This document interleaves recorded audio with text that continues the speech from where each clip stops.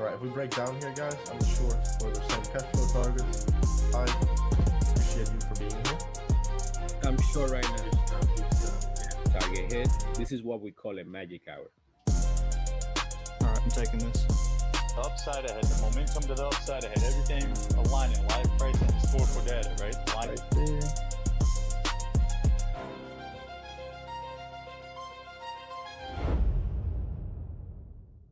Welcome, this is PackTV.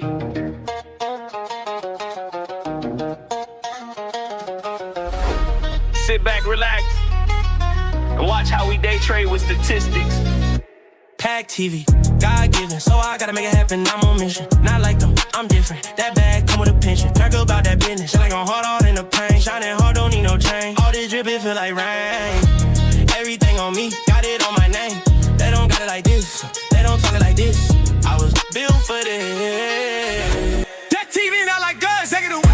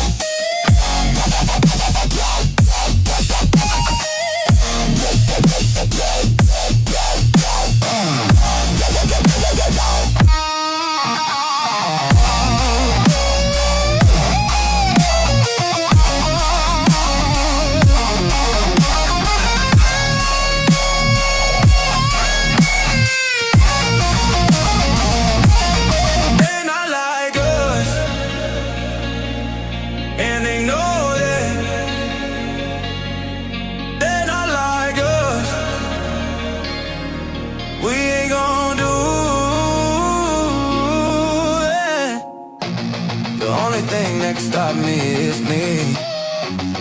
If you're doing this for the women, you're losing. Do this shit for yourself. I do this shit for myself.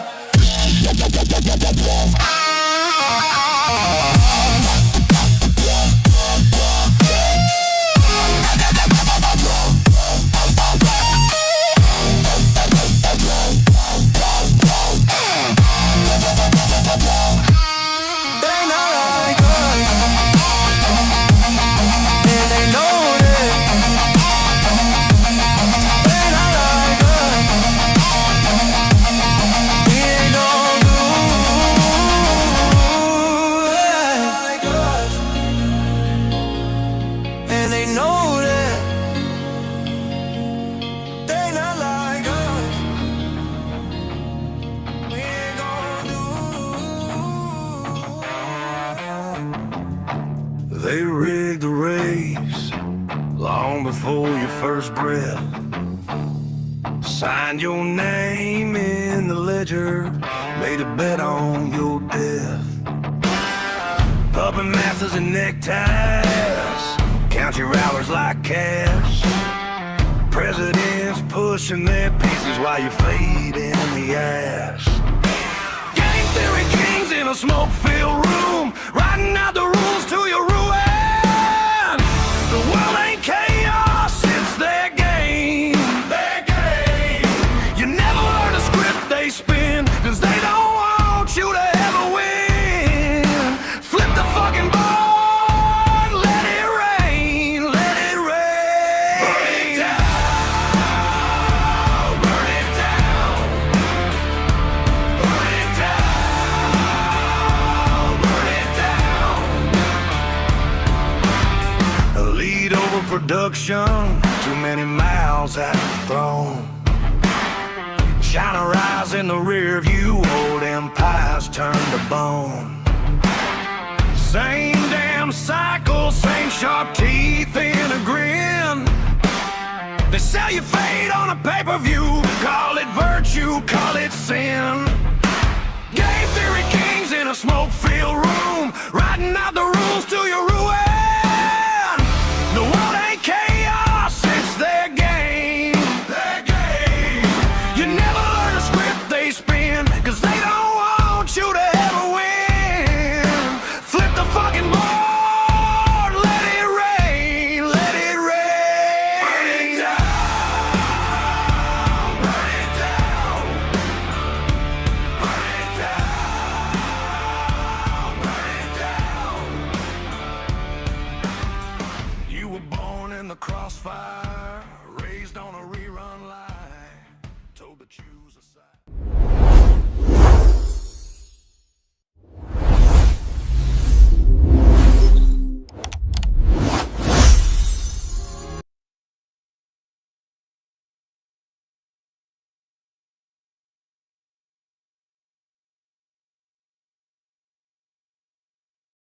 Welcome, this is PackTV. One more time, it's the plan. It's the magic hour. Drez catches sings on my brothers in the rain. Karl with the bummer going in, turn the page. Miguel catching 10 points, me and number same. It's the magic hour, all the money getting made. Drez catching strings on my brothers in the rain. Karl with the bummer going in, turn the page. Miguel catching 10 points, me and number same. It's the magic hour, all the money getting made. Magic hour, hey, magic hour, hey, PackTV, hey, PackTV, hey, magic hour, hey, magic hour, hey, PackTV, hey, PackTV.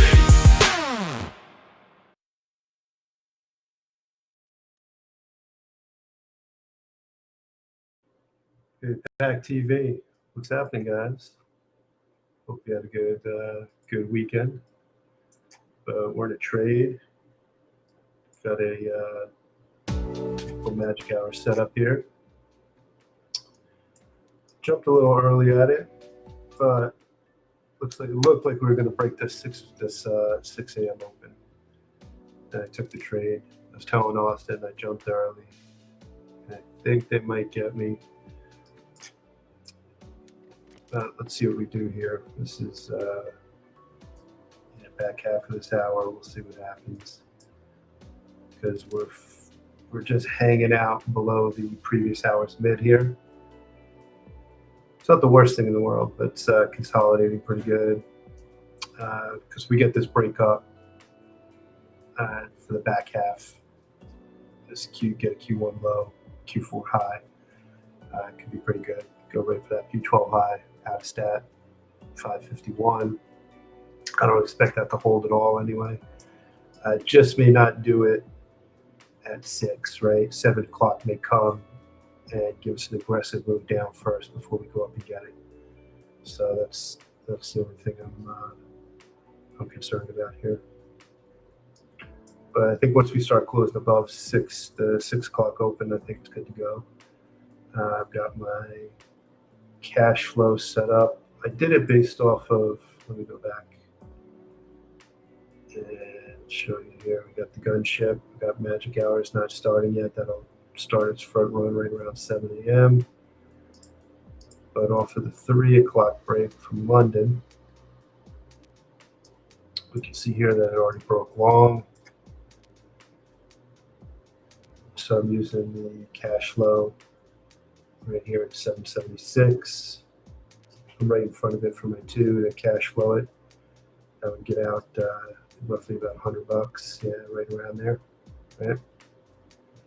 And then I'm holding the rest to right around the average to break out confirmed here.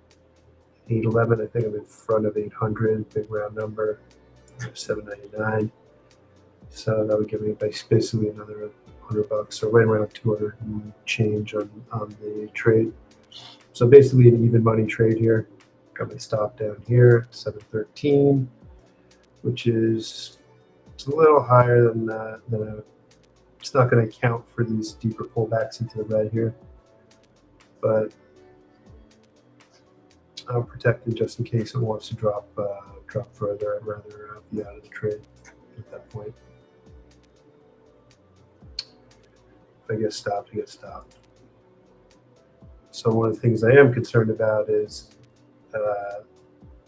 we're already in the MAE/MFE zone for this 12-hour that I have set up here.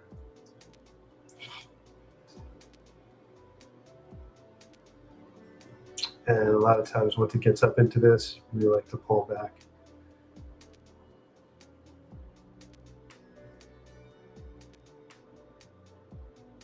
But I'm just hoping it wants to attack that P12 high before it does. I didn't get my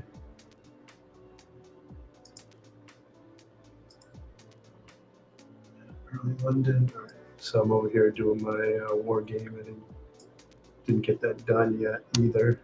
It's just waking up. Let's see what we got. I do it based off of early London. So I'm actually going to do it again. So I forgot what it said. We just did short true.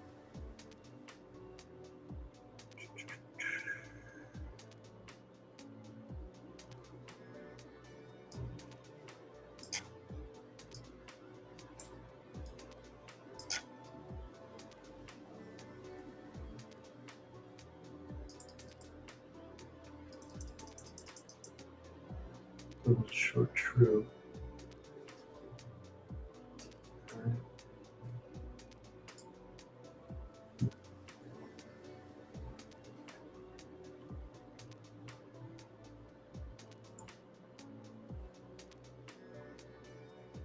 Yeah, short true.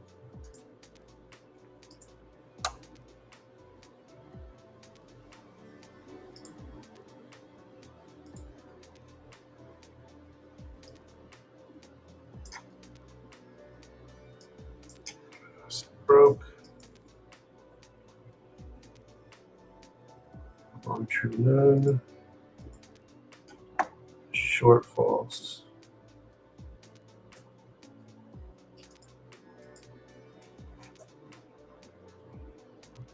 Get some conflicting moves.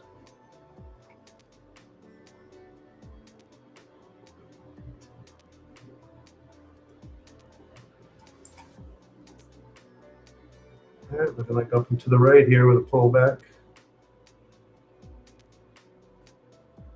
You may have already gotten. Just came in a little early here, 4 o'clock.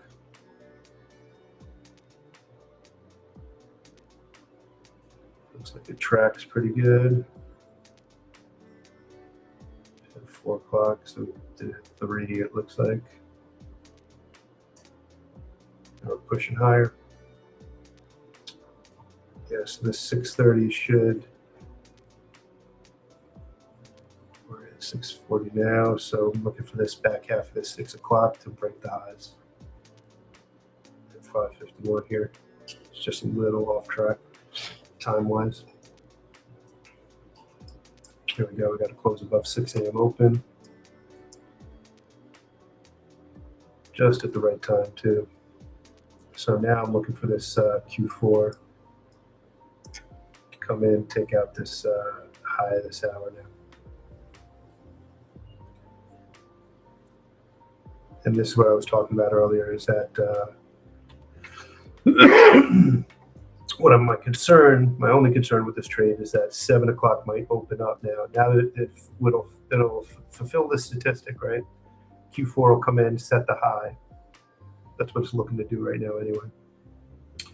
It may not go for the P12 high just yet. And 7 o'clock has the ability to open up and then give us one of these. So here's 7 over here.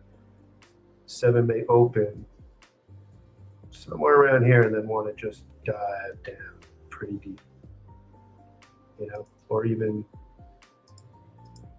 and then work its way back up. So it's kind of dependent on where 7 opens. So if this comes in, makes it Q4 high, then it's good. Then 7 can freely, you know, if it wants to open down here, then we're setting the wick, right? So my hope is that it stabs up pretty high here, comes back down, and then 7 can set its wick, you know, something like this. Not get too deep into where my stop is, right? So I'm at 713. Yeah. So I'll be all the way down here. Right? So I'm just trying to visualize what this next hour when it opens up, what it could look like. So again, I'm open, Q4 high gets set. I mean, if all things work out, it's pretty aggressive and we go right for that P12 high. But I've seen enough of this game where price will get right up to it and back off, right? And then I'm waiting for 7 to do that work, right? So if that's the case, I'm going to want it to not come down too much below this previous day's high, right? Not violate the previous hour too much, right? Come below it and then reclaim it relatively quickly within like the first 5 minutes. And then we get something like this going on.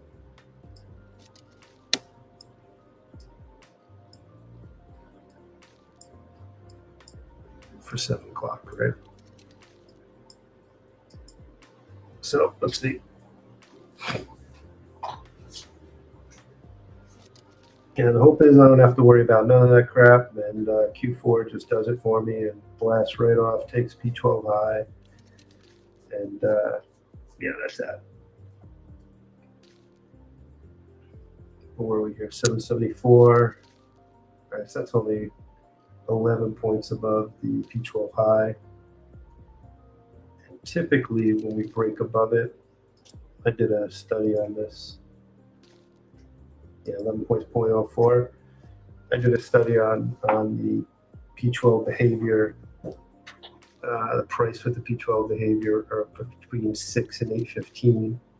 And typically, when we break the P12 high, it's something around 1.14, 0.13. Depends on the day, also. Like Mondays are a good day where it wants to break a little higher. If I remember correctly, like CPI days, things like that, and you get more aggressive, more like 0.17. So I think it's pretty safe to say that we break this P12 high, we'll get some decent extension off of it. This would get us up to 28,800, nice round number. And I think I'm parked right in for 779, 799, 999, 28,799. That's what I'm trying to say. All right, so that's my plan right now. Where's daily profiler? So I'm using the early London.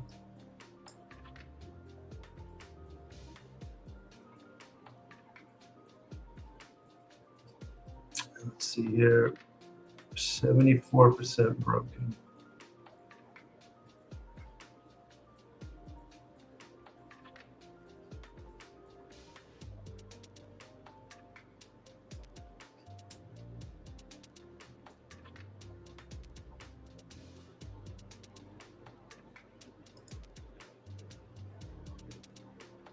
Already did that. 730 is going to open up. This will be broken. It stays up here.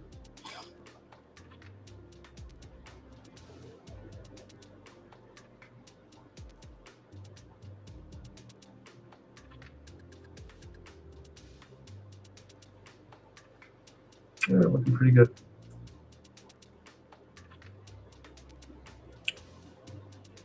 See what's this is showing. Yeah, 7 o'clock shows a little bit of a pullback, but should stay. Once it gets above, it looks like it should stay above that P12 high though.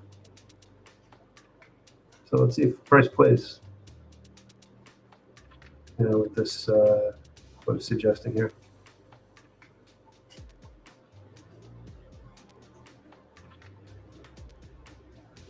Got a nice in-stat low, 1800. I know everybody's looking at this fucking gap. I'll tell you that right now. But don't be fooled. This doesn't have to get reclaimed today. A lot of times this will get reclaimed, tomorrow. Next 2 days. I mean, we didn't even entertain coming into this gap at all, especially on this down move. Austin knows he got caught in this his runner from the overnight trade.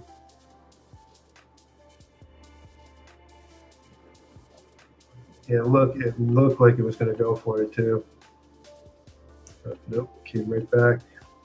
Clean volume, point of control. Now we're accepting price in the value area high. We've done it for 1-2 hours now.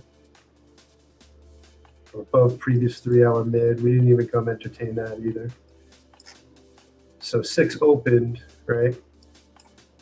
It did breach previous hours mid, right? At 5. This is one of my concerns with this trade right now. Is that we did breach it, but what we did was we consolidated right at it, right? We didn't come in, we didn't go Q2 and just crater to the downside to try to set that Q4 low. We just consolidated for 30 minutes, right in this tight little box right below 6 a.m. open. And 6 a.m. open, kind of remains important probably throughout part of New York 1 till it hands off till, a little after 9:30. But 6 a.m. open is, it's when the P12 sets. right? So that's the middle of the day. So if we can find footing here, get above this 05 box, I think we're good to go and follow this price pattern. But this is one of my concerns, is that we are staying right around that previous hour's mid. Let's see what good old Bootcamp's saying here.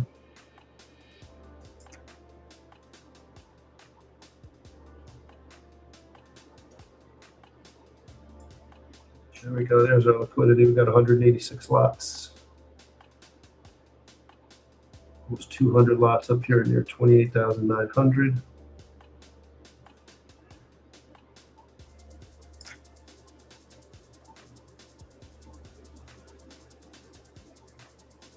Okay.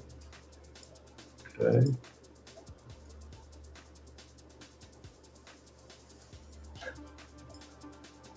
Time is here. Almost.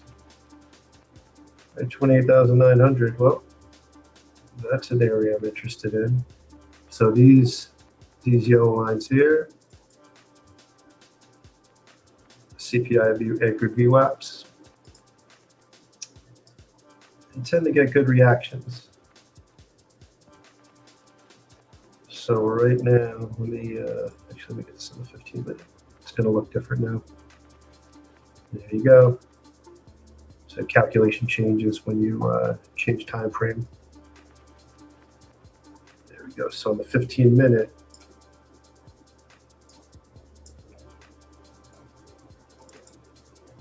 okay, this is 4/3. This is July 14th. So this is the most recent one.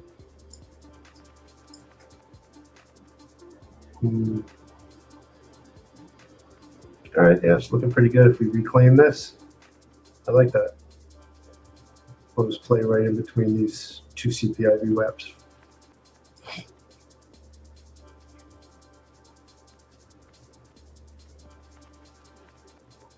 And if not, it should start rejecting pretty hard.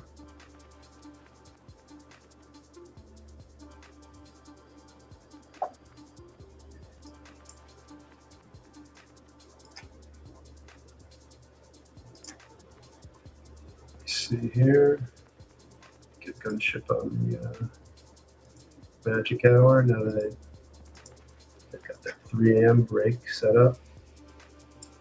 Here we go, front run activation, engaged. It's a fat zone.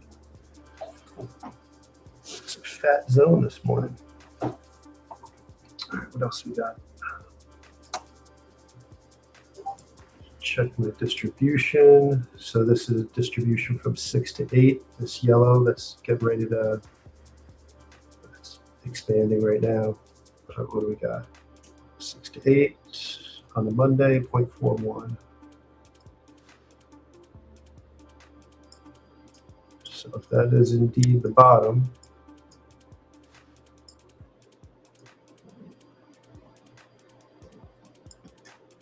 right up in here. All right. So if that's the bottom of this, which it very well could be, 726 here.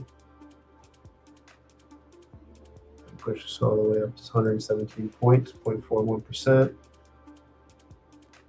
6 to 8, 75 samples, 0.41 on a Monday.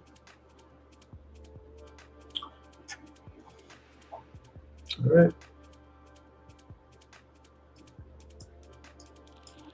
And that's why I took that trade. That's why I went long. Get that out of the way. There's that spike up. 7 o'clock yet? No. Nope. Telling you, it might set a little low.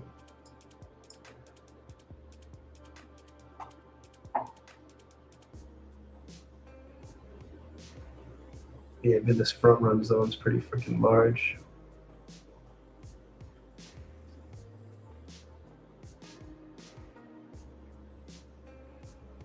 And this plus 115, this is from my overnight trades from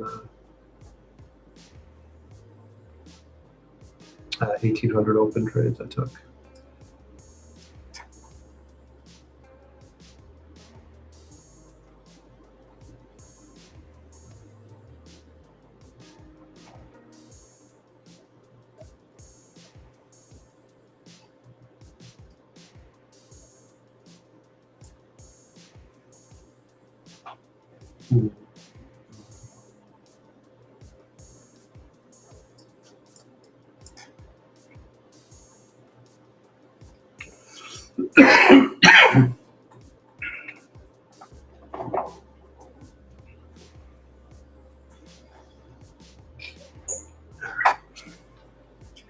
And now we wait. All right, so who we got?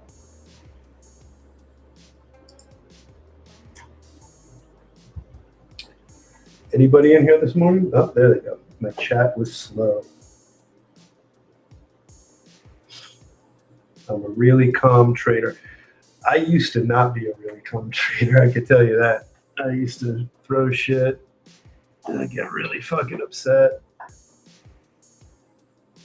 Yeah, but that's several years of, you know, calming. I live in Hawaii now, Jeff.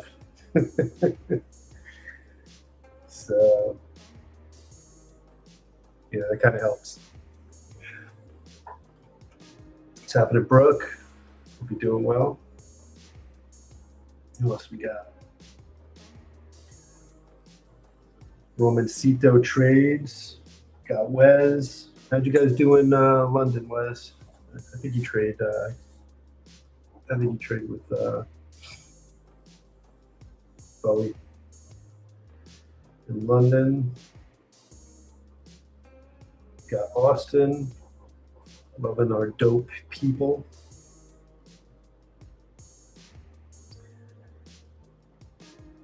Peter Vilhoven. James. All right, let's see. Let's see what this pullback does here, because here's 7 o'clock coming right at us.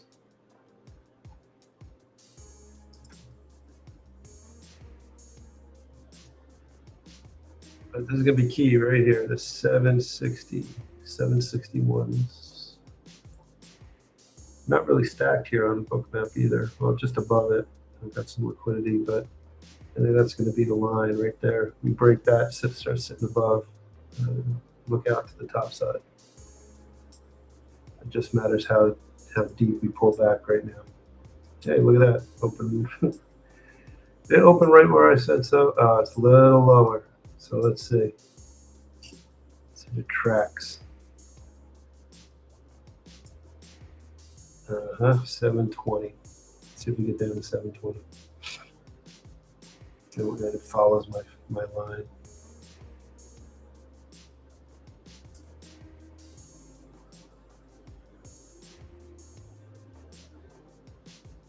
Yeah, but this is the one thing I was concerned about with this trade, was a deep pullback on the 7 o'clock open before we started working our way up.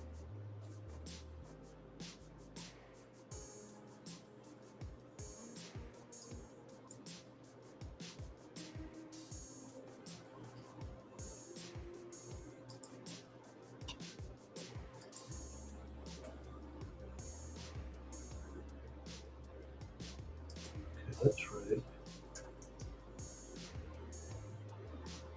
It's 640.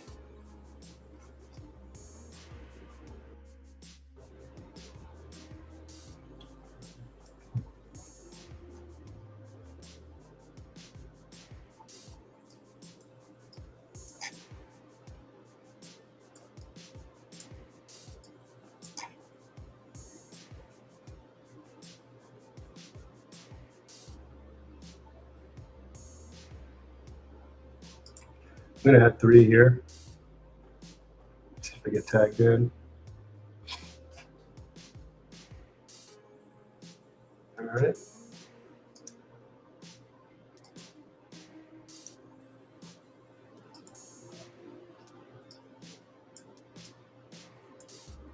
I'm gonna pull those 3 quicker. Let's see where right now.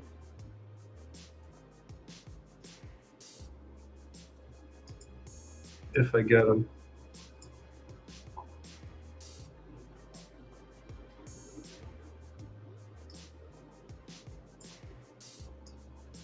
I'll pull them to 15. They stop me up.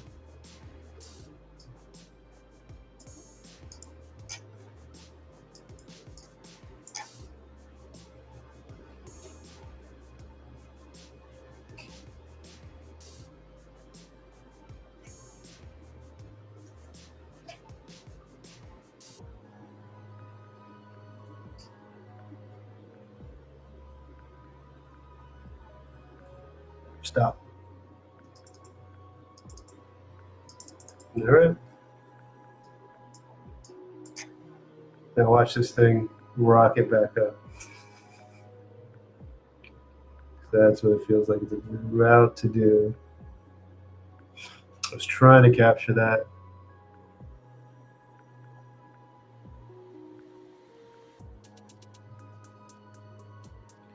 Yeah, came down a previous 3-hour mid. Yeah, here it goes.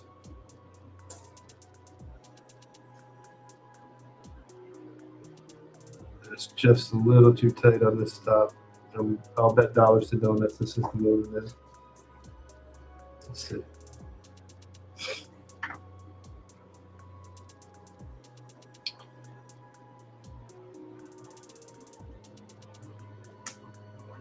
So down 165 on the day of this account.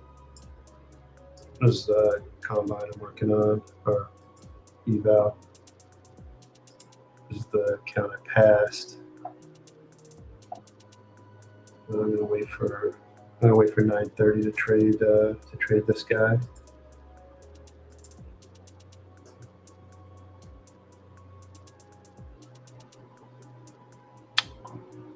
Let's see.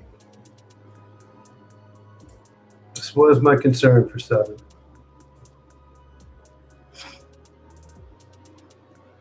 You can see it swept this previous swing. So it looks like on the 15-minute.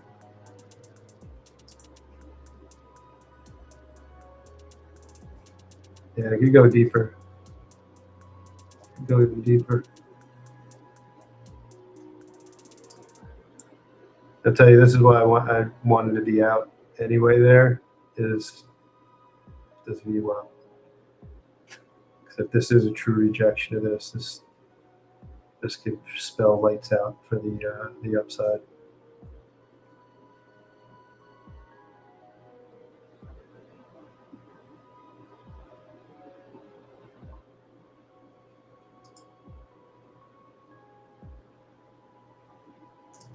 But front run invalidation goes all the way down into 672. I don't know if I'd have the appetite to sit through that.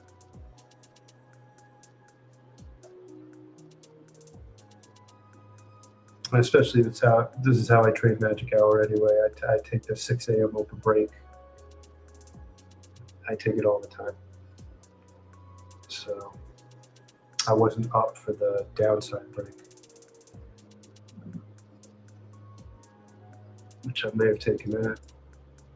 I didn't wake up in time. I woke up on this recovery here because this candle closure right below would have been pretty good.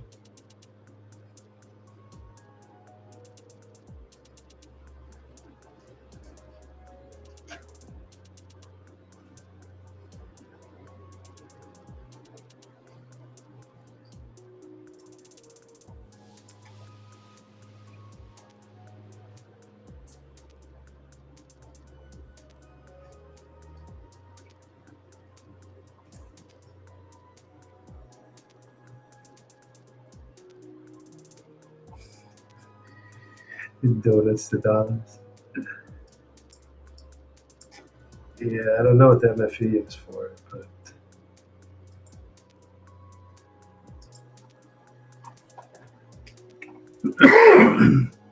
got a really good donut shop in the town I live in up here. It's like historic. They put it. They make them and they put them on a stick. Like little guys, they put them on a stick, so they get you real fat, real fast.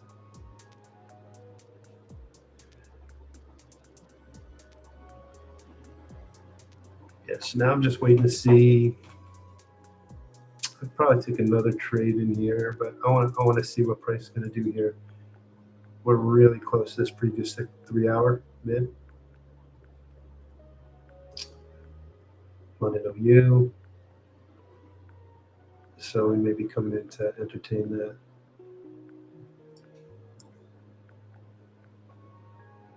$7.05.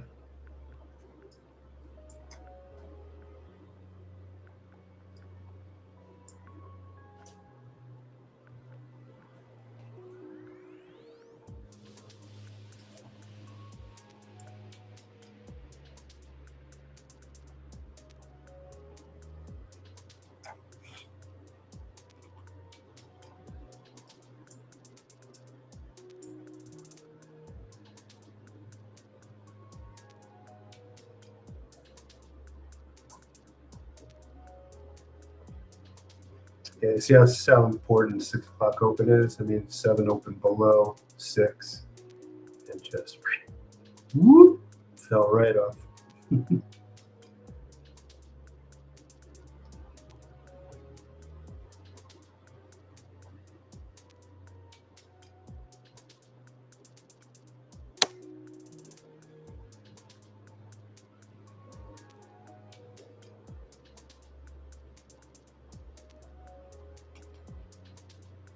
$7.11. That's previous 3-hour mid. Let's see if we start firming up right about now-ish.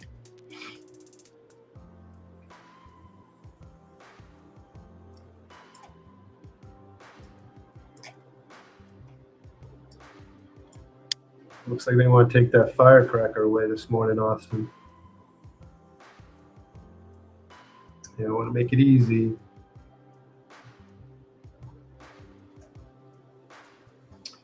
It's getting pretty deep now.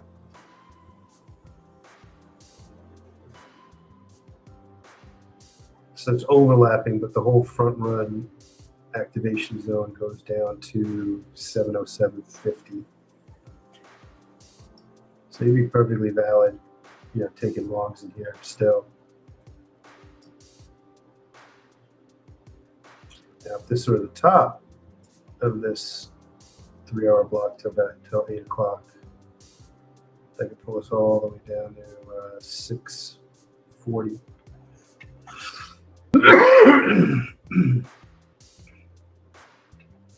And that gets us close to the swing here in the 5-minute.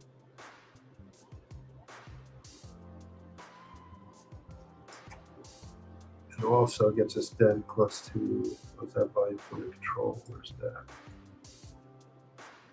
No, it's all the way down here. 619.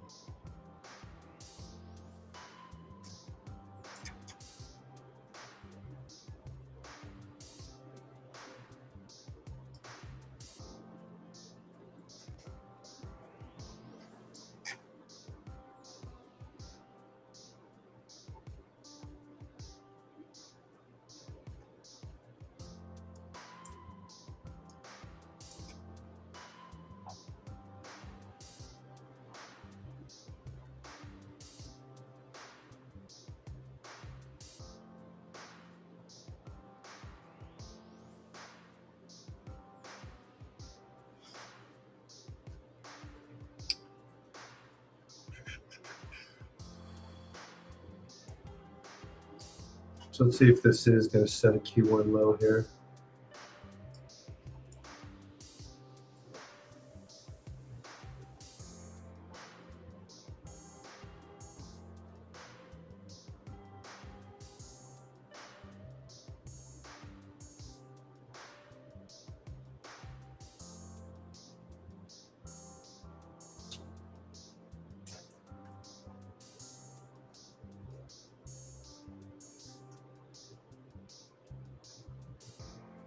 Couple hundred in negative delta. This would be a good bounce point. This is, I mean, this is Bookmap's VWAP. It's showing different. different level than what I'm getting on Trade C. I think they calculated different too. We're doing high, low, close 3. I don't even know what it does on Bookmap.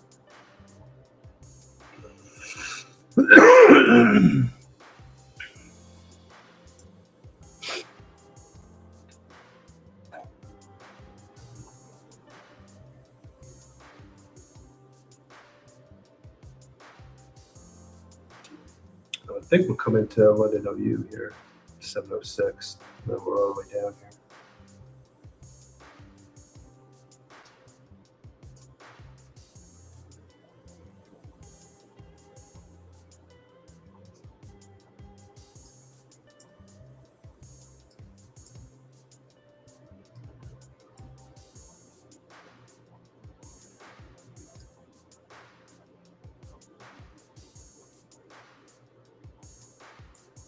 None of this liquidity moved around on the upside either. So they kept the nearly 200 lots or 300 lots up here at 28,900. Got about 130 lots between 775 and 800 as well, which is top of that second extension off of VWAP.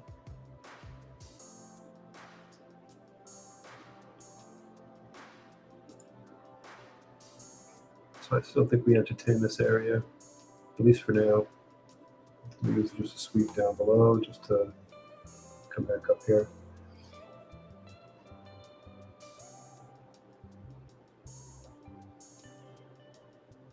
But no trade for me right now. I gotta wait. Be patient. See what this 15-minute opens up like.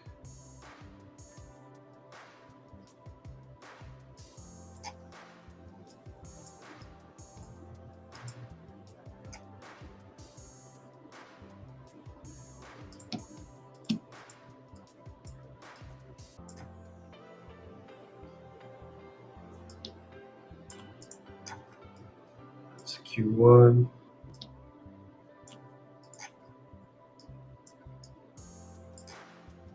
Seven.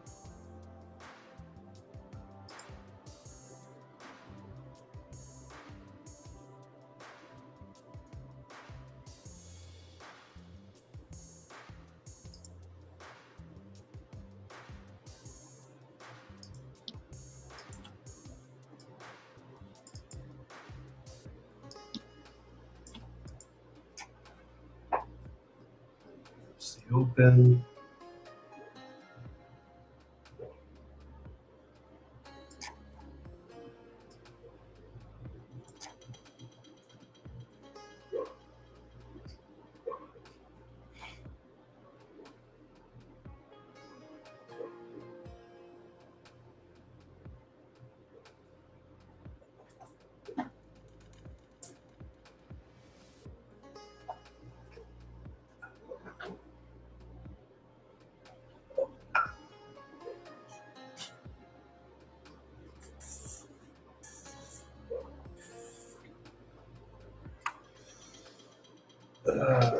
Okay, one day at a time. Look at some options.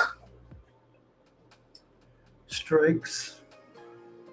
Here we go. Look at that. Let's see how quickly they rip it now.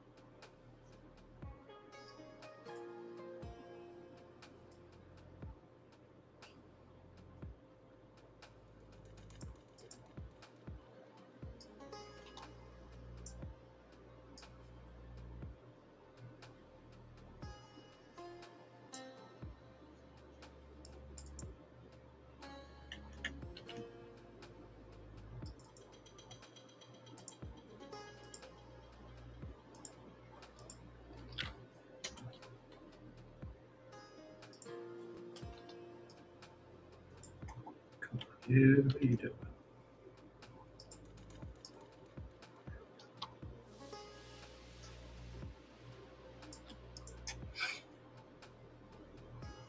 They are not ripping it.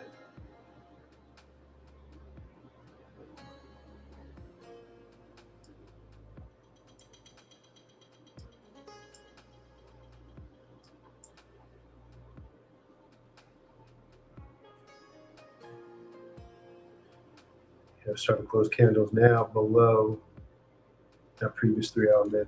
Before we were just probing into it. So now we got our first candle closure below it. Right here on that last candle, 718.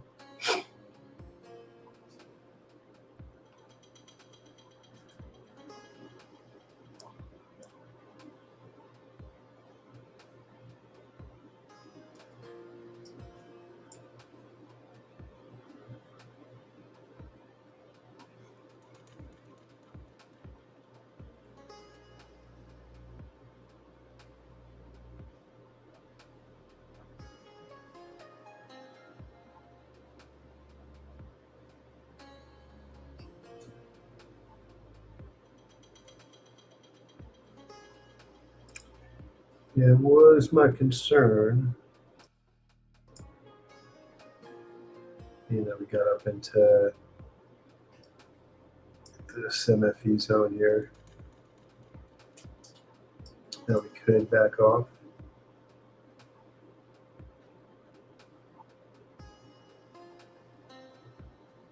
So 641 we can be coming down to.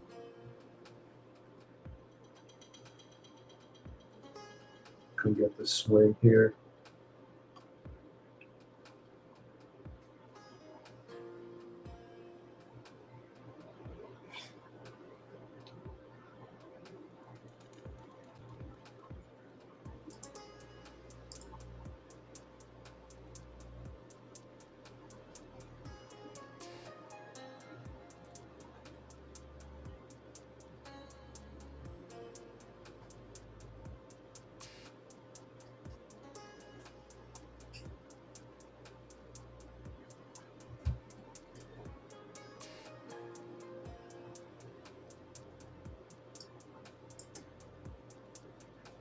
We have news today.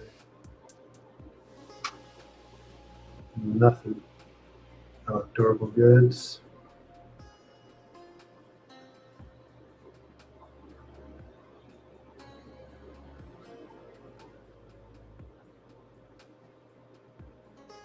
Durable goods at 830.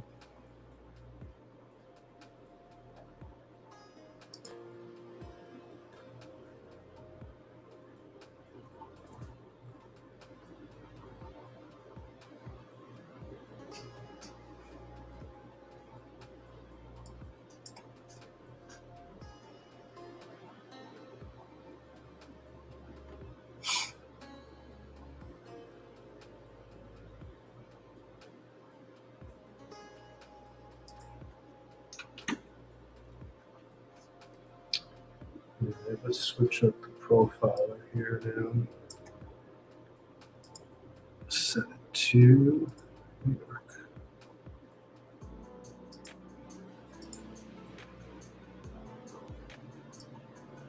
See what we come up with.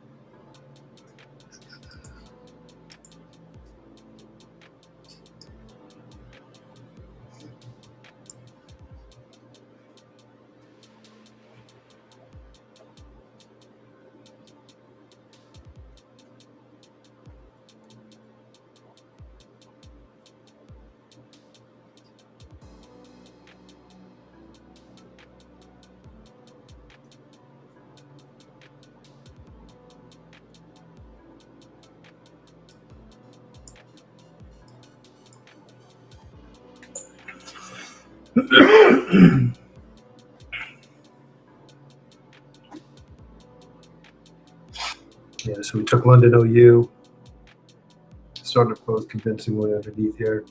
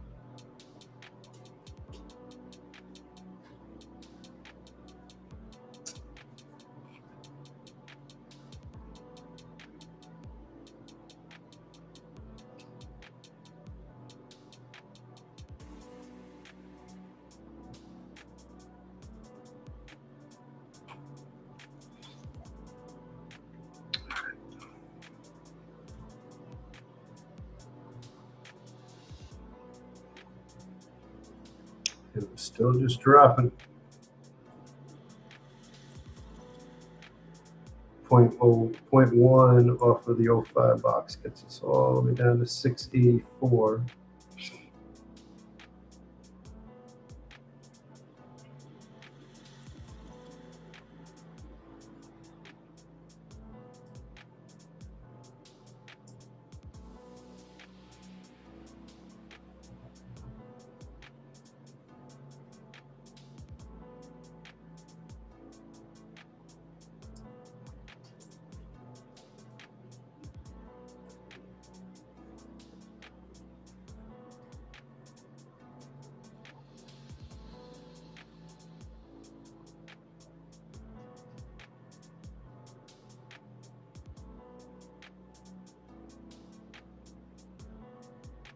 So like our 1800 low a day that we got. I still think this 551 gets taken out.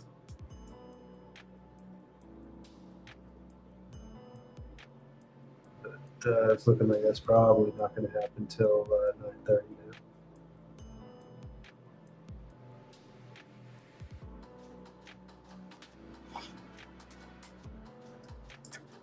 Well, maybe, since we do have decent news, this durable goods number is coming.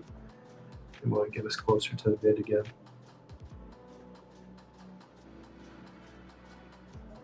Because we're securely below this previous 3-hour mid now.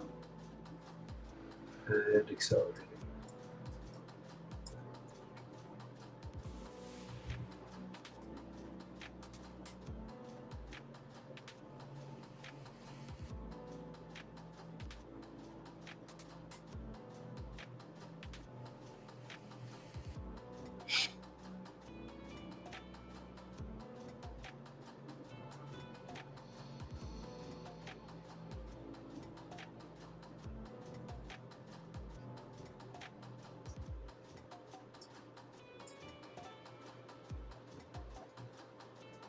Yeah, it's a pretty good selling right there.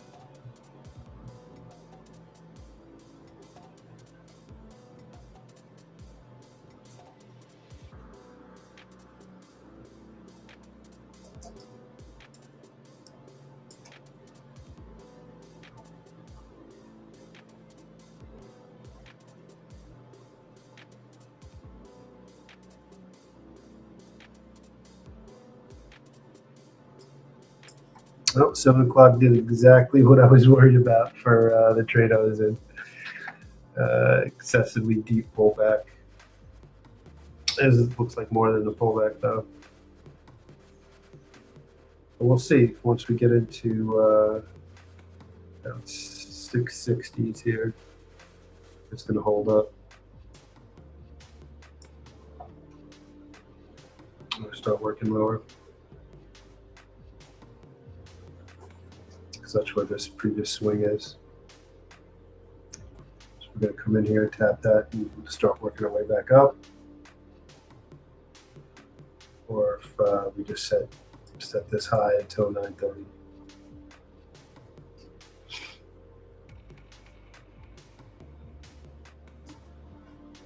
So if we breach these 660s here, next stop's going to be volume point of control down at 620.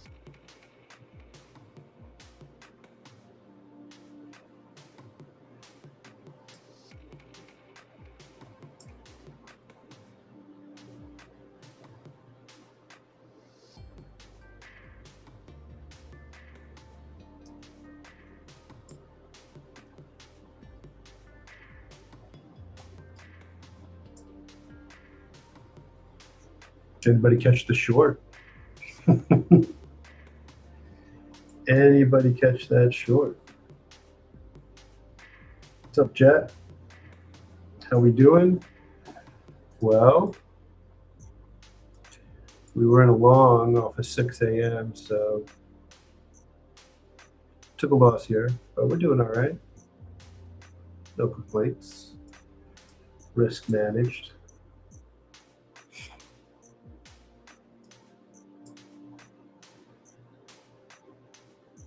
There we go. So New York 1's opening up here, 7:30. We just opened it a minute before, so.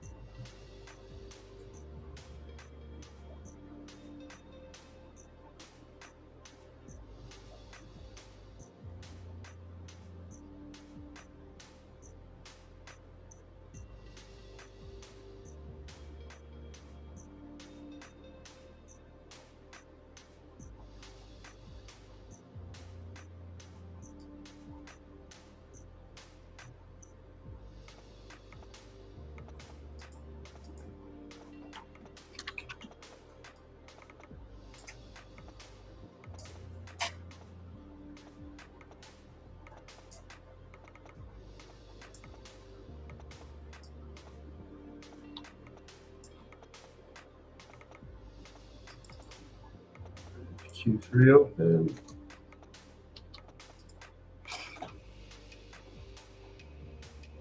All right, let's see if we take Q2 again.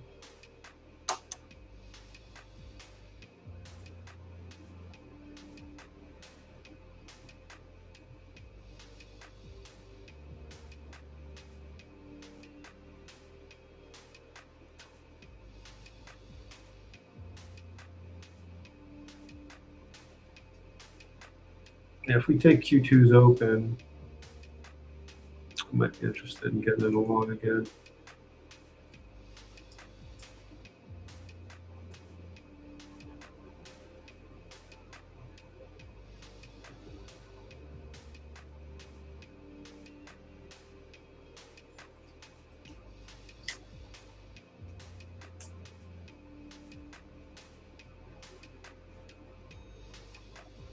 Oh, so you caught the short?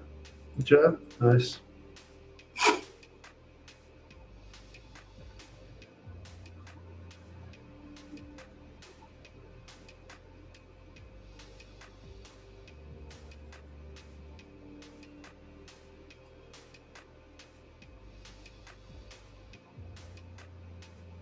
I don't know, I'm getting the feeling they're trying to get to this mid, the P12 mid, and hang around for the news coming at 8:15. Or is it 8:15 or 8:30? Durable goods.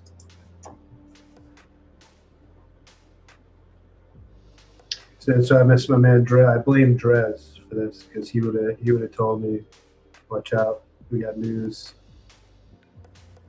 Probably gonna come to the mid.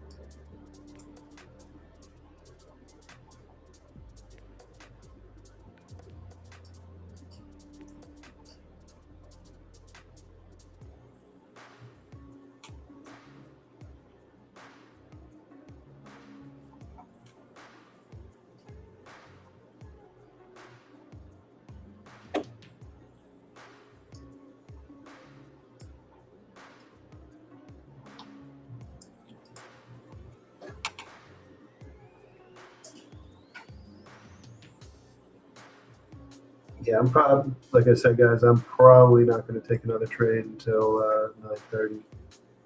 Simply because when I'm this wrong on my read, I don't like firing off more trades. Like if we can reclaim the Q2 here,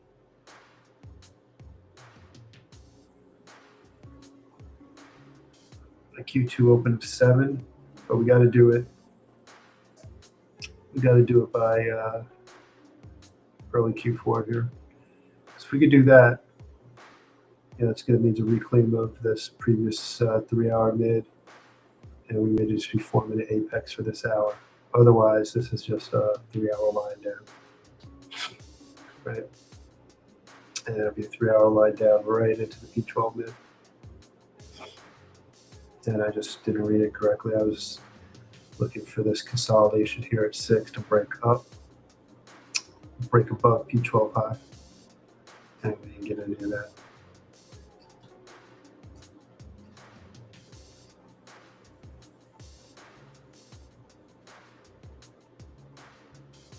I mean, we got the pullback. This was my concern, was a deep pullback on 7, but not like this. This is far more aggressive than I thought we would see.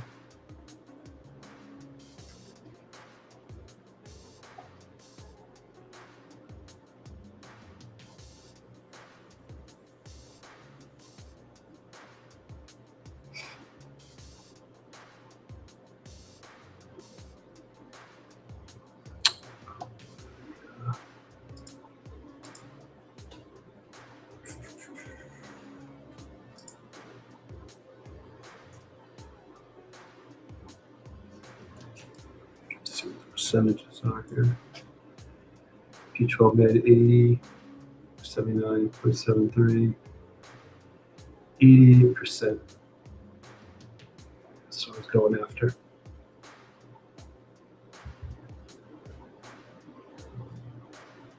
And we're just running out of time to get it.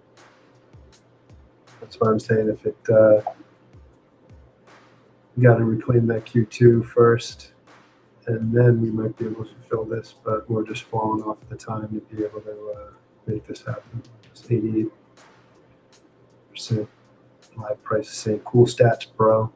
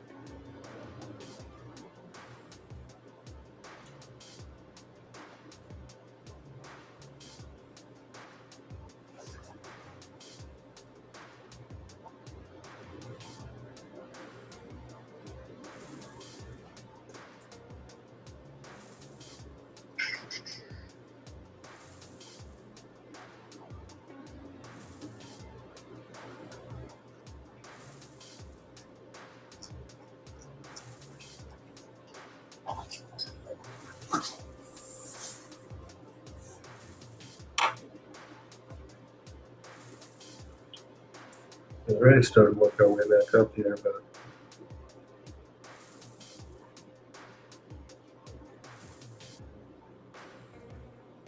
I don't know if it's going to be in time.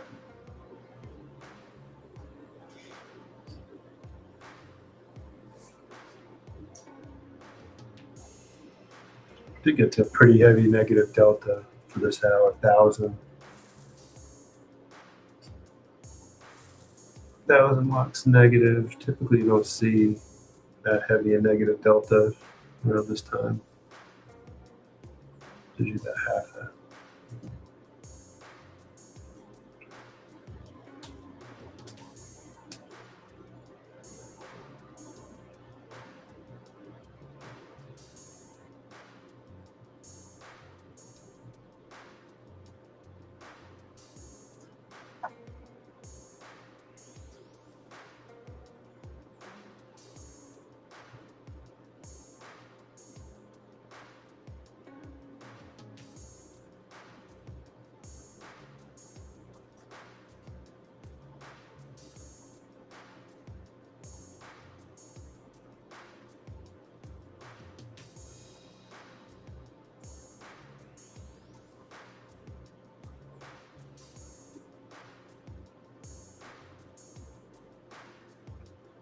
I know Drez is probably on vacation.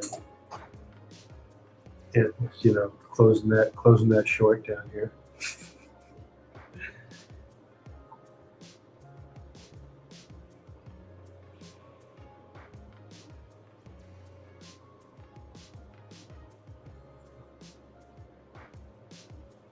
Yeah, hope you're out, Jet. I don't know if it's gonna get down to the P12 mid just yet.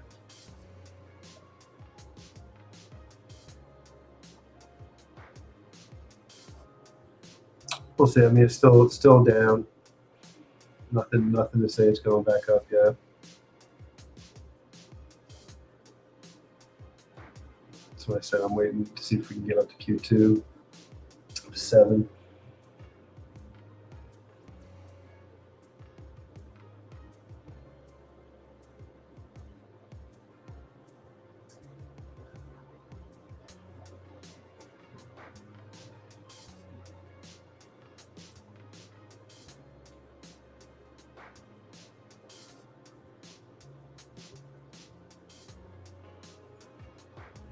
So Miller, how you doing this morning?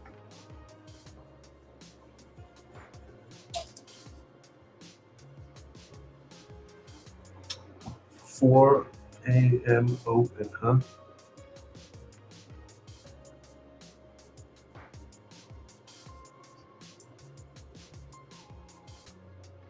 Okay. Any particular reason you use 4 a.m. open, or is it just like the next? This is the swing down here.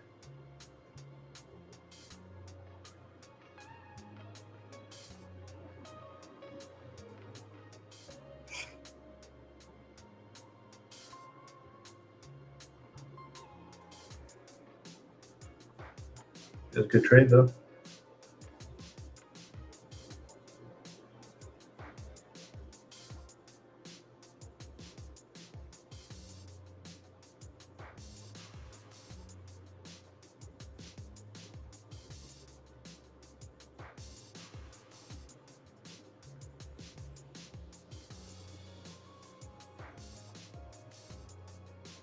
Yeah, I've said it 1,000 times. You could build a business off of just playing previous hour mids.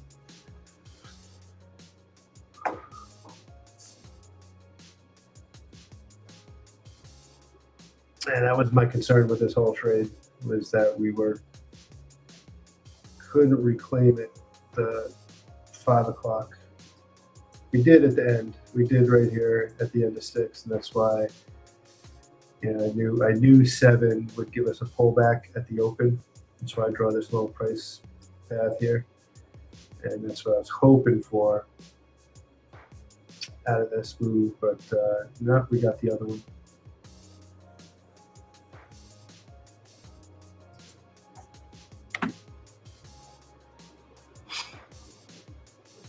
And it's looking like one of these news days where we just want to hang around the P12 mid for news to open up. That's why I blame Drez for my short, because he would have been calling that out up here. And I didn't check the news calendar.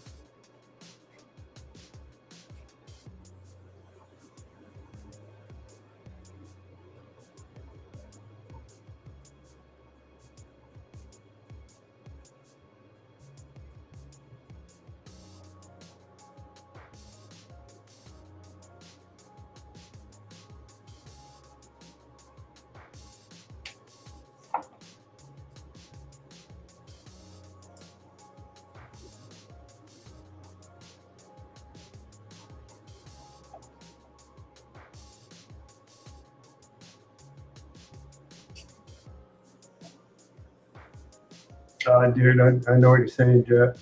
100%. Get overload from all this stuff. So yeah, you're best off just picking a couple of things that give you confluence, you know, for along with the data. A couple of live price things that you can key off of and use the data to frame it out. And that's all I was doing here. You know, I was going for that P12 high, had a stat high. You know, close above 6 a.m. open. Yeah, that's a long for me every time to go for that.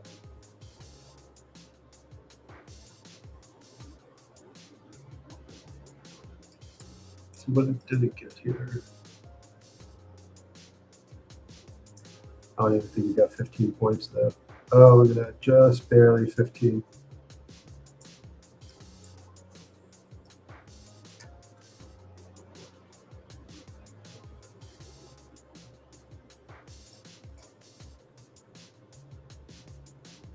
It would have tip denied me anyway, even if I was going off of my my older scout strategies where I was just taking 15 points. Just missed it.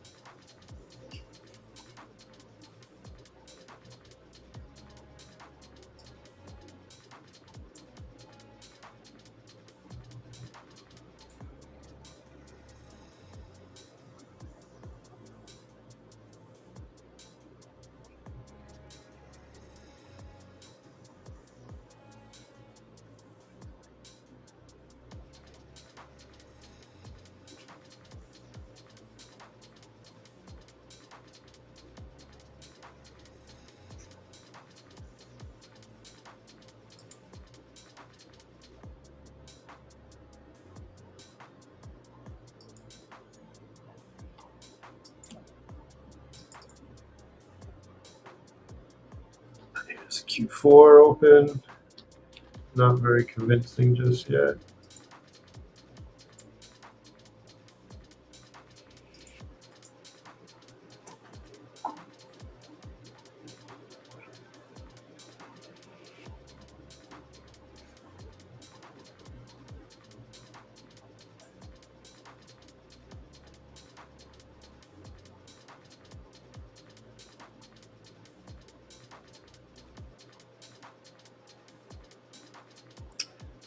There we go. They just came in with 600 lots here. 400, just below 28,700, and no 200 at 690.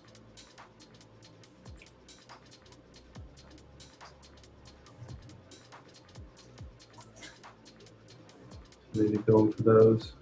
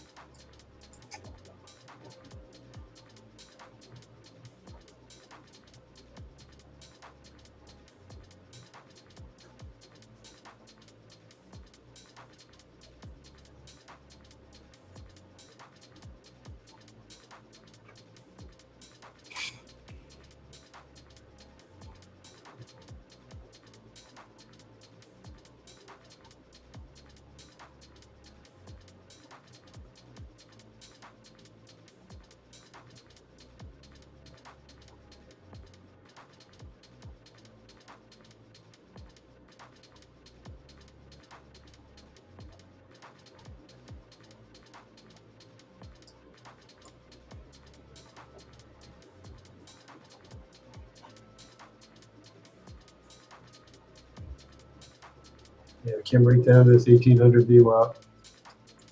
This purple line right here. Bounced.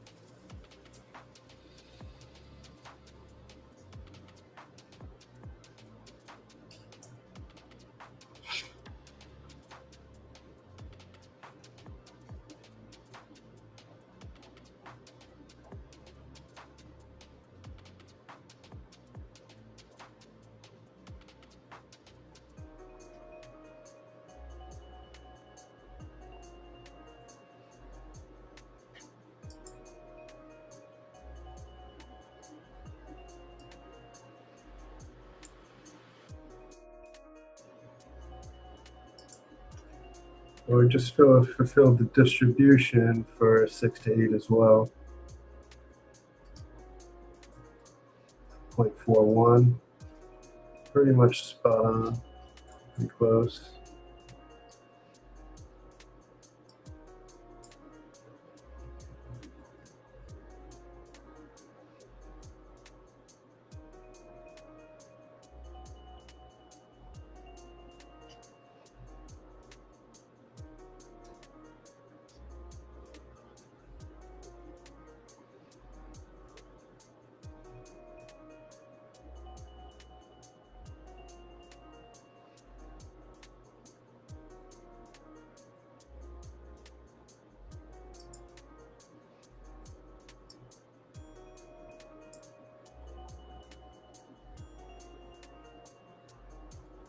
Midnight open, 28,614.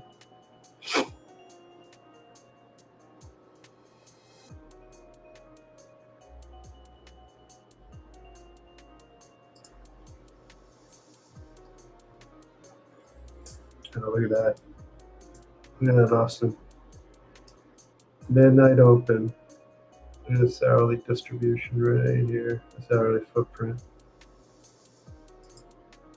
Good old midnight open. Boom.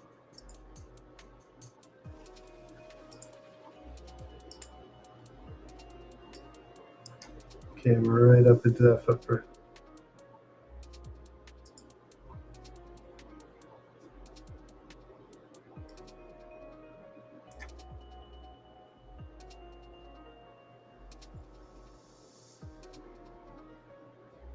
That's our target.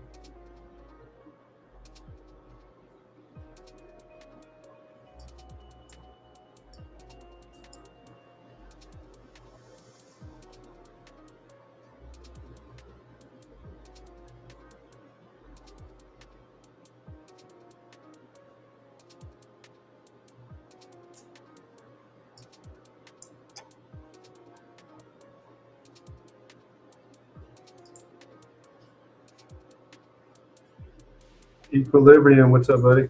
Happy Monday. Could be happier.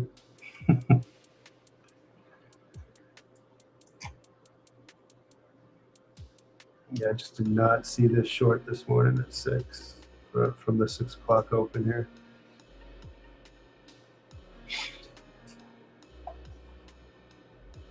It looks like some of you guys got it, which is good. So that's why I'm just I'm going to wait till 9:30 to do anything. So I was just so off on this read here.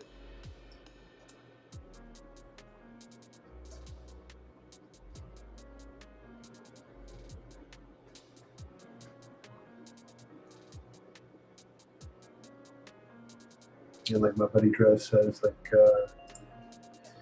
since we got this durable goods number, maybe, they'd like to hang around the mid for the news to come out. So it looks like that's what we did, because we were right here getting ready to break that P12 high, and we just yoinked it. And ran right away from it.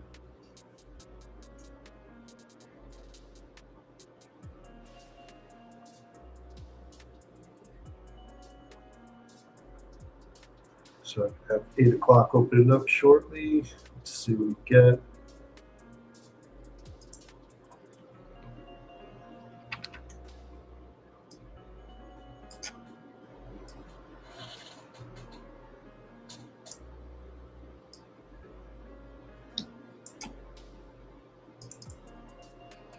See if NQ's playing with us.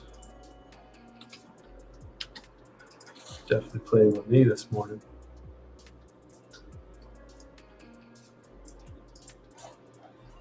So we're down 165. It's no big deal. I mean, that trade cost me 2 and change.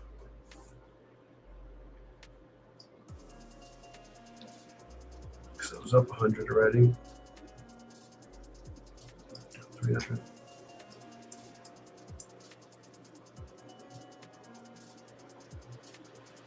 Let's see where he wants to open here.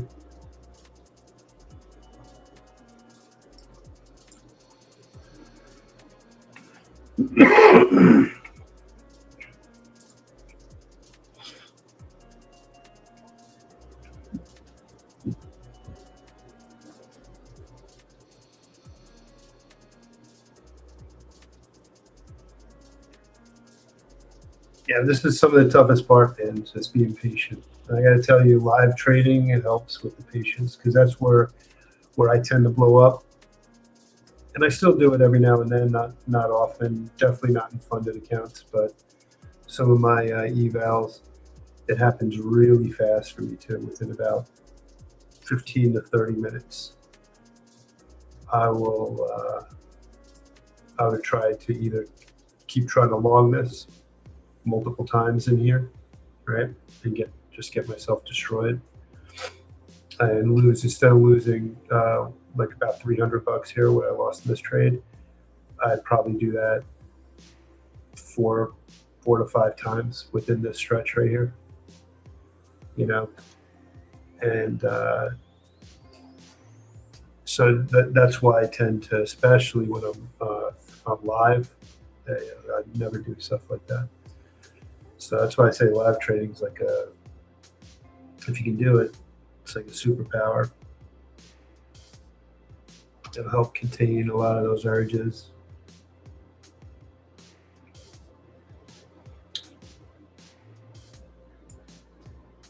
Yeah, they're trying to bait this thing up. They just slapped this 200 lots. They moved it down here, took it off. So they're dancing with this liquidity now. Yeah, they had it on here. They moved it down, pulled it. So they're trying to bait this big price up here. So we got 8 o'clock open. Hey, right where I thought it would. No wick though.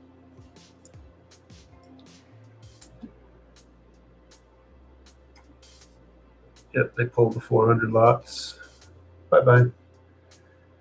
So now it's clear for takeoff.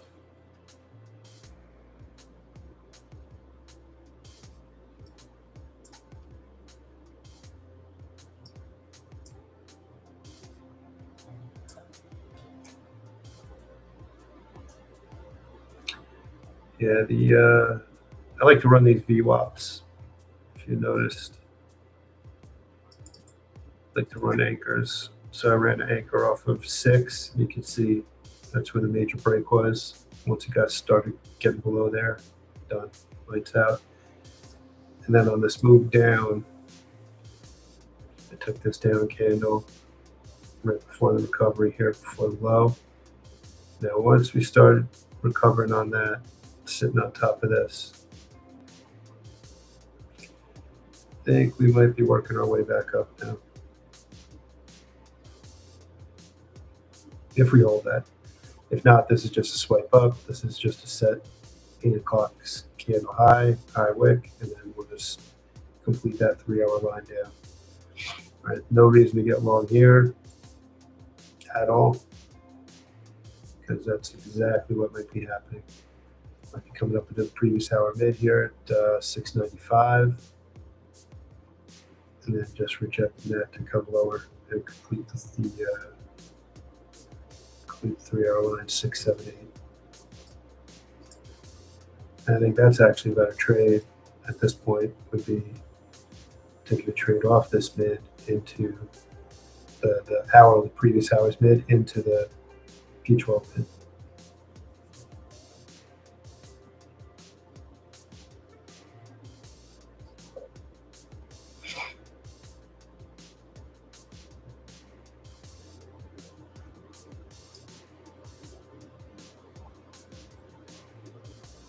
They're not moving any liquidity below.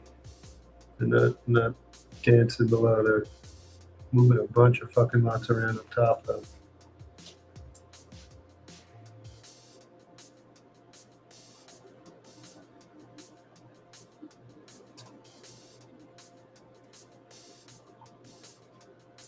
And we got news at 8:30, so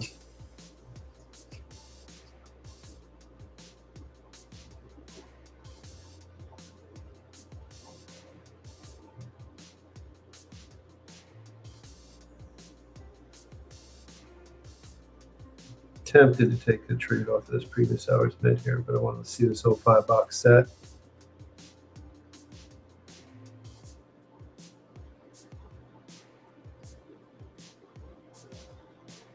So a couple more minutes.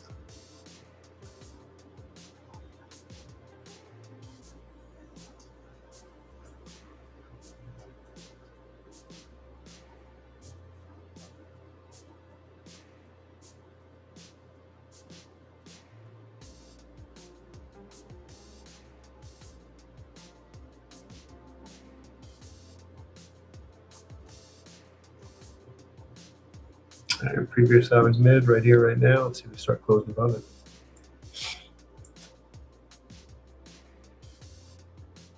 Big earnings this week, easy trades. Who you got?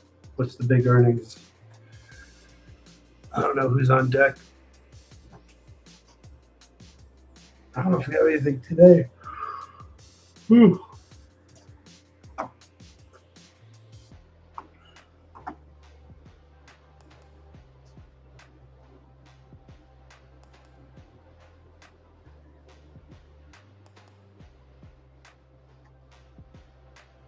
I'm going to go for 3 short here.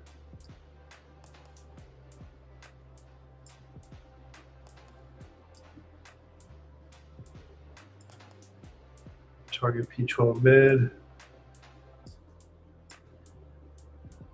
Just 1.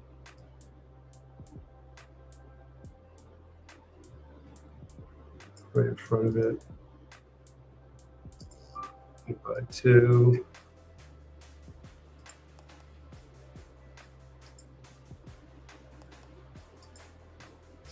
Give me with OU 72.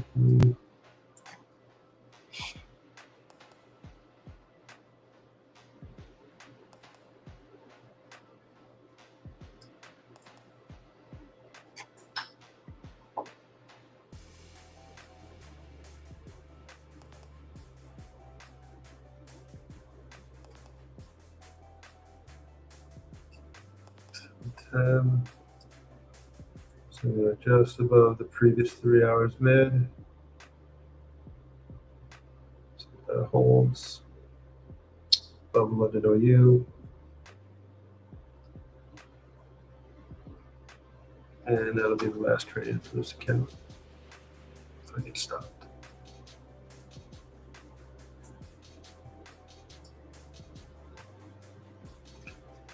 Call the queen. Right.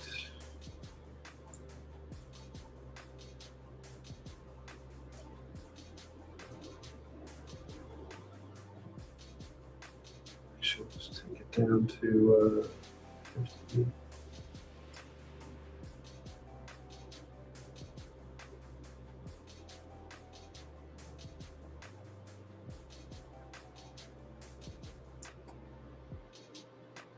It's 0.05.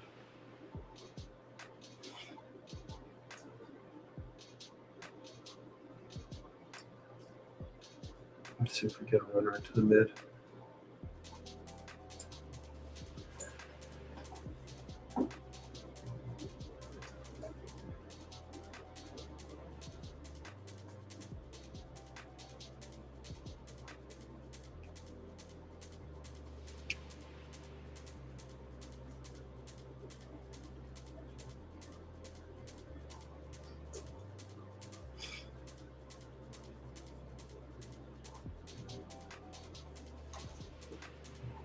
So back this up to Q2 here, right there. So we break that. These things can just start working to the upside again. I'm just dead wrong on my reads this morning.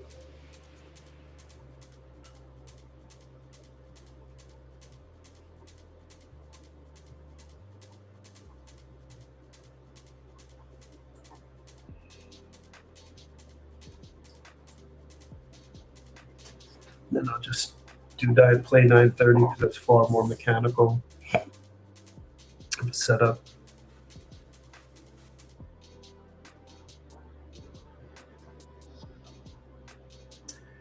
Apple, Microsoft, and Amazon. Oh, some couple of rinky-dink companies reporting. Come on.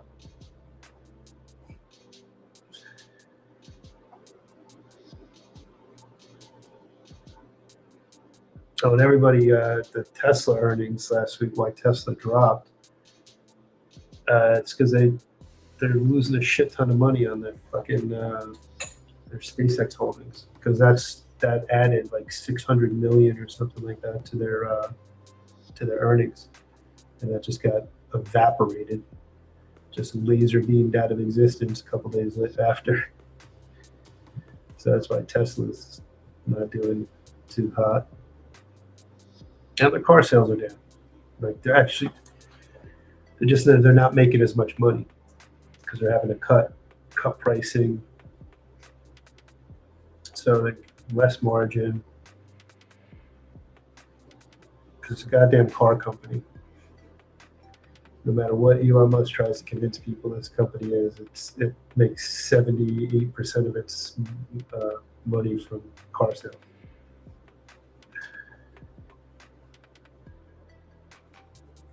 All the rest of it's just a pipe dream.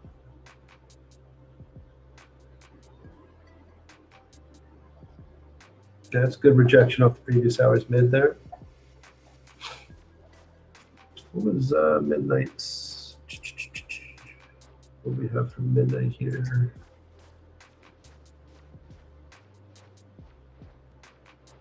So P12 mid is at 80%. Midnight open 71.4.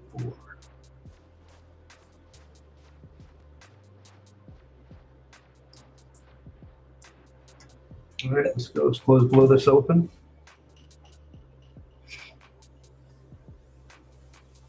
We close below this 8 o'clock open. I'm really liking this short. Still going to cash flow 2 at 0.05. And see if we can take this runner at P12 mid.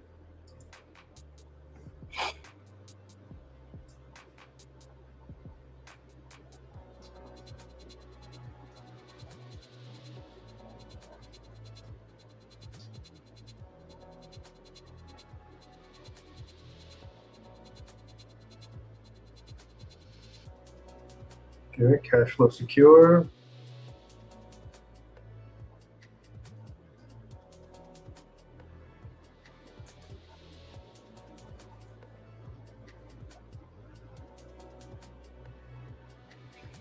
Yeah, we take these lows out, these previous lows that we set at 7:30 here.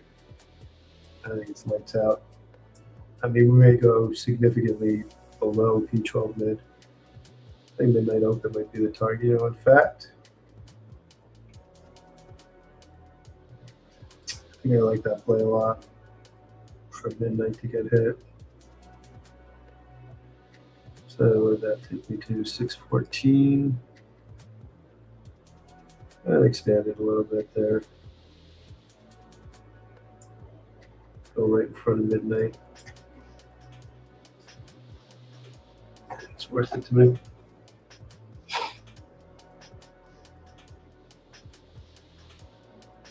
Because that's a solid rejection off this previous hour's mid and where we are and the time we're at.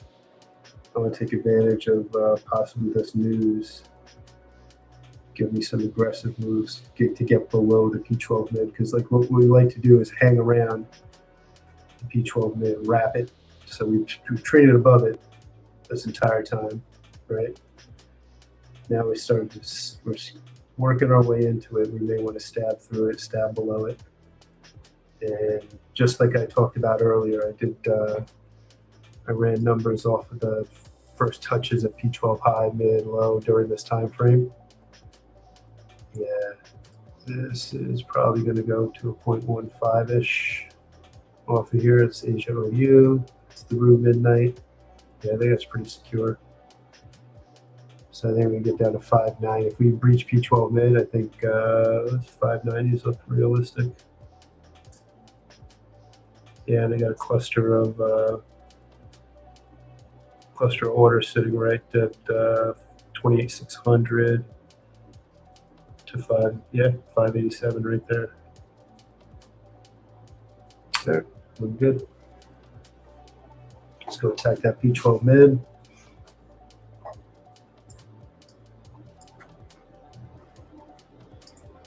See if there's any news coming. Nope, not yet.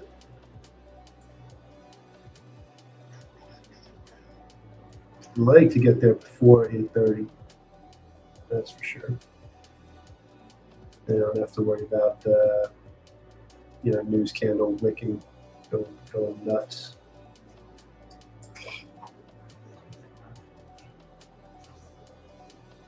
Yeah, heavy selling now.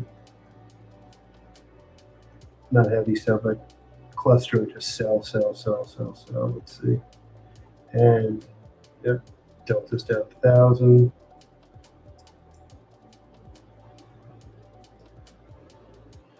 So they just, anybody was thinking long, they just obliterated them.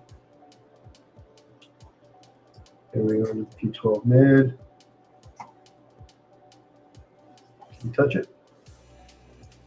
Get that print. Looks like we did. 32. If not, looks like it's coming right now. I'll tag it.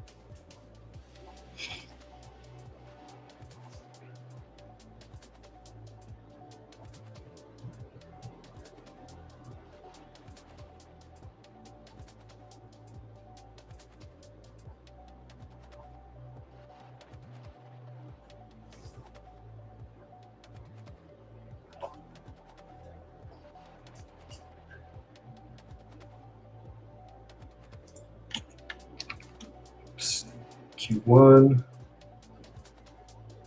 Set it right now.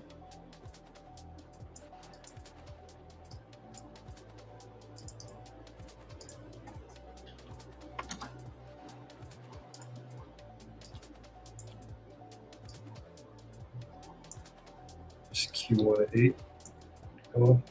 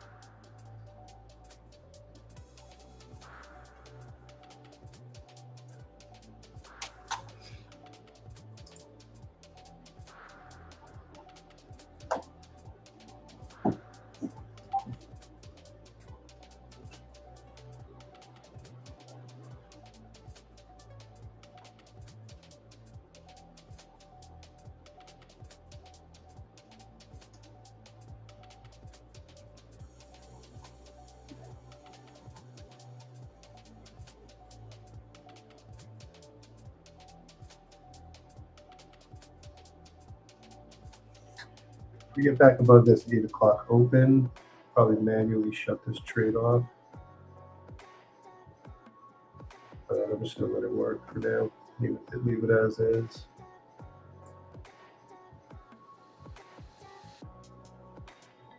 So that's a nice little tap of P12 mid just to bounce right off it, but we haven't worked below it at all.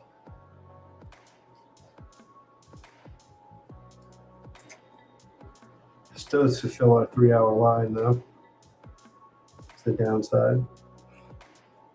Just we did it all in Q1. That's why I think we still got room here. Q1 high for Q4 low, which would put us, below the P12 mid now, right? So that's why I'm really liking midnight.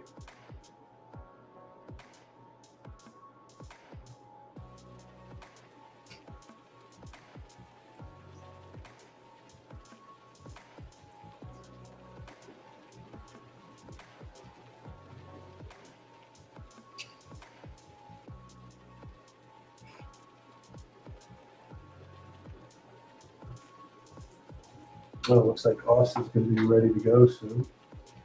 What time is it? Yep. A couple more minutes. I hope it was helpful, guys. Hope you got something out of the stream. If nothing else, just patience, not getting too rattled when price doesn't go your way, because this was a pretty, I wouldn't say disastrous. I mean, I added also, so I went from 3 contracts. I added just because if I was going to get the bounce, I wanted to try and get 3 off for cash flow. It just didn't work out. You know what I mean? So it's a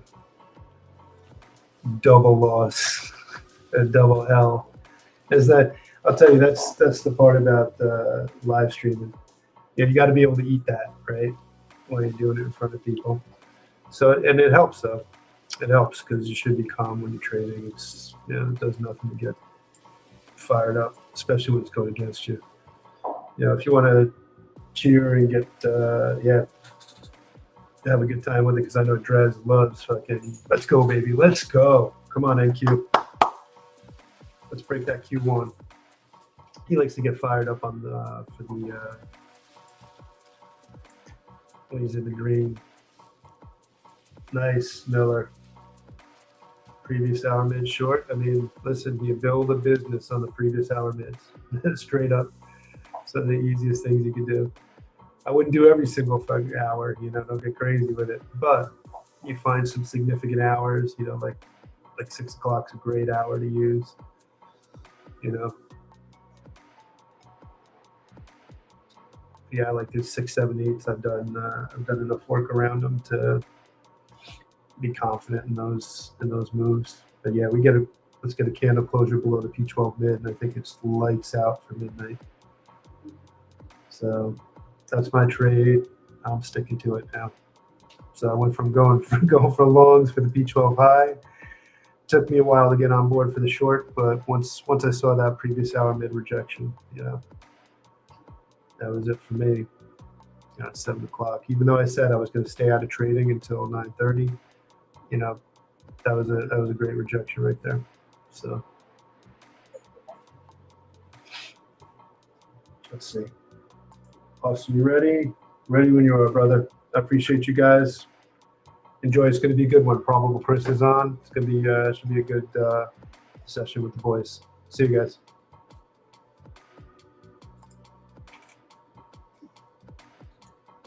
Did you find value in the Take it Magic away, Hour Austin. trade team? You can find them on X here. Watch them trade daily by joining the Pack Trade Group Discord in the description.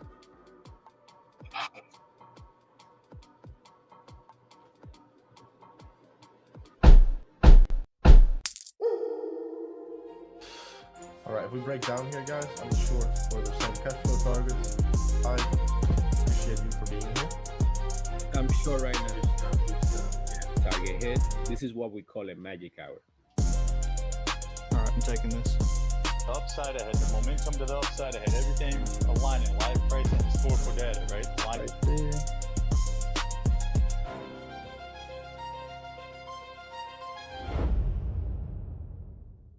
Welcome, this is PackTV.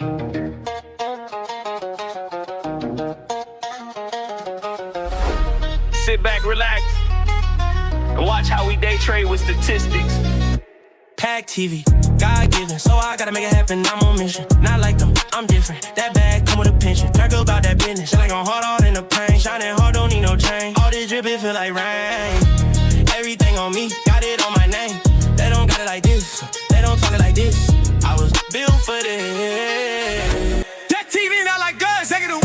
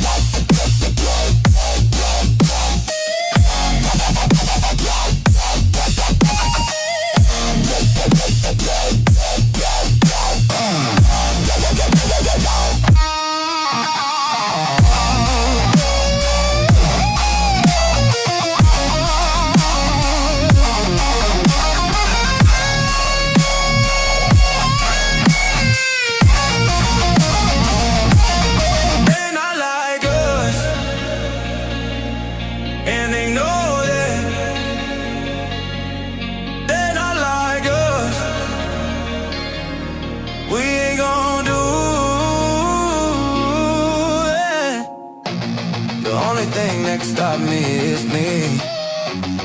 If you're doing this for the women, you're losing. Do this shit for yourself. I do this shit for myself.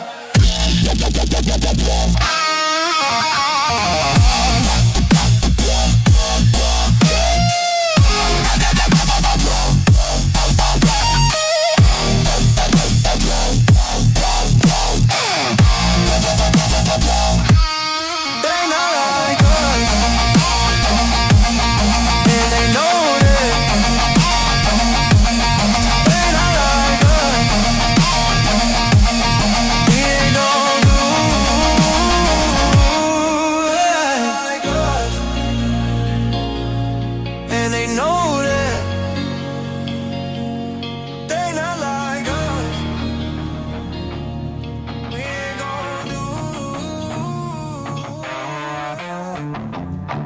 They rigged the race long before your first breath.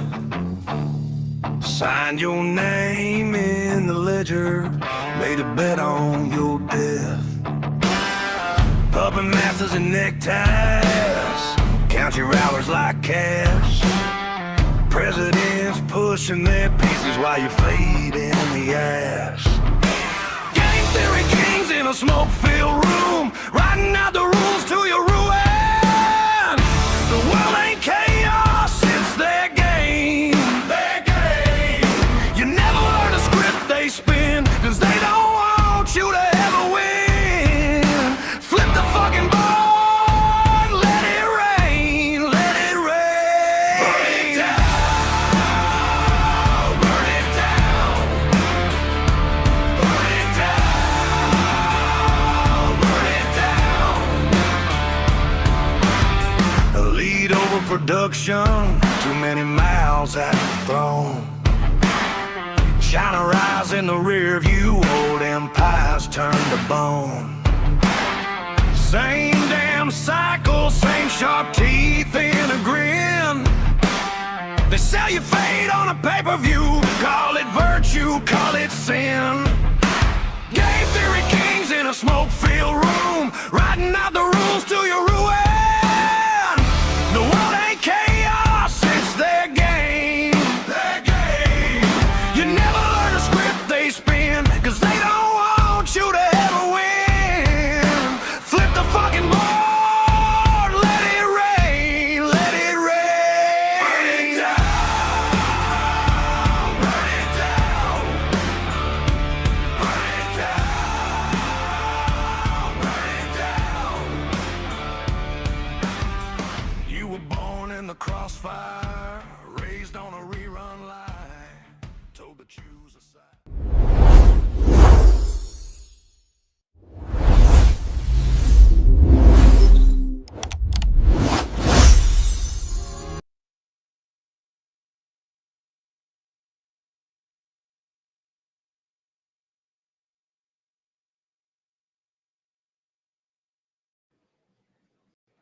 Good morning, everybody. What up, what up, what up? Hey, before we get started, ladies and gentlemen, before we even do introductions, before we even go into a single chart, we are doing a giveaway today.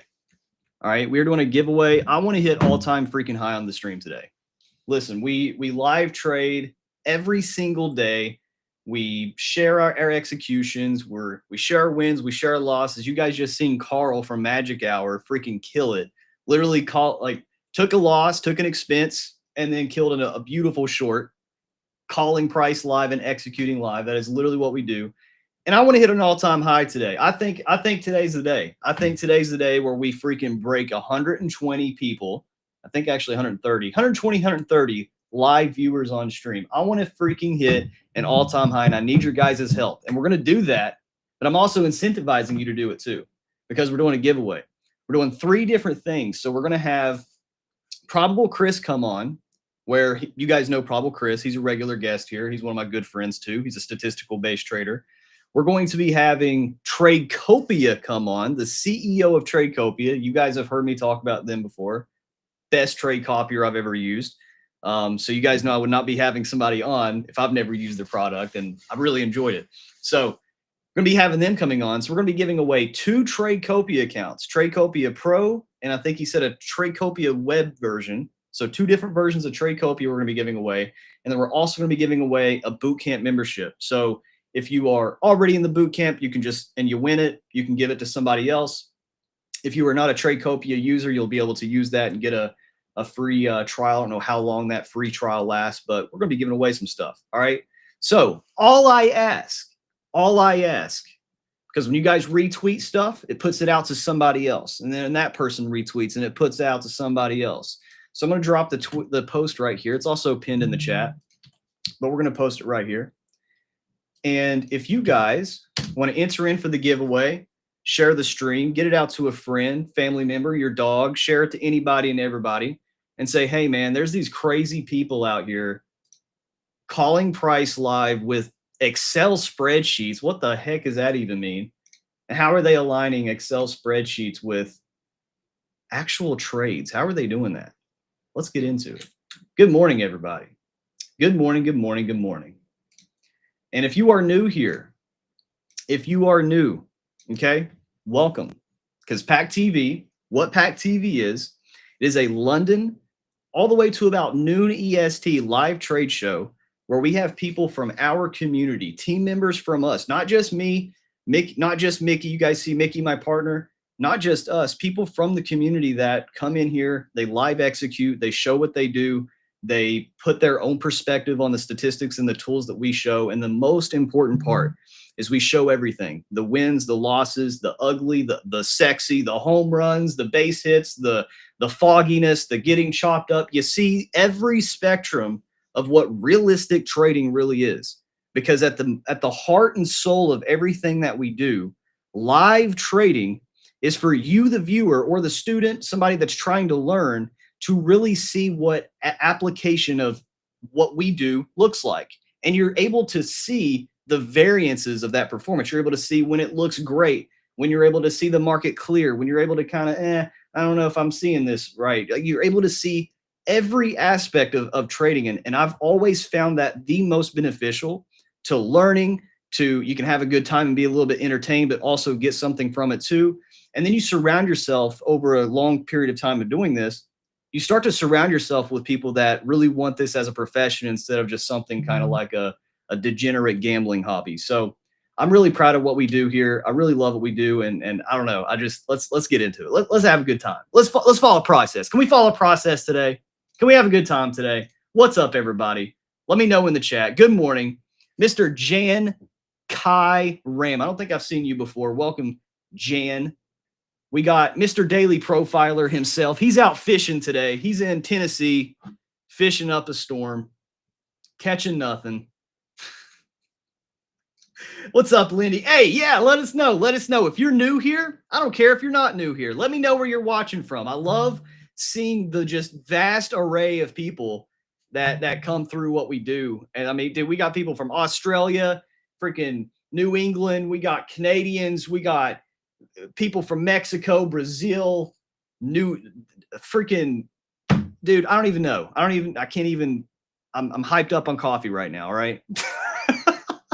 We got people from all over the world. So we got Indy 6190 from Cape Town. What up? What up? Good morning. We got Mr. Dojo Cat. Good morning, Mr. Dojo Cat Miller himself. What's up? AASIF Husaino. Yo. What's up? What's up? We got Chitaki in the house. Good morning, Chitaki. Another Pack OG. What up? What up? Equilibrium. Mr. Allen. Good morning. Good morning. P2B, good morning. You don't look like your ex post. My ex post. Are you talking about my thumbnail? Dude, I gotta listen, until Mickey and I can get together and take like a professional picture or something, like, dude, come on. Like, I gotta work with what I got. I told AI, I said, hey, listen, here's a picture of me, here's a picture of Mickey. Make it the most accurate you can. All right. We're working with what we got. We're a slow growing company. Okay. When we're as big as some of these other streams, we'll get some professional headshots. How about that? What's up, Omar? Good morning, Omar. Another Bootcamp graduate, now Pack member. Mr. Wes in the house. Good morning, Wes. We got Stefina. Dude, I think I remember you from last week. I said Stefina last week. That A's throwing me off. Is it Stefan? Steven? Let me know so I don't mispronounce your name. Good morning, everybody. Good morning, Stefan, Steven, Stefane. I'm just going to call you Seven. How about that? Yo. Good morning, Sand. Good morning. Good morning. Shag is not saying good morning, so I'm not saying good morning to you, but I'm also going to say good morning. What's up, BT? Good morning. Good morning. We got Jan from India. We got a few people from India in the community. We got Ms. Mania. I like that. Good morning from London. We got Thor.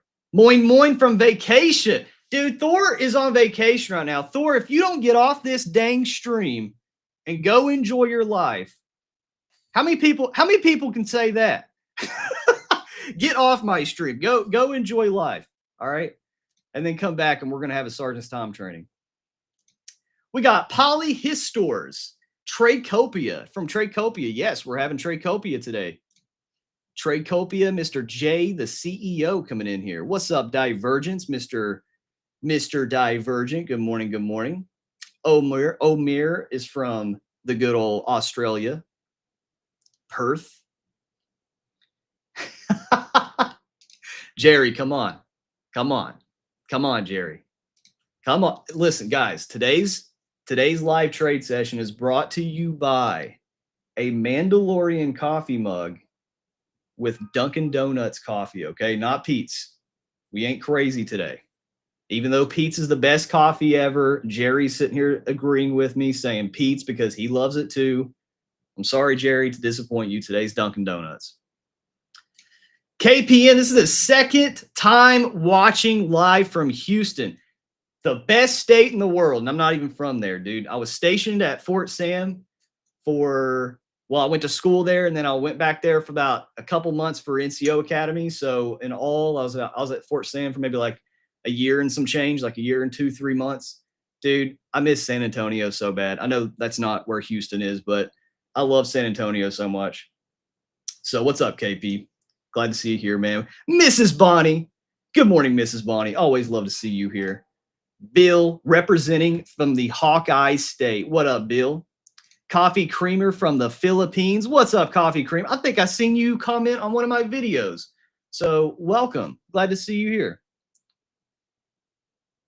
Karl says we're looking to close candles below P12 mid and grab those midnight opens. We're about to get into it.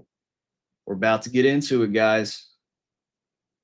I want to see us. Listen, we're at 73 live viewers. Can we get to 80 before we start the war game? Can we make that like a thing? Can we get to 80 live viewers? Because right now we're at 73. 73. So that means if all 73 of you is like, hey, bro, check this dude out. He's putting spreadsheets on a chart and somehow doing it properly. I don't know how he's doing it. I don't know how he's doing it, but he's actually executing live. He's not putting risk to reward tools on his chart saying he's calling price live. He's not sitting here saying, oh, this candle looks good. Oh, see, I called it. I called it, guys. I called it. No, we ain't doing none of that. We are doing legitimate trades live in real time, right or wrong. Right or wrong. So can we get to 80? Oh, and we just got to 80. Look at that. All right, guys. All right. I'm a man of my word. I'm a man of my word. Let's do it. Let's do it. All right, I'm going to do a speed round. Ready? Speed round because I love seeing y'all's comments. We got Dojo Cat from Meme Land. We got Pep from America. We got Mrs. Brooke. Good morning, Mrs. Brooke. We got Jet. Good morning. Good morning. We got AA. Good morning. We got Nick. Good morning. We got Mr. Irish Wave, New Jersey. I used to live in New Jersey for 2 summers. I was in Hoboken, New Jersey. So let me know how close I was to you, Irish. What's up, Irish? We got Steven. All right, we have officially clarified the name. Steven. All right. Max, I'm here because of the Austin Twitter. You like the Austin Twitter girl, huh? We got Equilibrium. I noticed some over-leveraged bicep triceps in the photo. Hey, listen, bro. Listen, I got a sleeper build. Okay, I got a sleeper build. I may not look all crazy because I don't take shirtless pictures all the time. But listen, I got a sleeper build. I'm just saying. We got Anajo from Nigeria. We got Mrs. Is that Noshin? Inmush? I think that's Noshin. Is that Noshin? I can't remember everybody's usernames. Jason, Charlotte, North Carolina. I was at Fort Bragg, North Carolina, Mr. Jason. I wasn't too far from you. There for 4 years. All right, ladies and gentlemen. We got Julie from Florida. No, because you, oh God. I ain't even going to highlight that comment. Listen, listen, Linda, listen. I don't do drama. I live trade. So What up, Peter? Peter from South Africa. All right, let's get into it. Let's get into it. Let's get into it. Enough talk. Enough talk. All right. I was enjoying my furu moment there. Okay. Now, one kind of piece of feedback that we consistently get is people are having trouble reading the chart. So can you guys confirm in the chat for me real quick? Can y'all understand? Can y'all see the chart? Can you see the price? Like, let me know, because honestly, y'all are going to let me know in the chat. I probably don't know how to fix this, but at least I'm trying, right? Like, people keep saying they can't see the levels, or they can't. I get it. Some of this stuff looks a little bit small, but like, I don't really know how to make it bigger, but I think you can kind of get the gist, right? So what we do every single day, ladies and gentlemen, is we make our charts extremely small and destroy our windows so we can't even make out what the heck we're doing. All right. All right. First thing we do every single day that I'm live trading or just doing war game in general, the first thing I really care about is I care about where are we at within the week. You know, what day of the week is it? Because statistically, every day of the week has kind of a little bit of a unique statistic to that. So Monday to Tuesday, statistically, that's where one of the highs or lows of the week typically get created. That's just a fact, just a statistic. So opposite to that, if I understand that, and we can even look at last week as an example, because statistics repeat. If you look at Wednesday or last week, where was last week's high of week? Tuesday, right? Tuesday made a good in-stat high of week.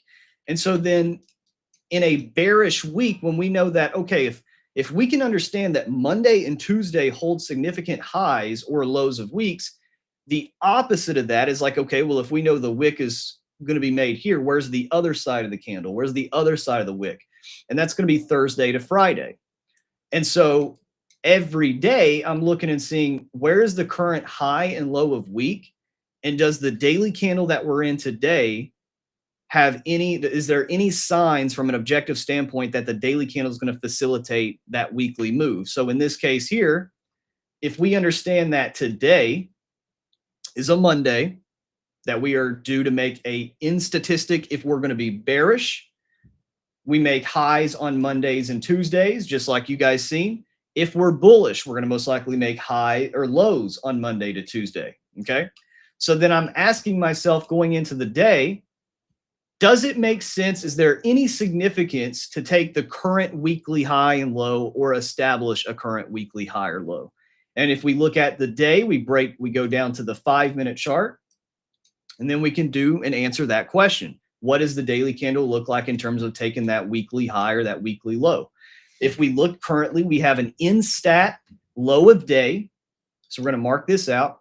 Just like I look at the weekly highs and lows, I just do the same thing, but on the daily. So currently, this is an in-stat low a day. And currently this high at 550, we do not typically generically make highs of days at 550. We just don't. We just don't. I don't care what your favorite person online tells you. We just don't. All right. We just don't. So this is what we call an out of stat high a day.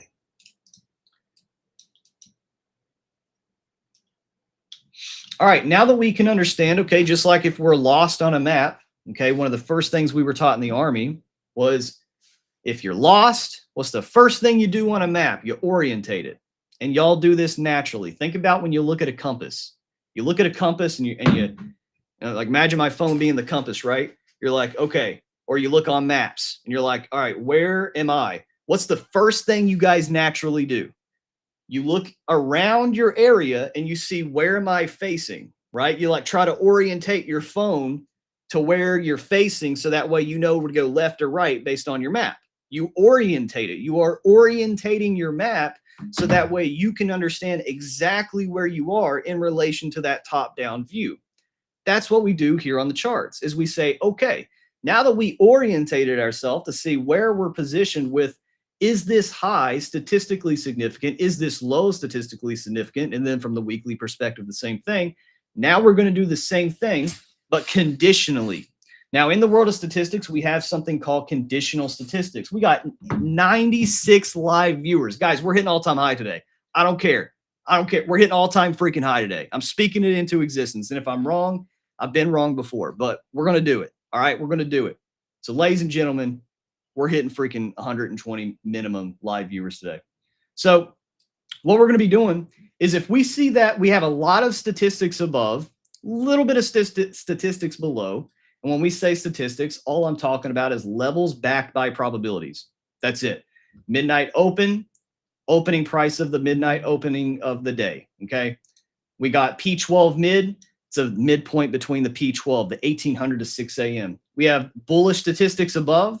These are proprietary levels that we use in the pack trade group, and you can see the actual running probability of the past 76 days and how often these levels get hit. And then you can see over here the opening prices. I use opening prices 1 through 7 a.m. Combining all of these levels together, I just simply say, are we above or below them or in between them?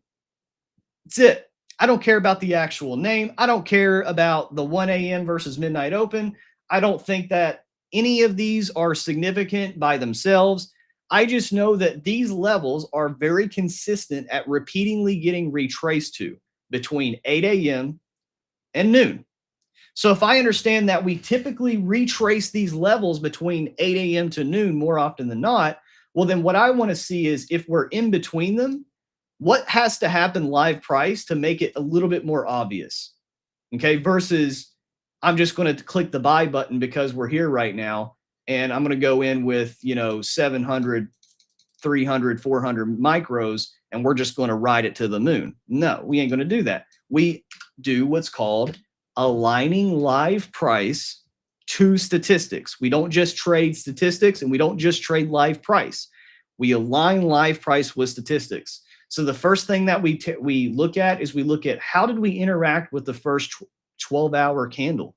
Because if we as day traders trade a candle, if that's all we're really doing at the end of the day is trading the daily candle, well, then the first half of that daily candle is going to give us a lot of hints. It's going to say, okay, well, the first half, if we come down here and reject the first half of the P12 midpoint here, the midpoint of it, then if above, just like I use 930, if above, bullish, if below, bearish. So if we come down here to retest the P12 mid and reject it, that's bullish. And if we're bullish, where to? Well, we know that this high is the P12 high, and we know that it's also out of statistic with a bunch of levels above it. So if we can see that statistically, a lot of levels that hold significance are above price in combination with the map of the day where I orientated my map, the overlying move. Some people call it the high time frame move. Some people call it top-down analysis. Some people call it the higher time frame trend. Whatever name word you want to call it, the larger time frame daily candle that we all as day traders are trying to trade some way, shape, or form around, we can understand that this high is just not what we statistically do. And so then we just say, well, just because things aren't in statistic doesn't mean that they have to be taken, right? Like just because this high of day is an out of stat high doesn't mean that the high of day cannot be 550. That's where we align live price, ladies and gentlemen. We can say that, okay, yeah, this is out of stat, but what would live price have to do? What's that exact if-then statement that has to happen to then say, this is an out of stat high that now is most likely getting taken versus this is an out of stat high, we're breaking through the P12 mid, maybe it holds. Okay, that's what we look for, and that's what we care about every single day. So today, because we have a lot of these statistics above, because we have that out of stat high above, because we have London OU that we retrace more than we don't above, we're going to say that if we go long out of New York 1, and this is where we break out the old trusty handy dandy daily profiler. And I'm just going to share two screens here because I can. Boom. And we're going to look at the daily profiler here. All right. We're going to see that if I go over and I click the X button, what happens is it closes down my window and then I have to restart. So we're going to do that again. All right, there we go. Now here's the daily profiler. So with the daily profiler, this is the conditional statistic I was just mentioning, is if conditionally, what do we do specifically overnight tonight that leads to significant highs or lows of days? Well, we can understand that we're long true. So we're over here and put long true. And we can see that we're short false out of London. If you want to know more about what I'm talking about when I say long false, short true, all this stuff, you can scan that little QR code right there, or go to the website in the top left corner and you can join our boot camp. It's $100 for 3 months, $100. All right, we try to make it affordable, but we also respect our time. So we're going to charge for it.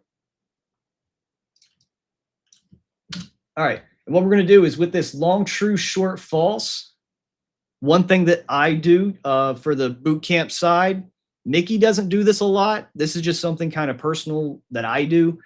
It's not to say anything is better or worse. It's just kind of like when you get used to doing something, you kind of have your own little quirks, right? And one of mine is I try to front run, are we going to go broken for either London or Asia? Because if you look at my chart here, for those that are a little bit newer, broken means we just retrace the midpoints, the OUs here. So I try to front run it. And I'm not, when I say front run, I'm not saying trades. I'm not meaning trades. I'm just meaning, is this statistic most likely going to get retraced for the day? Well, if we push to the upside and we can see all these bullish statistics are stacked here above, London OU's on the trajectory. So what I'm going to do on my daily profiler is I'm going to front run London potentially being broken. And then we're going to go back here to the chart and we're going to see, does it make sense for Asia OU to get broken? Well, I'll tell you right now, I don't trade using wickless candles. I know and understand a lot of people find value in them. But one thing objectively that is true from just OHLC, OLHC candlesticks is they do have wicks, right? I can't tell you the statistic of when the 1800 has a wick on no bottom that there's a probability of it getting hit. But I just know that from the anatomy of a candlestick, most have wicks. So if live price, I'm not just going to say this has no wick and just blindly short to it, but if live price starts to lose the P12 mid, we could definitely have a wick of the daily candle and weekly candle being created today. But if not, then Asia OU is still going to be left open. But either way, if we do come down to touch midnight open, hit these levels, well, then Asia OU would just be a natural path, right? So I'm going to go over here on my daily profiler and I'm going to break Asia.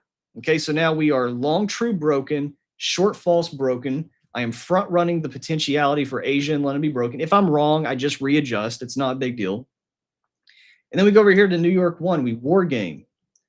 Okay, just like in the military, what we do when we war game is we're trying to plan for all the different scenarios. If you're new here, that's what we mean when we say war game, is we're war gaming. We are gaming all the different possibilities of what price could do, doing these different if-then statements now. So that way, when the market opens, I don't have to sit and freak out. I don't have to worry. I don't have to go crazy. I plan for all these different scenarios, and I just have to simply execute. So what we do is we go over here and we say, okay, long true. I'm going to go to my daily profiler indicator. I'm just going to input these numbers. I'm not going to do nothing. Somebody asked us one time, they said, hey, I think it was last week. They said, hey, Austin, do I need to know math to do this stuff? If you know first grade math, you're good, right? Like, we don't do math in terms of like the traditional quantitative stuff you might hear or see on movies of like, oh, you're a quant, you must do. No, like, this is all done passively. It's not calculations that, you know, I derive every day from college level calculus or something crazy like that. No, we don't do that at all. All right, so we're going to go for a long false, input the data in here. And all I'm doing is just inputting these high day, low day distributions and times. So that way, just like I like to call it, think of like you're a financial detective. You know, you're like sifting through information to try to see which one fits the puzzle. And that's all we're really doing here, is we're literally just deducing law of elimination, process of elimination, not law of elimination, process of elimination. And we're just saying, okay, well, here's the 4 major probabilities of what price could do today. And when price starts to eliminate them, the four possibilities, and it cuts it down to 2 because we go long or short. Then it cuts it down to 1 when we go false or true. We can really start to kind of peel back the onion, peel back the layers, and really see what type of day we're having by market open, going into the AM session. So we can really have a good understanding of what type of day and what type of daily candle we're trading. High a day. High day gets us a 0.3, 0.6 with the high day time. 7 to 7:45. Low a day time is 10:15 to noon. And then the final scenario, the final probability is a short false. Notice too, as I'm going through here, one really cool thing the Daily Profiler does is it just shows you at a glance what market structure would look like depending on what type of day we're going to have. How cool is that? How freaking cool is that? 0.5 to 1.0. High of day time, we have 12 to 12:45. 0 to 0.4 with a low a day time of 18 to 18:30. Sweet. Now let's go back to my chart after I got that data.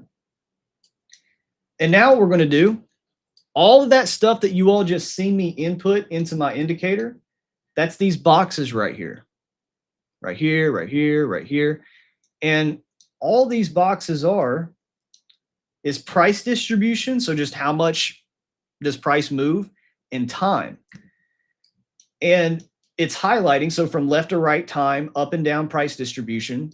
And it's just showing us like, okay, if we go long false, if we go long true, if we go short true, if we go short false, this is where historically we form the high and low of day. Does it have to be precise and accurate? No, because anybody selling you that you can be precise and accurate every single trade, every single day is a load of horse shit. You're going to have variance. You're going to have drawdown. You're going to have things that just aren't the perfect scenario.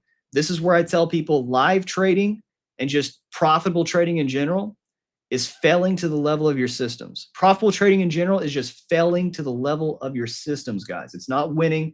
It's not being the perfect every day. You guys might see me have a red day today. We'll see.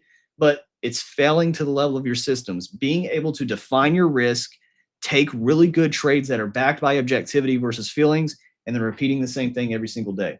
So if we go into this daily candle and if we go into the morning and we come up here and take the New York 1 high, which is the high currently right here at 697.75, we will be long out of New York 1. When I say long out of New York 1, I do not mean a trade, I mean a direction. So for New York 1, this right here, New York will be long. And so if New York is long, we can see that the long false scenario gets us to a new low of day by noon. And we can see a long false high of day scenario gets us a high of day by market open. Falses are the higher probability. If you're in the Pack Trade group, if you're in the boot camp, can somebody put in the chat, what is this sequence? What do we call this sequence, guys? When we make an instat high of day and then come for that new low of day. Can somebody let me know? And while we're waiting on that, because YouTube has a little bit of a lag, we're going to go on to the short scenario. What if right here, right now, we start coming back down and taking that low? Well, then we'll be short out of New York 1. And if we're short out of New York 1, then we can see because we go false more than we go true, what will be the higher scenario? Well, the short false gives us this low of day by 1800, but we can also see in the Daily Profiler that if that low gets taken, it's obviously impossible for the 1800 to be a low a day. So what is the other major low a day for a short false? The other major low a day for a short false is right around here, 930 all the way to about 1045, 1015 to 1030. And so this is where, remember what I just said, fail to the level of your systems. If 1800, that instat low a day fails, well, then the next level of our system tells us, okay, cool. We move on to the next echelon of time, which is 930 to 1045. What do we call it, guys? What do we call it? We got Omar in here. Firecracker, baby. Divergent. Yes, firecracker. That's what we call it. We're looking for us to make an instat high of day if we go long at a New York 1. and then firecracker down to the downside. All right. That's what we do. And dude, what is wrong with me? Why am I not, I'm not doing the typical, dude, my guru card is for a vote. I have music going right now. I have Mickey up here to ring me in. There we go.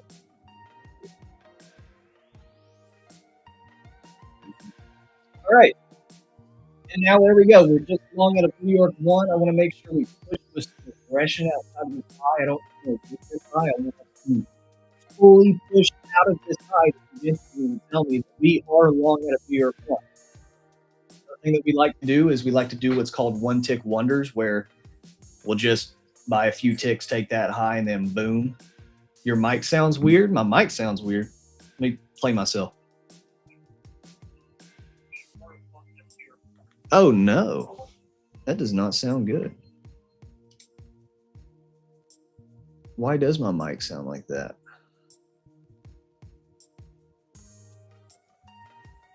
Are we good now? Hello, hello, hello. Is it my audio? Oh, okay. I think we're back. Okay, we're good. Your voice quality was gone after music. Oh, okay. Cool, cool, cool. Dude, I don't know how people do this. I'm just going to be real for a second. Can I be real? We got 101 people. Guys, listen, I'm speaking it into freaking existence, baby. We're doing a giveaway. If you're new here, check the pinned comment. Okay, you want to participate in a giveaway? Click that click that little tweeter post. I don't know what the heck you call it these days. But listen, can I be real for a second? I don't understand how people do this every day. I don't get it. Like, I live trade in the Discord Tuesday through Friday. Dude, I don't get it. Like, the camera, making sure video quality's good. It's nice and entertaining with the music, the visuals. Dude, I don't get how people do this. I swear. Like, this is a like, dude, technical problems are like 90% of what makes this so complicated. So yeah, I don't know how people do it. Hats off to those people. All right. So what we like to do is we like to make a little joke is after we kind of war game and kind of build our chart, orientate our map for the day.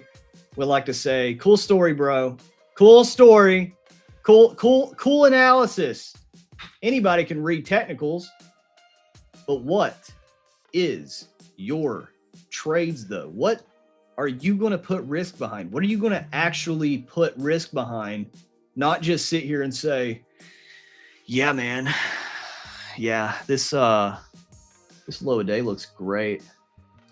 Yeah, this low a day looks good. This high a day looks good too.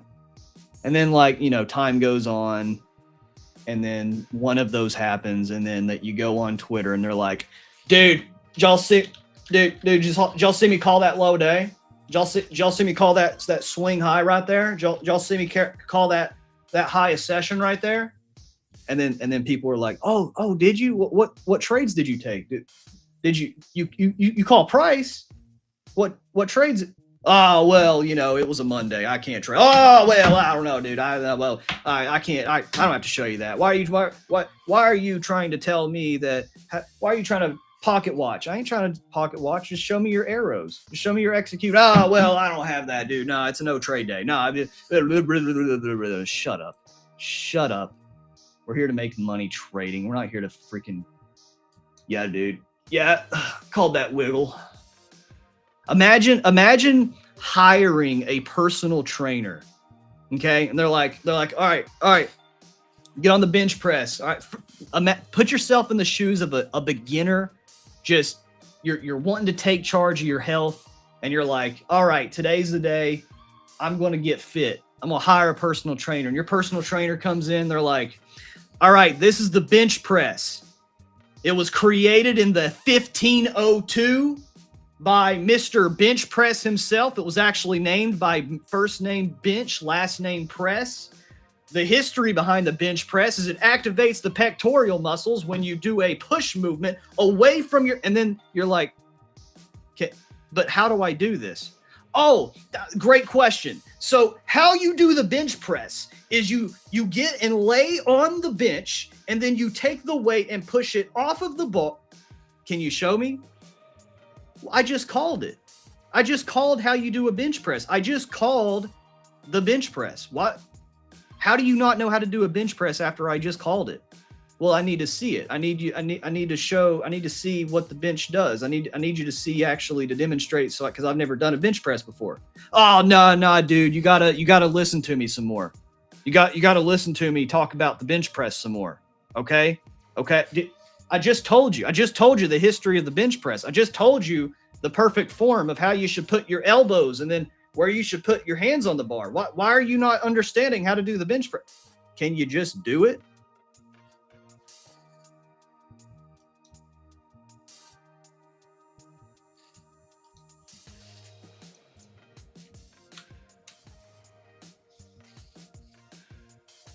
Welcome to my life.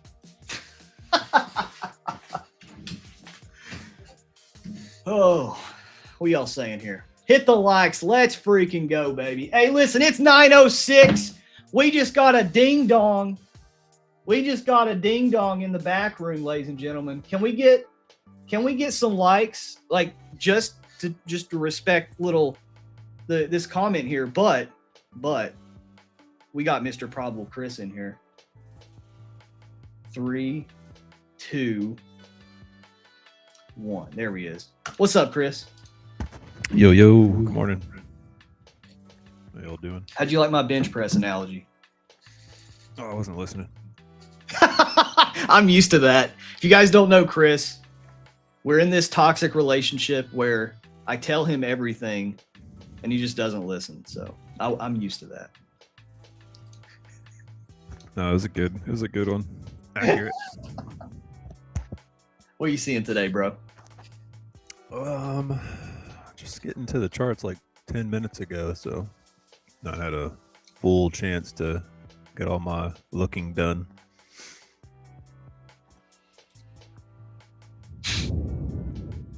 He's never listening. I know, Wingo. Dude, I literally, over the weekend, I hop on a call with this guy, right? I'm like, look at this, right? Go over all of it. I'm like, look at this, blah, blah, blah. I then show him a screenshot of everything we just talked about, and he's like, what are you talking about? I'm like, I'm going home. I'm done. I'm breaking up. I'm breaking up with you. It's done. I don't know what to do anymore. I'm gonna go talk to my wife and say, babe, I don't know how to continue this relationship anymore. And she's gonna be like, what are you talking about? Well, it's with my friend, not you. My defense, it was like 11 o'clock at night and I was a few bourbons in, so.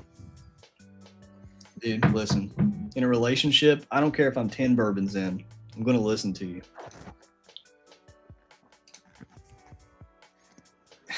Let's see what we got going on today.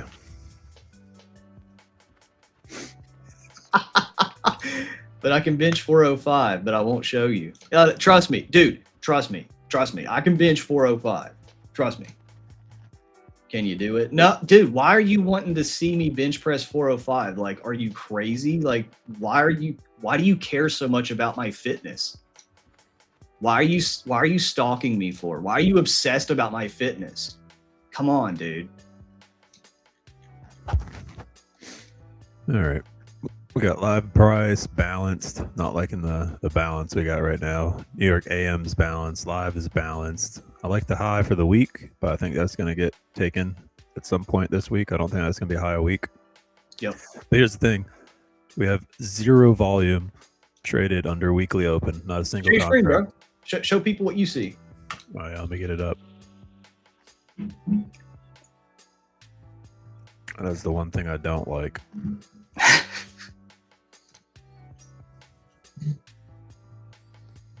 Tire screen. Let's see here. Demo lifter. Dude, you didn't see me call that bench press yesterday? Dude, I called 405, bro. I called it. There we go. Coming through now? Yep, I can see it. All right. The one thing that's standing out here is we've got zero volume under weekly open, right? Zero. We've made distribution up into that, probably 60 or so percentile area. So 40% of weeks have closed. Well, I don't know what the percent. I don't have it marked because we haven't hit a 0.5, and I don't have this on my distribution. If I had to guess, it's probably somewhere around 40-50%.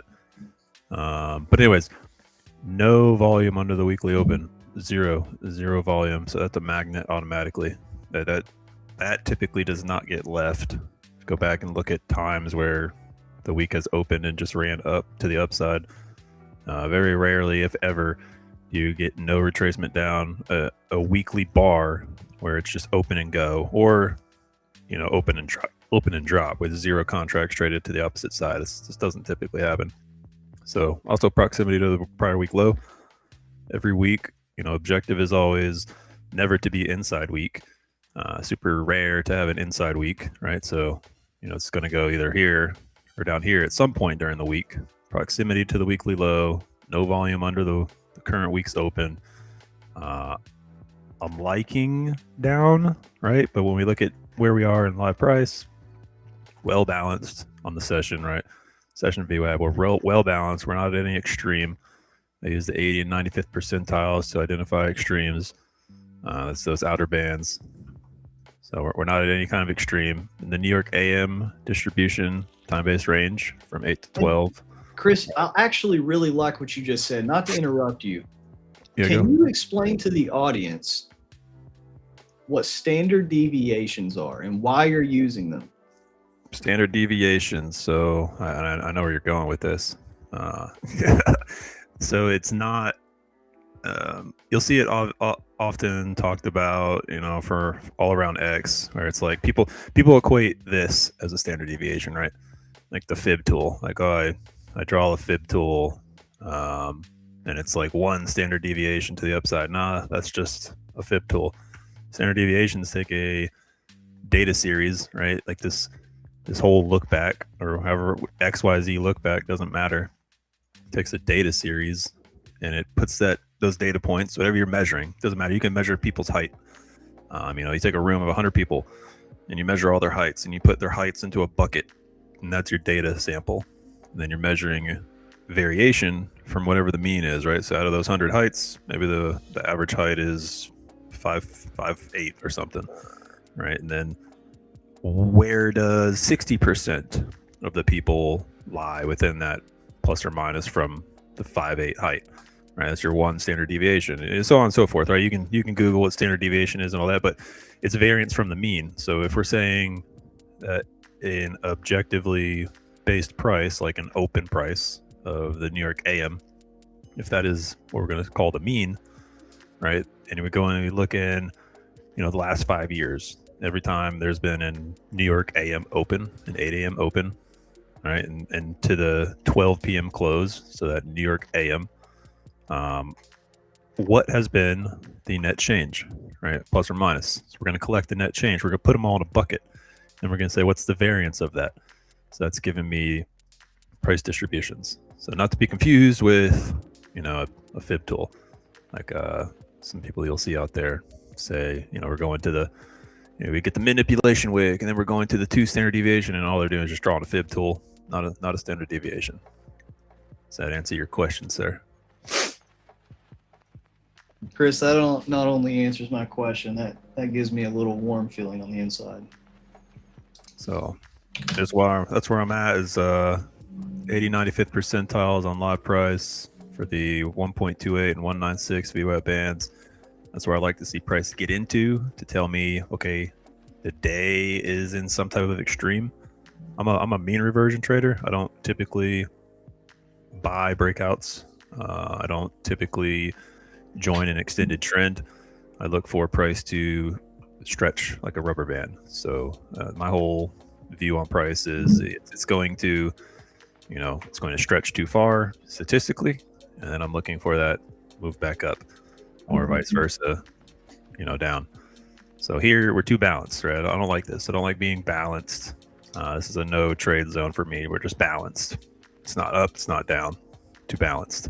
Also on the time-based range, New York AM, right? We're not stretched anywhere up or down, right? You can have live price, right, with VWAP showing you extensions to the plus or minus side.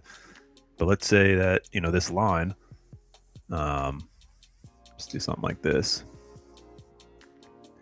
All right, let's say like this VWAP line instead was somewhere up here, right? And then, you know, now you have your 8 a.m. open, and then your plus, you know, 5 or plus 0.5 and negative 0.5. Well, now, you know, when you're already extended up into the VWAP spans, and you're at a distribution extreme. But today we're neither, right? We're not extended on the historical distributions, right? So I like to see price get into this area in between the plus 5 and the plus 0.5 and the plus 1, because that is going to entail 70 to 85th percentile. What that means is, using standard deviations, right? Price gets up to the 0.5. So when it gets to the 0.5, you're at the 70 percentile. That's just converting z-score to percentile. You can find a calculator online that'll do that for you, or you can have code do it for you. But when you get to the 0.5, that is the 70 percentile when you convert a z-score to percentile. What that means is that only 30% of sessions, AM sessions, so from 8 a.m. open, to 12 p.m. close, right? When price gets to the 0.5, only 30% of those sessions have closed higher, right? And when you get up into the 1.0, that's your 85th percentile. So only 15% of sessions have closed higher. So anywhere in this 70 to 85th percentile is where I like to see price get, so I can start looking for mean reversion back down. But it also needs to be extended on live price, right? So we need to be in those VWAP bands. We need to be extended in those VWAP bands, preferably in the same direction. So I want to see VWAP bands, you know, extended. Hey, Chris, is there a way you can make those lines a bit brighter? People are saying in the chat they're having a hard time seeing the deviation. Yeah, let's see. I made your screen bigger, but I think it's just the dark on the dark. Yeah, I like my eyes, so I keep everything. No, I feel you. Keep everything a little darker. Same way. Team dark mode, bro. We ain't psychos. Let's see if we do this. So maybe make it a little brighter. Distributions, opacities are already maxed out. I got to pick a different color. When in doubt, peek it out.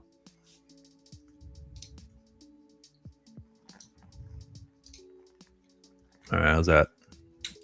There we go. That's a lot brighter. Yeah, that's perfect. Yep. So again, VWAP, we're balanced, too balanced. I want to see price get into. Oh, that ain't it. I want to see price get into extensions, but I also want to see those extensions, right? So this, when price gets into extended VWAP to the upside, that bubble needs to be in the extended distribution, right? So when both are aligned, price is not only extended historically, but also current day. And that is a mean reversion potential trade. So that's where I'm at, right? I don't see anything unbalanced here. I see a very, very balanced price. So no interest for me up or down. I want to see price get into that extreme first. But I'm favoring downside just because of the zero pocket of volume down here, right? It's very rare not only to stay an inside week, right? We're currently an inside week, but it's also very rare. And I'd have to go pull the numbers again. It's like 90 something percent of the time. And somebody else, you can pull the numbers if you're quicker to do it than me. But that, when you get an up bar to start the week or a down bar to start the week with zero volume on the other side, you're likely not to close the week that way. So there's just two things here: proximity to weekly low, so not creating an inside week, and having no volume under the weekly open. So that makes me favor downsides. But again, to get short, I need to see price extended on the intraday to the upside live with VWAP band, and that pocket be within the extended historical distribution. Hopefully that all makes sense. That's how I look at it. That's how I trade it. Y'all got any questions? Let bother Chris. Make sure you bug him out. Use his take full advantage of his time here. But I see the same thing, Chris. I'm on the same boat. it's so funny. I say this all the time. Like you'll find this common trend with when people use statistics or just in general, they're just profitable. Is like it's like we're speaking the same language but just different accents. Because like you guys remember the word game we just went over, the analysis we just went over. What was the one thing I was saying?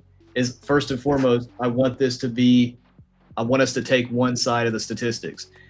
Chris loves to use real standard deviations. I use statistics. I use statistical levels that get hit more than they don't, along comparative to or in conjunction with the high day, low day.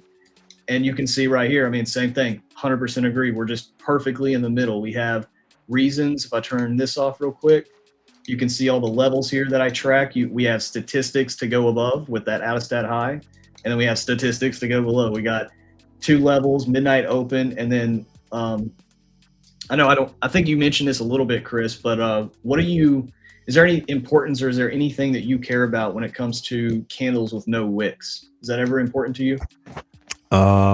Not intraday. I don't care a whole lot, but when it's a defining candle, like the daily's open, the weekly's open, the monthly's open, it's so ultra rare that you're going to have no volume on the other side. Yeah.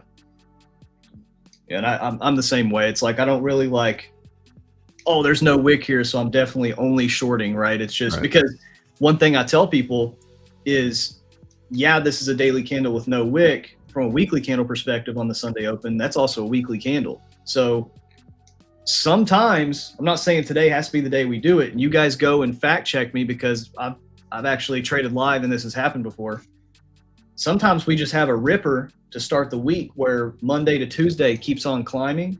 And then because statistically Monday to Tuesday makes that wick of the weekly candle, if it's going to be bearish, Monday to Tuesday is when it sets that wick of the week, and then boom, and then that's when the other side of the distribution of that weekly candle gets built, or in, like you said, the volume, the business, the bidness. Okay, when we look at regimes, right? So regimes are very important, but well, at least for me. Regime data, right? So up here in the top left, it's looking at the 5-year distributions versus the last 10 days. So the last 10 days, you can see from a daily perspective, like just daily bar, last 10 days have been relatively neutral comparative to the last 5 years. So they're about the same, right? The variance you would experience over the last 5 years as a baseline is relatively the same of what you've been experiencing the last 10 days. So I'm not expecting today to be, super volatile or super non-volatile. I'm just expecting it to be in line with what typical price does. Same thing for a New York AM, right? Hovering around that neutrality area. Same thing for the current hour, hovering around that neutrality area. You can see back in that, late June, early July, we had a huge burst in the 9 o'clocks. That was right around the same time that we were getting a lot of that, high volatility, 1,000 points for a couple of days there.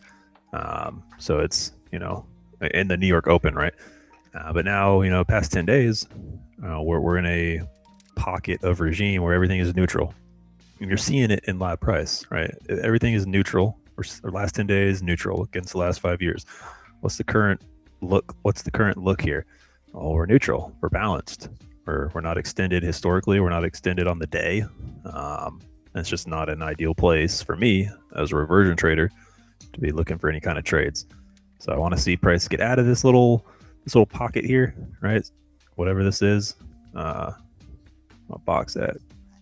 We need to get out of here, right? We need to start getting into some extremes, and then I can look for some longs or some shorts. But currently, right now, no trade ideas are popping up, and my like, right? I like downs just because of the proximity to the weekly low and the no volume under the weekly open.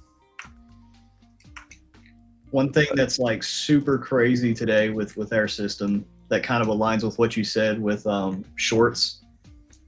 So we call this doesn't happen a lot. And it's funny, guys. I literally said this and we're doing it. I mean, it's the minority. We don't do it a lot, but we're doing it. And that's the New York 1 time-based range, the constant that we evolve our New York projections around. We kind of did it. Now, if you're a bootcamp member, just fresh, trying to learn this stuff, maybe don't pay so much attention to it because you'll try to be super perfect every day. But when you get experience, one thing that we see a lot is it's just, we call this a one-tick wonder, when we just barely take the high of New York 1 and then immediately reject. And what we kind of use that for is right here, right now, we're taking the New York 1 low.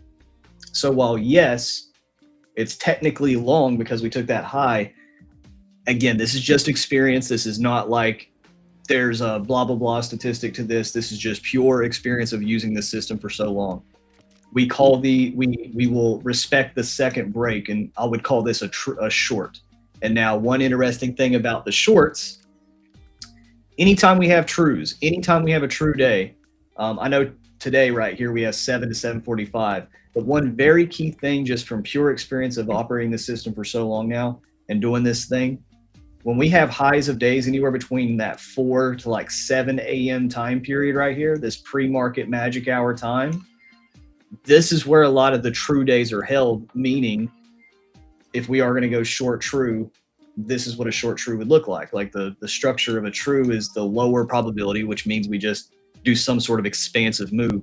And so like to Chris's point, and to the point of this daily candle not having a wick, the weekly candle not having a wick, if we do choose the sell side movement, the bearish movement, that's what I'm paying attention with this high of day is there is a little bit of significance just from when we make these pre-market highs and lows and sweep the high and low, there is significance of leading that to being a conditional probability of the daily candle having some sort of true movement. And right now we're getting that. We're losing the P12 mid.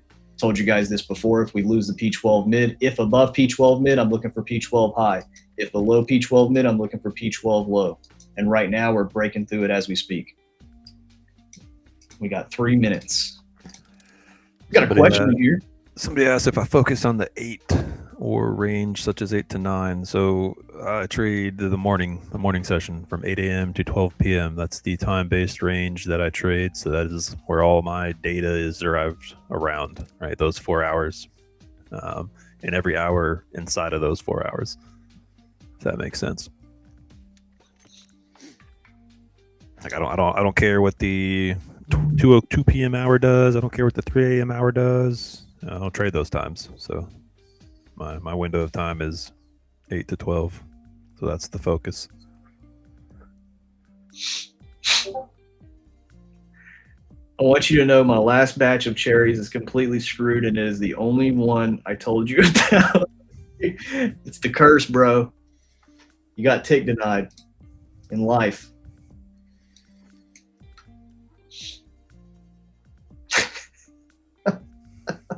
Dude, cherries. Do you like cherries, Chris? Are you a cherry guy? Yeah, I like dark cherries. Dude, like black cherries. They're the most disgusting thing. It's the only like fruit I hate. Well, I mean, if it's anything like your coffee, berry. Cherries are berries. If it's anything like your coffee choice, it makes sense. Dude, we were just talking about this, man. Come on, man. Drinks shitty coffee, doesn't like cherries. It all adds up. Checks out. or maybe because just like in the world of trading, right? You got to do what most people don't do because most people are unprofitable. So maybe you all have a boring palate, and maybe I'm the one with a really experienced and seasoned palate and mature palate, and I just like the good flavors. Have y'all ever thought of that? I think that's a better theory. We all know Austin preps for his meal prep for the week, and it's just bland boiled chicken with white rice. Just white rice and boiled chicken. Dude, honestly, I piss my wife off so much because she's always wanting to try new things. She's always wanting to, like, every week, I want to eat this, I want to try that, I want to make this, and I'm like, dude, can we just like have some ground beef and like rice and like I'm like autistic like that, dude. Like when I find what I like, I don't want anything else. I just want to eat the same stuff. Like I just like I am with trading. This is my life. I do the same thing. Right. All right. Market open in 30. Austin's the guy who says, well, I found this band before anyone else knew who they were. There we go. Asia OU hit. Ladies and gentlemen, 9:30 is about to open. We have 113. Chris, our all-time high on this freaking stream is 130 some odd people. Guys, we are 20 people away from an all-time high on PackTV. Let's go. Market's open, baby. Let's have a good day.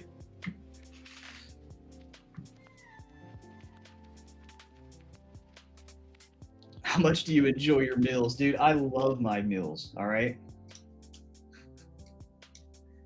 I find happiness in consistency.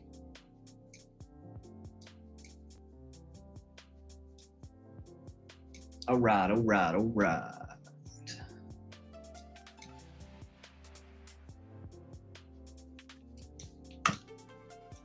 Looking at the gunship here, we're looking at median to average distribution to the downside, waiting for, would love to see this low a day honestly get taken.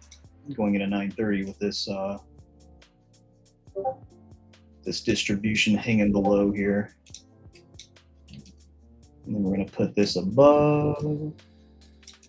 We're then going to turn the gunship to market open.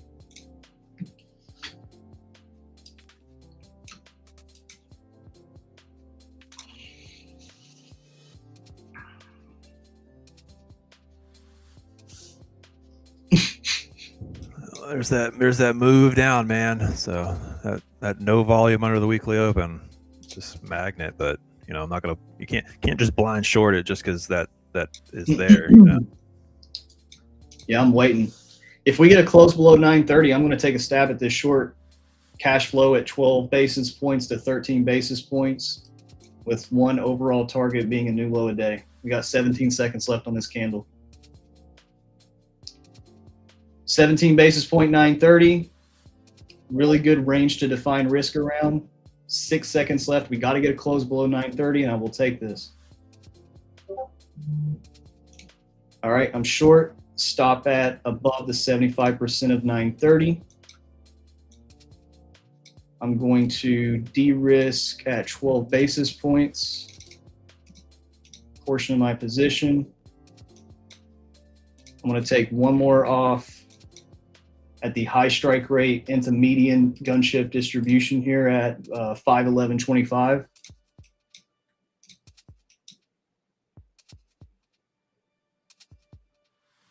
There's two off right there. Oh, she's moving now.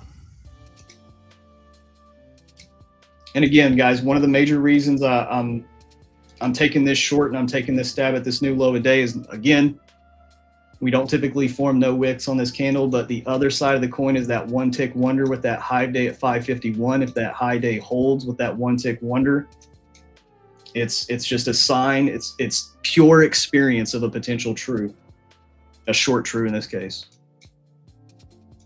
And if we go short true, we have all this distribution down here.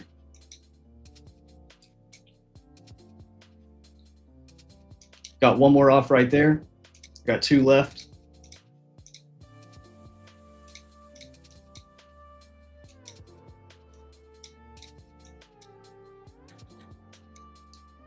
I'm going to take one more off right here at weekly open, P12 low, just a little bit below it. Because again, the more we get closer into this low a day time, guys, I want to de-risk the majority of my positions, and I'm at the most risk right now with these statistics stacked above. Okay, so I'm failing to the level of my system. I'm still giving myself permission to trade a positive expectancy system, and there we go. One more off. Good trade, dude. There's your weekly open breach. Yep, weekly open tap, new low a day. This is why you all see me manage the trade like this, exactly like this, where I'm cash flowing, letting a little bit more run, letting a little bit more run, and now I have a runner on, is because right now is the max time I'm going to get reversed on, right? This is the max time that if you are a breakout trader, anybody listening to this, watching this, you should not ever be copy trading anything. But right now is the max danger zone for everybody trying to get short and get their face ripped off, because now we're in an in-stat low a day time. Yes, we still have a bunch of distribution down here. The gunship shows us the median to average distribution right here, right now.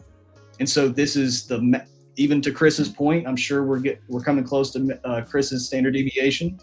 This is that prime. If we are going to mean revert, this is where we're due to mean revert from a time perspective, price distribution perspective, Citadel perspective. I mean, what do you want me to say?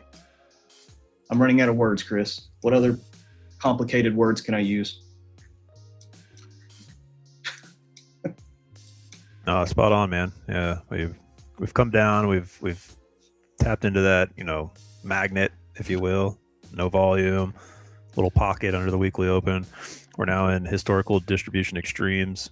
So this is where I like to be looking for longs. Right, we're in the 77th percentile. So from an AM perspective, only 23%, and I just took a long, by the way. Only 23% of New York AMs have closed lower than the current low, the current morning low. So when you look at from 8 a.m. to 12 p.m., 8 a.m. to 12 p.m., only 23% of those sessions have closed lower than the current AM low.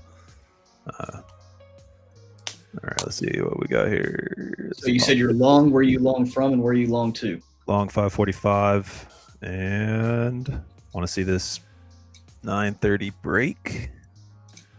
Yeah, runners stopped, and if we get a close above 930, I'll take a long, but I got a really nice trade there. So if we don't get anything else, if we get another close below or anything, I'm flat, staying flat, but really good trade. Hey, ladies and gentlemen, let me see some let's goes in the chats. All right, who in the pack trade group? Who in the pack trade group got that short to new low a day weekly open? Let's go.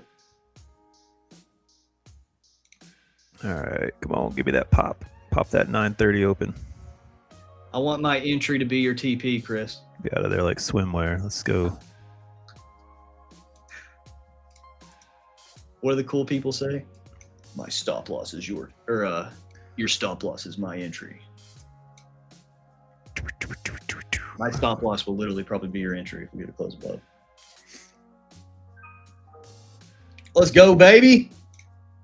Yeah, I'm long off 545. Profit target's at 630. So let's see if we can pop this 930. I like 630. 630 is right below P12 mid. That's a good target.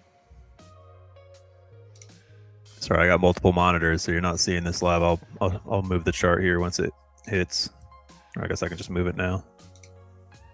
You're good, dude. You're focused. Dude, you're doing more than most people. Most people are too scared to even call a trade. They're like, oh, well, this looks good. Yeah. Thor, have a good day, bro.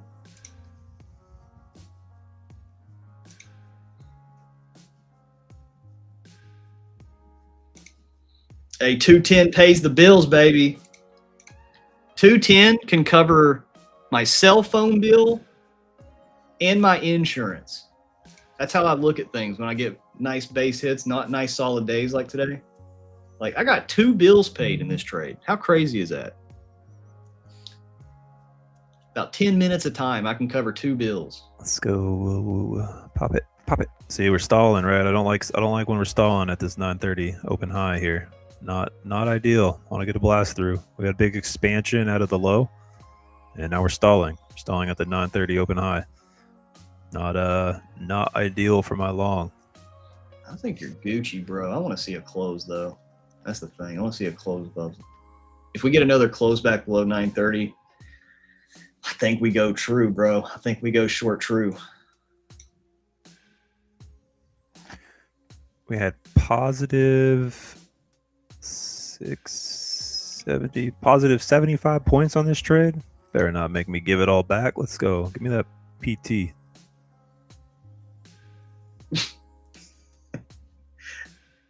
It's like it's called trader math, Miller. Y'all ever heard of like man math and woman math? You got trader math. Scratching it. Stopped out?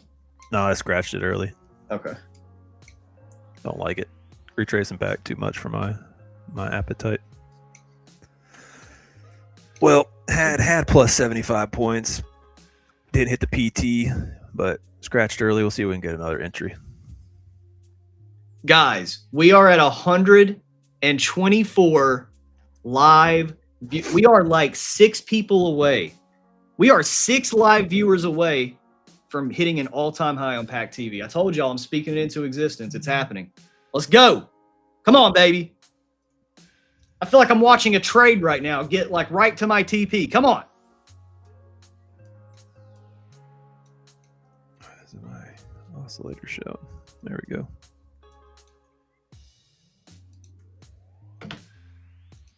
All right, this is going to give us round 2. Let's see. At this point, I'm waiting for 9:45, man, for me.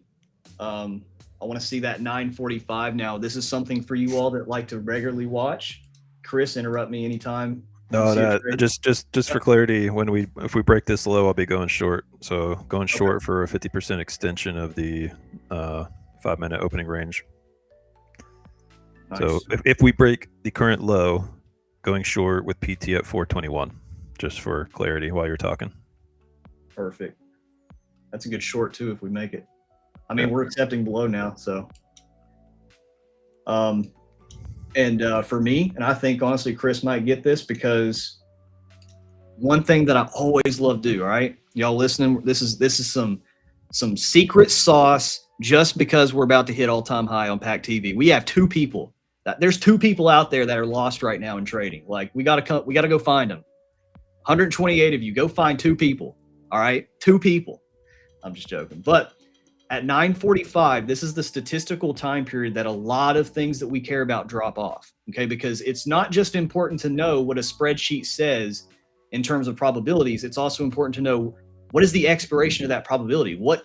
How good is that probability for? Just like I tell you guys with Midnight Open. Midnight Open is a 65 to 68% probability historically, but when is the bulk of that statistic? It's not just all day long that statistic stays.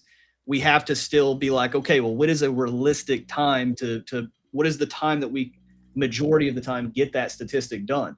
So in this case here, 9:45 lets us know a lot of these statistics, like these bullish levels, opening prices, new high a day, P12 high. You pick a statistic, something that we found as a commonality is a lot of these start to fall off. So what I like to do with 9:45, like I'm already I already took a great trade today. So one thing I love Mickey always likes to say too is the next trade you're about to take going to have more edge than the previous, right? Are you just taking another trade just to take it? Or is this a really good quality trade that you would plan for? The 9:45 is just that. 9:45, when it opens, now keyword here, y'all listening? We got 128 people. I still don't see 100. Dude, we're right there. I'm getting tick denied, guys. I'm getting tick denied. All right.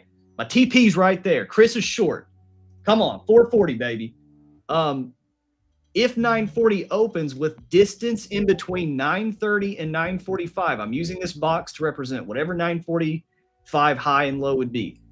When there's distance between the two, I love to leverage 945 for either low of days or continuations. In this case here, if we make 945 and get above it, that's a great reversal trade, mean reversion. If we make 945 and get below it, that's a great reversal area. I'm sorry, continuation area. Let's go, Chris. Let's go, boy. I think we're going to get this PT. Let's see. Yeah, as soon as we got that rejection and close below 930, that was currently up about 50, 60 points on this trade. Need to hit 422 for the exit. All right, I'm gonna go BE. We're too. So here's trader math, right? I'm 80% to my profit target. I'm going break even because why am I going to hold and give back 80% just for another 20% gain? Doesn't logically make sense to me. So I'm break even now at my 486 exit or my 486 entry, and my PT is at 422. Whatever happens, happens. But now it's a risk-free trade.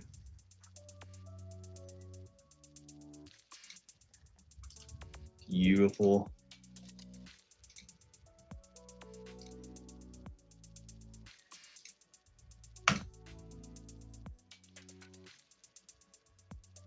And reason being, right? So talk about mean reversion trades. Mean reversion prices rubber band. It gets stretched. We're coming down into that 70, 85th percentile pocket where I like to get long. I took the long. It didn't hit PT. We got some good unrealized gains, but unfortunately, it wasn't able to capture the realized with the full PT. But what happens? Price then reverse back down. It's telling me that this hour is looking to go outlier, right? If we're not going to revert around the typical reversion pocket, then we're probably going to go outlier if we can start to trend and set new lows. This hour is going outlier, right? We're now down into the 97th percentile. So that's telling you this hour is showing interest in going outlier. The New York AM, we're at the 83rd percentile. So it's approaching that outlier area, right? We should have mean reverted by now. If we're not, we're still trending down. We're going outlier. So I'm no longer expecting price to mean revert back up.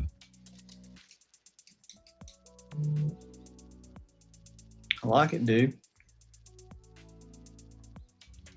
Let me see your trade, dude. Don't furu me. You gotta do the live price overlay on top of your historical market expectations, right? I mean, it can't just be just because we're extended to the downside, all of a sudden we're going to take longs, or just because we're extended to the upside, all of a sudden we're going to take shorts. You have to have a live price overlay on there. What is live price doing at that exact moment? I think I'm about to get fucking BE'd here in a second. Show you BE. I'll show you BE right here at previous day mid, breaking through the previous day mid. Dude, we are at 126 live viewers, guys. Come on, don't put me in drawdown. Let's go. Yeah, as soon as I said it. BE'd for me. Okay. Yeah. Oh well.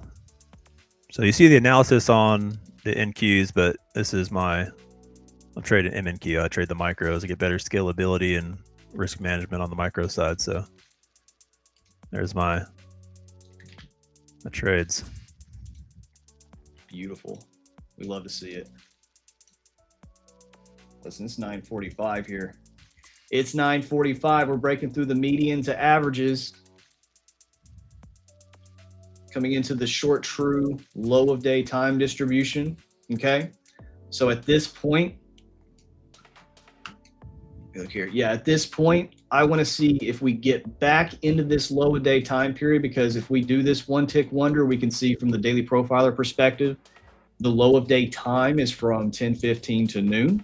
Okay, so one thing I'm being very aware of is in statistics, we have what's called variance. So it doesn't have to be perfectly at 10:15, doesn't have to perfectly be at noon.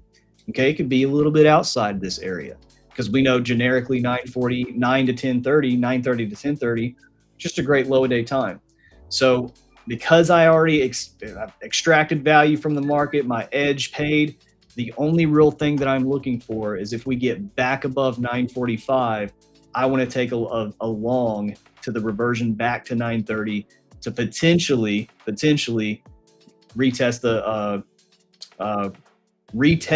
10 basis points of 9:30 back to the 9:30 50%, back to maybe even retesting the P12 mid. So that's kind of the overall thesis. If we stay below 9:45, that's my system telling me we're in a continuation, but I don't really want to try to trade the continuation with the potentiality of a long false just giving me a reversal. So I'm being very cautious now that we've extracted something out of the market, and I'm just making the next trade the one that I want to really pay for.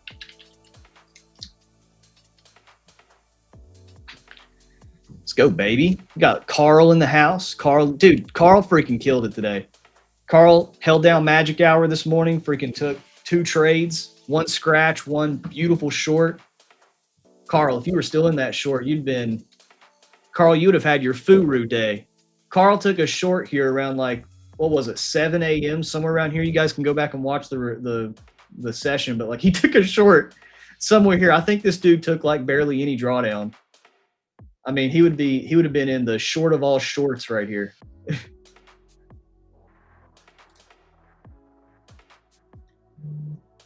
Yeah, let me know how y'all are doing. Give me a pulse check in the chat. We hit 120. Come on, we need 10 people. Let's go, baby. We're about to do a giveaway. We're about to give away 2 Tradecopia accounts. Tradecopia is coming on at around 10:30, so we still got a little bit of time. And we're giving away one Bootcamp membership, okay? So let's go. Come on, we took a beautiful trade.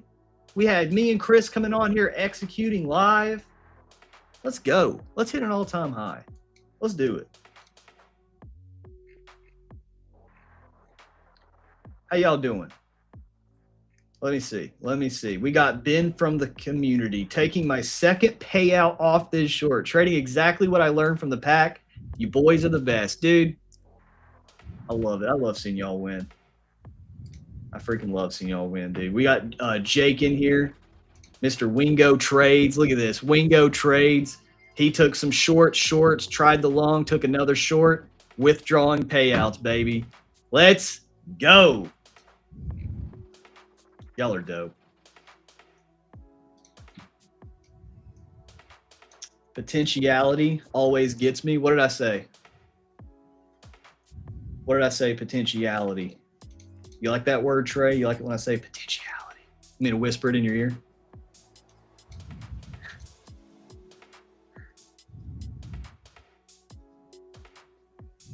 Dude, we're 122. I can feel it. I can feel it in my plumes, Chris. We're right there. We're right there. We can do it. We can do it. What are you trying to get to? 130 live viewers. Or at what? We're 125 right now. We got 5 people.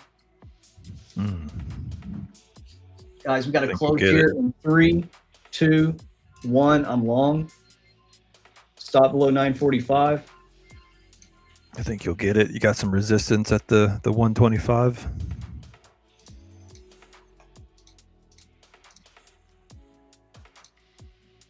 Take a cash flow. Let's turn on 945.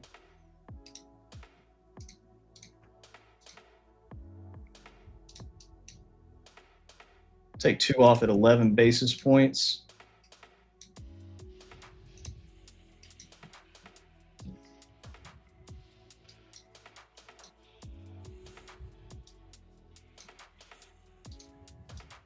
Let it load.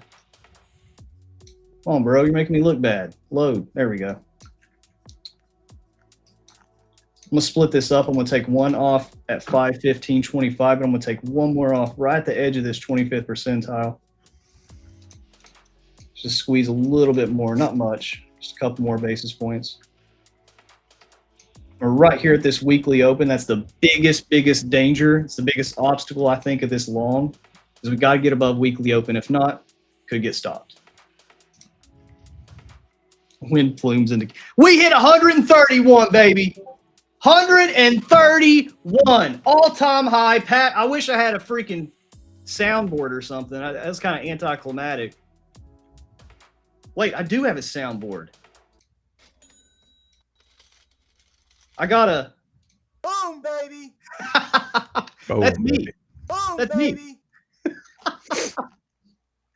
Let's go. Heck yeah. All right, so we took the jab at the mean reversion to the upside. Didn't get the PT. Got close, but didn't get the PT exit. Ended up scratching the trade. Took the short. Almost got to the PT. Didn't get to the PT. Ended up scratching the trade. So sitting on the hands for now with two almost PTs, but can't take any no money in the bank today. Yeah, it's looking like we're getting a stop here on this 945. That weekly open rejection. That weekly open rejection, man. P12 low, weekly open right on top of each other. M. Shanker, do I use the RTH open stats? You talking about stats on NQ Stats website? RTH breaks stats? If so, yes, but not on Mondays.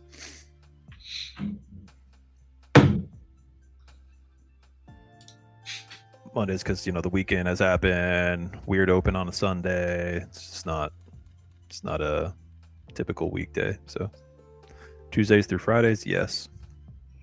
You want to shout out your website? You want to tell anybody that hasn't heard of you, where could they go to learn more? Oh yeah, man. You can go to nqstats.com. So that is a collection of metrics and concepts and stats that I've just built over the last decade, stuff that I'm willing to share. Not everything I use is shared, right? There's obviously stuff that I trade that, like anybody, keep close to your pocket if it's something that's really working for you. But I would say maybe 80% of the stuff that I use in any given week is on that website.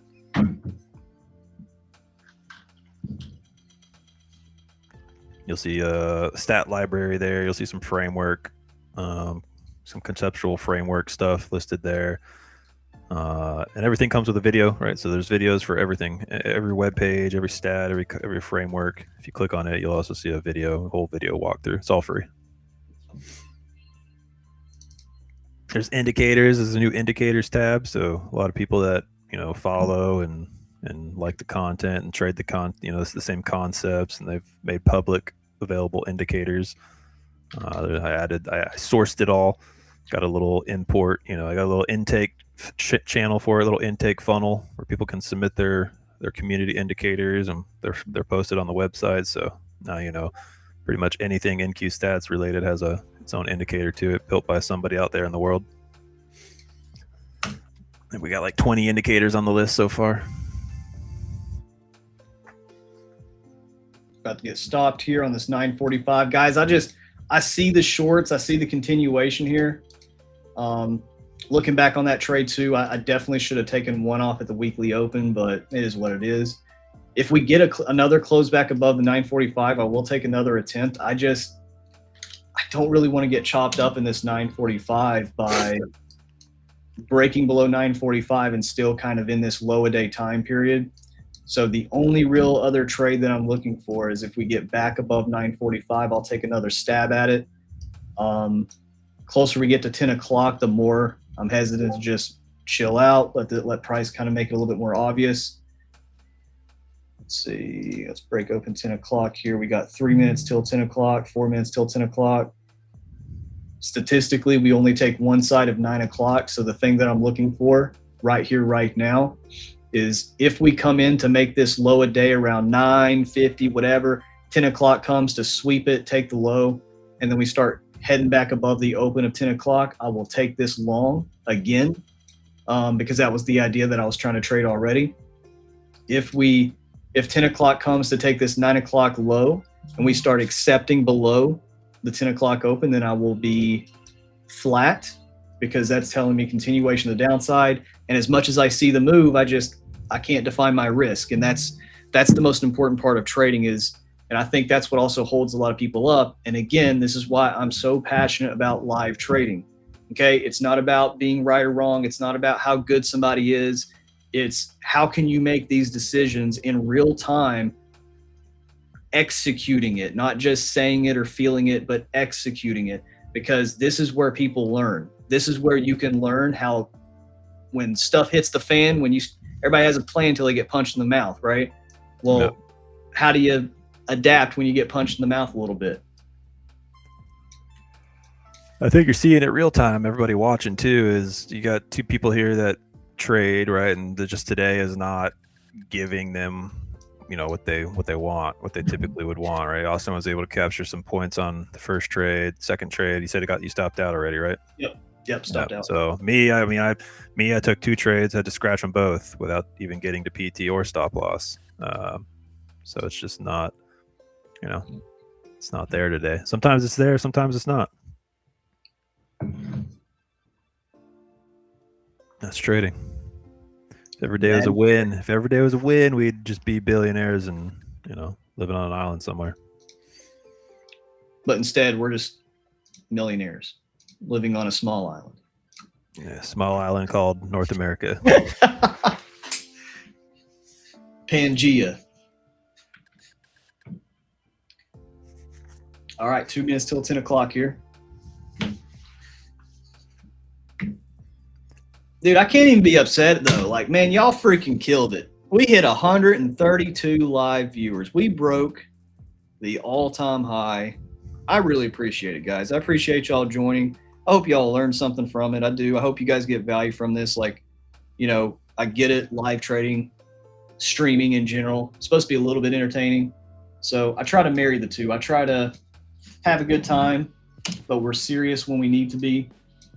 And at the end of all this, again, I hope y'all learned a little bit from it. If you're new here, if you're just watching for free, I hope you're able to see that this huge puzzle that is trading can still be put together in a framework that is consistent and repeatable. Because one of the things that when I came into trading that was kind of overwhelming that most people have is when you don't have structure, everything looks chaotic. right? Like if you don't have structure to anything in life, you're always kind of just chasing your tail. And I view trading the same way. It's why I love statistics. It's why I use statistics, because statistics is giving you the structure to then make consistent and quantifiable and repeatable decisions. And so hope y'all got to see that a little bit. All right, 10 o'clock is open. We're here right now. And there we go. 10 o'clock took 9 o'clock's low. So what I am looking for any other potential trade, here's the 10 o'clock open. I want live price to make it so unbearingly obvious, because we still got positive edge from the day, a little bit of a stop out there, and we de-risked. If you guys didn't notice too, I went 5 micros short because this trade had a lot of edge to making new low a day. Went 3 micros long because I understood the environment that I was stepping into, still pretty aggressive to the downside, but we had that potential low a day set. So I'm not using the same risk that I'm using on the trade with more edge from an objective standpoint. So that's another reason why when it comes to risk management, and it's so important to understand that you can take losses and still come out ahead at the end of the day. So what we're doing right here is, like I said, here's the opening price of 10 o'clock. If we take the 9 o'clock low, get back above the opening, if we do that exact sequence, I will take another long above 945. If we take this 9 o'clock low, you see what we just did here, and then get back below the open. We get below the 5 to 10 basis points of the 05 box, which is the first 5-minute opening range of any hour. That is telling me we're in some Austin, trend. What's up? You're zoomed on my screen, which is fine, but if you're trying to explain stuff, yeah, there you go. My bad. Thank you. Chris, co-producer here. Real quick, all I was saying, if you guys didn't get to see my screen there, is just we swept that 9 o'clock low. We get back above it.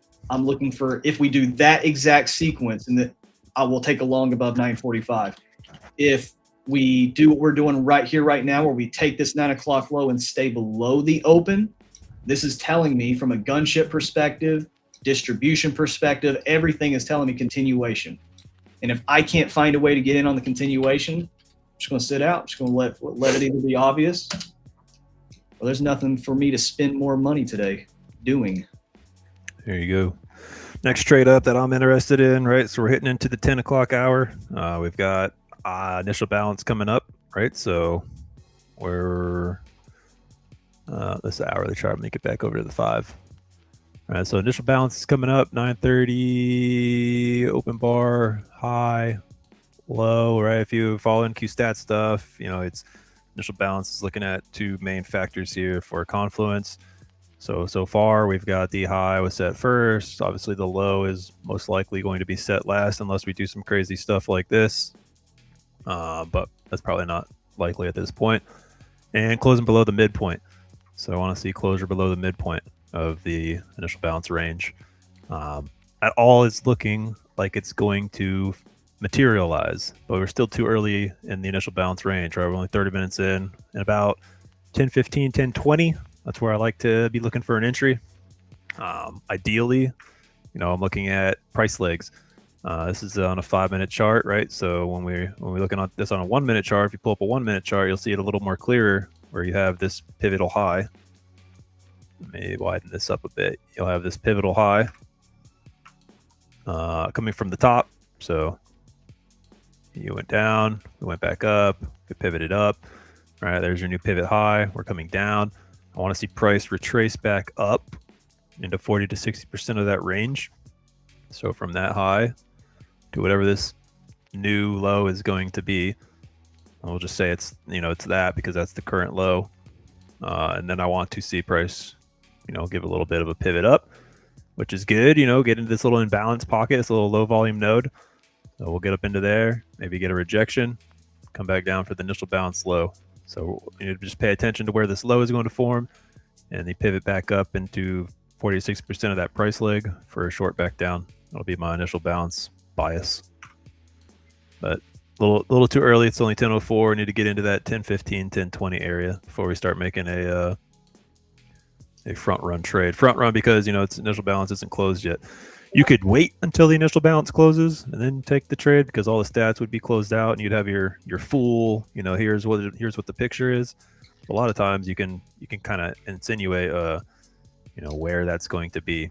Initial balance is going to close, roughly 80% of the time. It's going to break the initial balance high or low before 12 p.m. And it's like 96% of the time it's going to break the initial balance high or low before 4 p.m. So with that in mind, you start to say, okay, well, that's cool, Chris. Like, it's going to break one side or the other, but what side is going to break? Well, that's where confluences start to come in, right? So the highs first, the lows last, closures above and below the mid, et cetera, where your opening range is closing, your 5-minute opening range. All these things start to overlay into the expectation and give you bias on what side of the initial balance is going to break. So far, it's all hinting to a initial balance low break. You also have just take everything off the chart. Don't look at any stats or anything. What's live price doing? It's trending down. So, you have live price trending down. You have live price going outlier to the downside. You have all the overlying confluences supporting a downside bias. All I need is to have price retrace up so I can get short. I'm obviously not going to short the low, right? I'm not going to short the low of low. I need to get entry. I need entry criteria. I need entry triggers. I need price to retrace a bit so I can take my short and run it down for that target. I would like to see, right? We're so close to Friday's low, prior week low, right? Prior week low is over here at 213 or so. I would like to see that get taken out. All right, if we can get the prior week low, 213 or so taken out, get a little pivot to the upside, get some entry for the short, and run it back down. That would be my ideal scenario. That'll be what I'm looking for. Hopefully the pivot up doesn't happen before the prior week low break. Prior week low. How far are we away? 213. We're at 93, so like 80 points or so. If we do a 3-hour line or just even a bearish 10 o'clock, we could do that easy.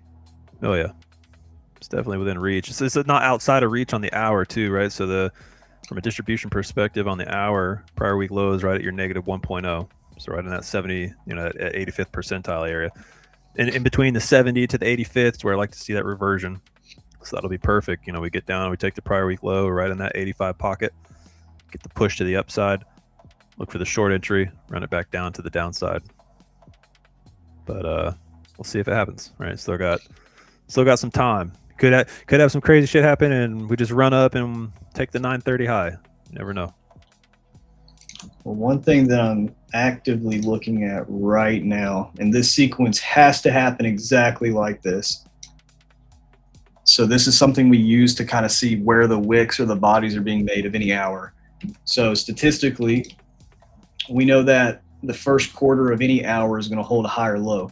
In addition to that, we know statistically most hours, the wick creation is going to be about 5 to 10 basis points off of the first 5-minute opening range of the hour. And so you see how this is the 05 right here, the low of the 05. See how we just wicked into just a portion of that 10 basis points? Well, if we get a closure above this open, this is going to tell me that we're most likely in the body of a bullish hourly candle. Now, I'll be wrong if at any moment we come back down, take this 10 basis points, continue lower. I'll be wrong. But I will be right if we continue closing above this 10 o'clock hour. Most likely, I can never predict if we're going to fully be right or wrong. And then this will give me even more confidence moving into either Q2 of the 10 o'clock or the 945, that if we do that exact sequence, I've seen it before.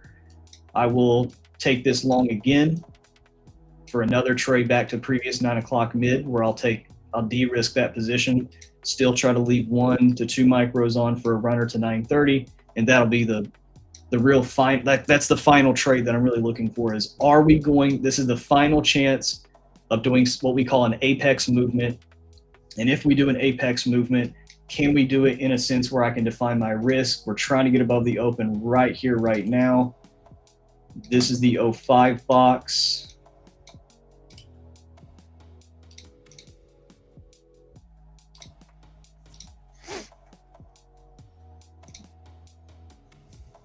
Very focused on this move right here. paying attention to see if we close above this open. If we reject this open, that's telling me that we might have more continuation to the downside, and then we'll come for this 10 basis points off the 05 box. Hey, can you pull it up to my chart real quick? Just want to show Sure. something. This is AMTBR. You'll find all this information on NQStats website.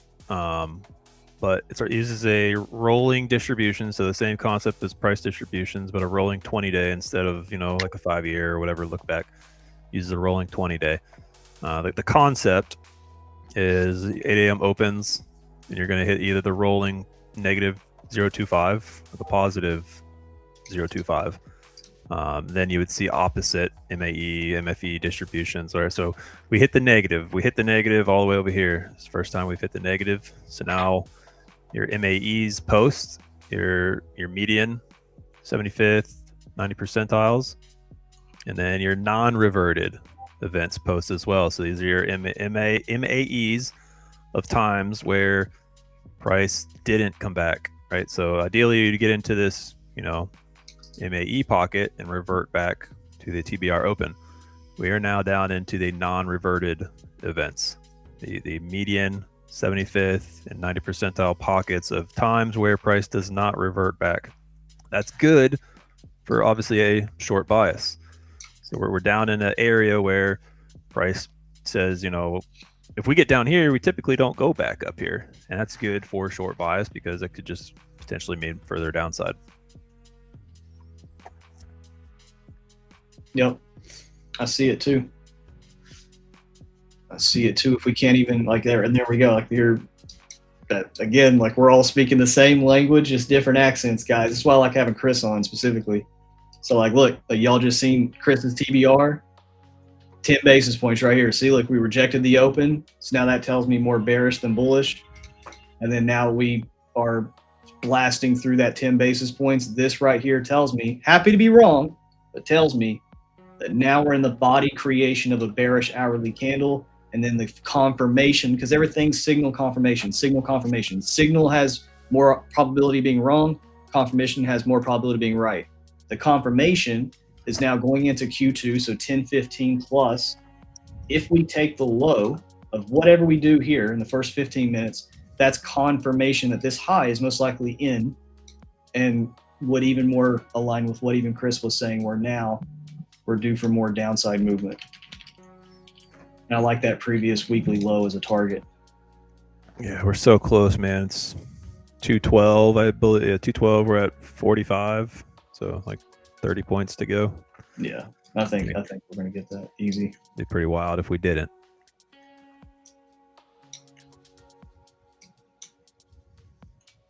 Got a question here in the chat. WP Capital says, "Hey Chris, are you still playing that 18 DTE SPY strategy?" Yes, I am. You talking about the put spread? Yeah, I think it's the video I posted a long time ago in the Pack group. Yep. Yeah, it's just a residual income strategy for selling option premium.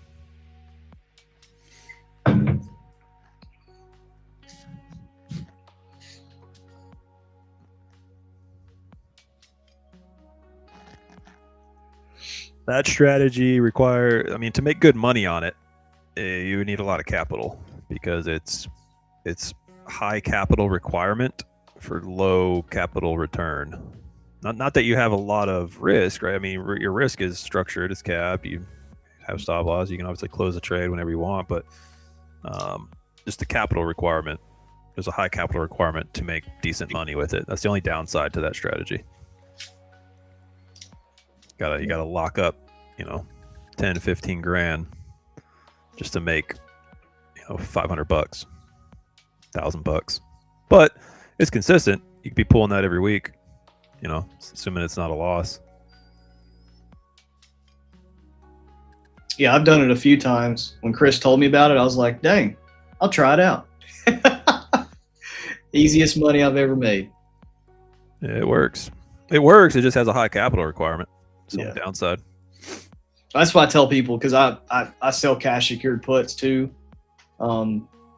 That's the side of options that isn't as sexy, right? Most people do the 0 DTE. That's the, the flashy side of options. When I tell people I sell, I just I also trade options. A lot of people automatically assume it's the risky side, but actually it's the unsexy, boring side. I just collect premium on blue chip companies that I'm already down to own in my dividend growth portfolio.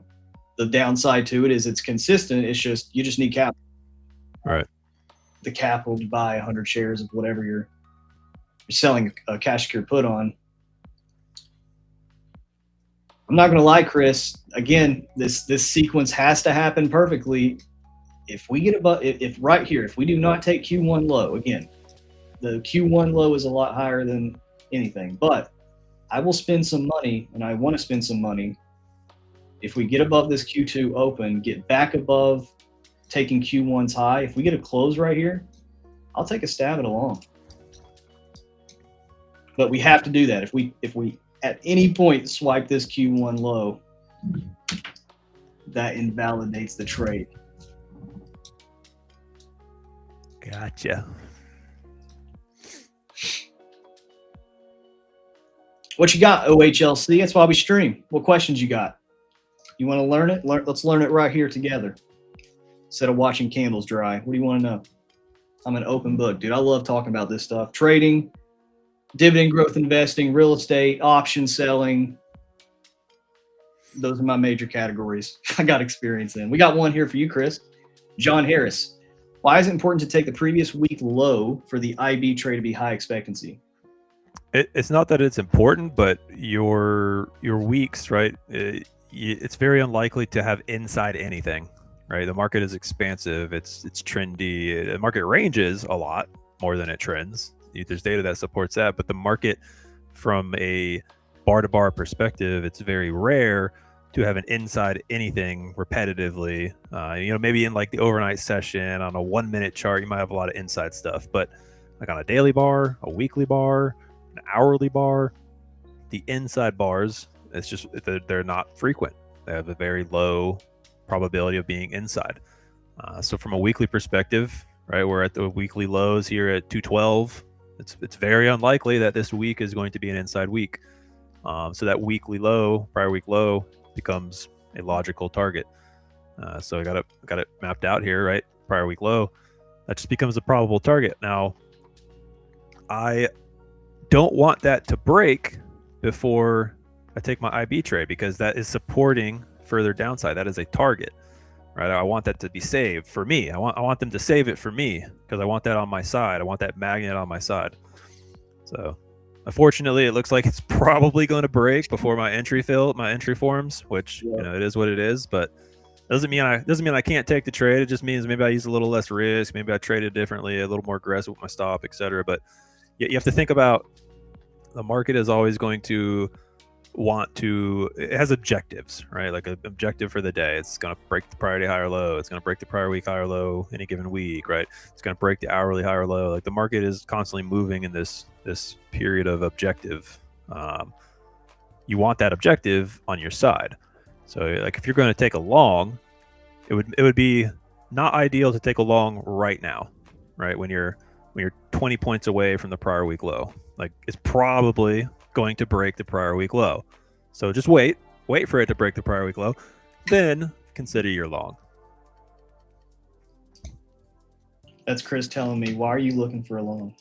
No, let me look for it. Dude, stick to your process. Do what you're going to do. But I mean, it's very likely we're going to take this low. Oh, yeah, it's so close. Unless we get some type of divergence with ES, but ES is so far from the prior week low. The divergence is going to likely be in Q taking the prior week low and ES not. That's probably going to be your divergence here.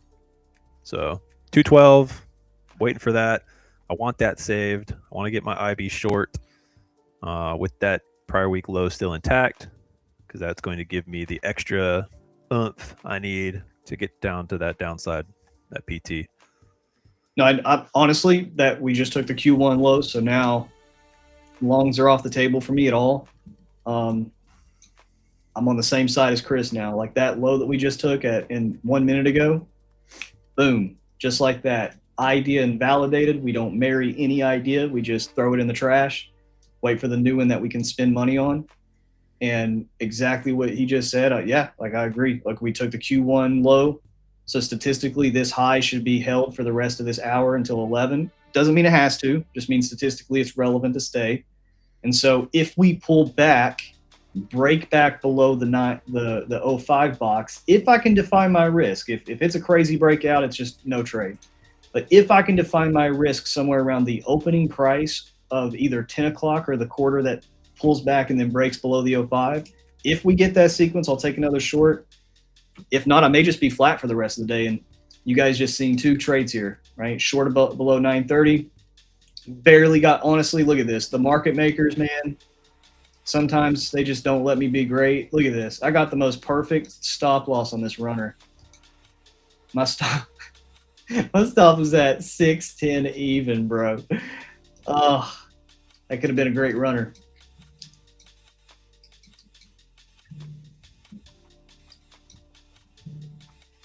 Oh, man, I don't think we're going to get it, Chris. I don't think we're going to get it. Push up before the break. Yeah, I think we're going to take the low. Yeah. Right here on this bar, probably. Oh, maybe not. Next bar. If it doesn't do that one, then the next low a day. Low a day. We never come back. Right here. Over there, right here. Did you see me call low a day, bro? Did you see me call it? Call it low a day, dude. All right, there it is. So there's your prior week, prior day low, Friday low, prior week low. It's been breached. You know, now I don't have that magnet on the side of my trade, right? Like that objective's gone, right? The low objective is price. That's where price is gravitating towards. It's always going to move from, you know, pockets of highs to lows. That's what the market does. You can view that on any time frame, hourly, minute, weekly, daily, monthly. It's always moving from highs to lows, pullbacks, continuations. Inside there's obviously data and norms and stuff you can analyze like we're doing here. But that is now breached. So that is not great for my short that I was looking to take for IB. We're in the pocket of time where I like to take an IB trade, right? Get into that 10-15, 10-20 window, 10-25 or so. This is looking now more like I'm going to have to wait. So we didn't get the up retracement. No way to get. I've circled on the screen there where I wanted price to get into. That's that 40 to 60% retracement pocket. Unfortunately, we're not getting up into it. Now, obviously, I have a high conviction that the IB low is going to get broken. I could just smack short the bid, right? Smack it right now, short the bid, and you know, wait until the IB low gets hit. Put my stop at some swing high, but that's not logical. That's not that's not any kind of precision with process. That's just gambling and guessing. What I want to see is price retrace up, give me my entry criteria, get the short, then run it back down to the downside. We're not getting that.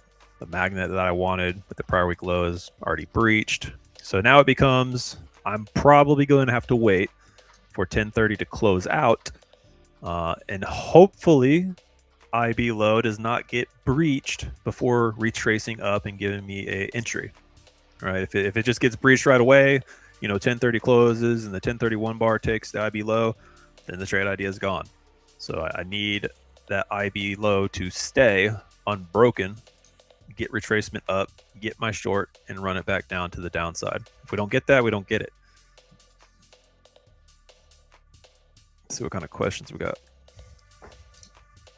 Yeah, I think John just said he misheard you on the previous day low. Steven says, I'm with Chris. A little sad that previous day low got taken before the IB. Was still a great Monday so far. And then, yeah, I mean, he's a nap. It is Monday, right? Like, you're not in any rush to make or break the week on a Monday. Still got Tuesday, Wednesday, Thursday, Friday to go. Yes, sir. So no need to be taking crazy trades that are outside your process, that aren't, you know, something you would take on every other day. It's a Monday, you know, not in any rush here. Market will be here tomorrow. One of the worst things you can do for mentality is start taking crazy trades on a Monday that are outside of your process and just start your week off bad. That is going to set the tone for pretty much the rest of the week. You take an account and blow it on a Monday, dude. You're starting the day off. You're starting the week off with just negativity. Every day following is that's going to be impacting you. Just treat it like any other day. It's a Monday, no rush. We're waiting for the trades to set up. If they set up, cool, we take them. If they don't, cool, we don't. You always have that like psychological thing in your mind of like, I made a mistake. I know I made a mistake. Now I got to catch up.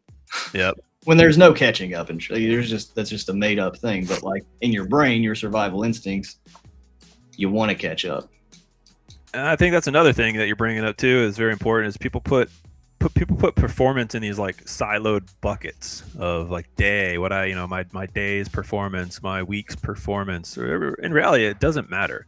It doesn't matter if today is green or red. It has 0% impact on what can happen tomorrow. And whether this week is red or green has 0% impact on what next week is going to offer. The performance is broad, big, wide, right? It covers your entire trading span, not just any kind of, mentally made up bucket of time. Yep. But we're all humans, and the psychological factor is very real. So, when you have a red day, people naturally want to associate that with, I did something wrong. You've been, whether you like it or not, everybody here, including me, including Austin, has been bred your entire life to identify rights and wrongs. Being wrongs, you did something wrong, obviously, and right, you did something right. Like, think about it when you're a little baby kid. You're not colored inside the lines, and your parents might tell you to color inside the lines. You're doing it wrong. Or you put your hand on a stove. Don't do that, right? You don't touch that. It's bad. You get into school, now grades matter. You get A's and B's, you're doing it good. You get D's and C, or D's, F's, you're doing it bad. You're doing it wrong.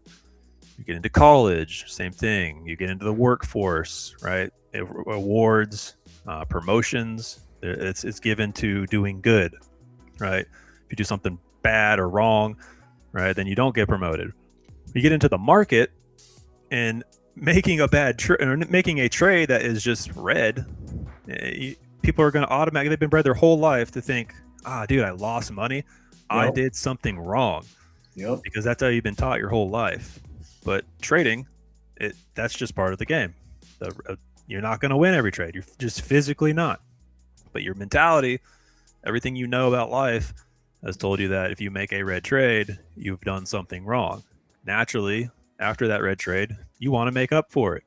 You want to make it right to yourself. Nobody else cares. The market doesn't care. Austin doesn't care if I have a red trade.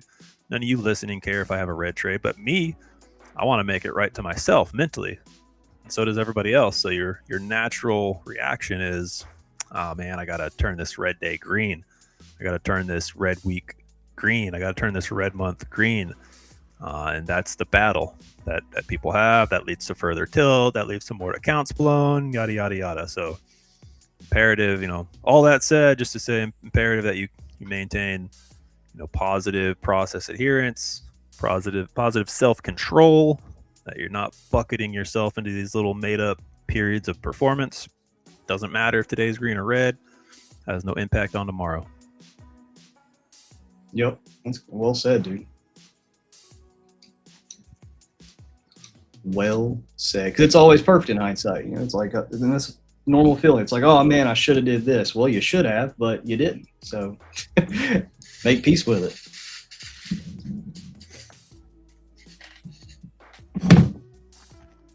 Oh man, we're making a new low here at Q3. Yeah, it's that bearish hourly candle. Again, I seen the true. I seen the short true. I just, first and foremost, getting wicked out of my runner. That's what really just kind of threw this, trying to take this true day to the downside. And then that re-break here at 938, that's what really kind of got in the way of this runner.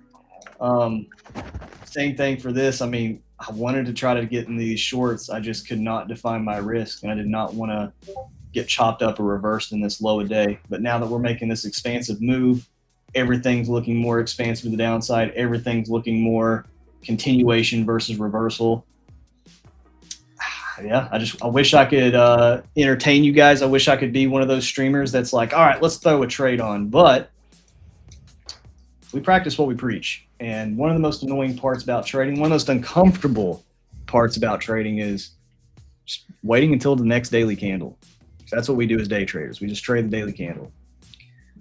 Well, there's two different kinds of streamers. There's people that are streaming for the entertainment factor, and there's people that are streaming just what they're doing, right? Like you're trading your account, right? This is your money you're trying to make.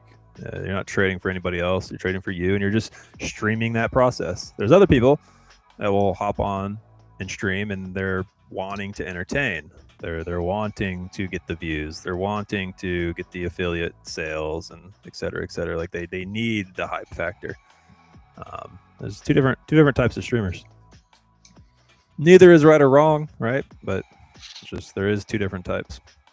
Yep, 100%. Let's see. Let me hit up Tradecopia here. Let me see where they're at. Tradecopia, Mr. J, CEO. Let's see where he's at. We are at a -2.5 AM distribution, man. This AM is 100% gone outlier. Taking longs at this point, most likely bad idea. The only thing I'd be interested in is shorts, but we just closed the initial balance just now. Initial balance was closed, and we broke it on that last bar. That trade idea is out the window. So likely going to be no further trades for me this morning. Not interested in longing down here, trying to catch this big heavy knife. It's probably just going to go right through my hand if I try to catch it. So because we are pushing outlier on the hour, we're already down at a -2 on the outlier. So you're 97 percentile. Down at the 2.5 on the AM. We're down at the -1 on the daily. What is this? Distributed down, extended down on every possible metric here. Big outlier day.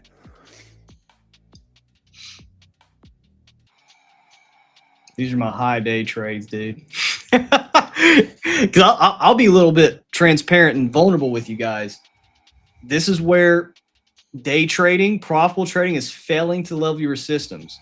I still let myself be a human, right? I don't try to ever be somebody I'm not or tell y'all, oh, you got to be this stoic person and never have emotions. Guys, y'all want to know what I'm feeling inside right now, but I'm not letting it come out on the charts? My stop loss, my runner getting tagged out by just a couple points right here is like the most infuriating. Like I just want to go and run a marathon to Chris's house and sit on his chair so that way he won't listen to me.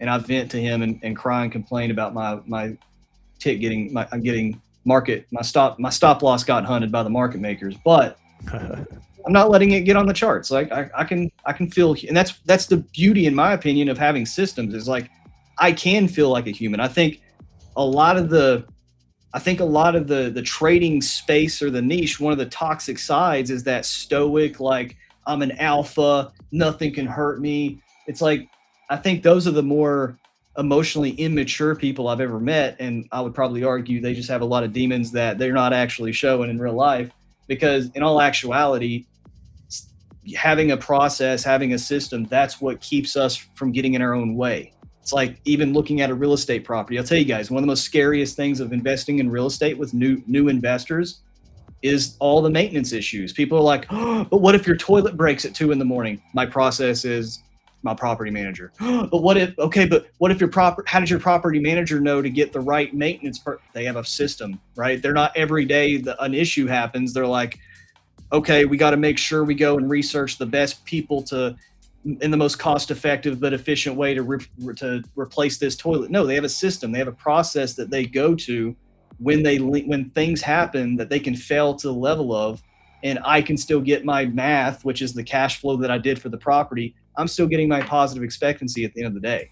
So yeah, it's annoying when my thermostat breaks. It's annoying when my tenant calls me the 700th time to say, hey, can you get something new because I'm entitled and I deserve it? No, like, bro, like you got a nice fridge. Okay. It's okay. You don't need a $7,000 fridge. You can be okay with a $2,000 fridge, and all those little goofy things, right? Like, yeah, they annoy me.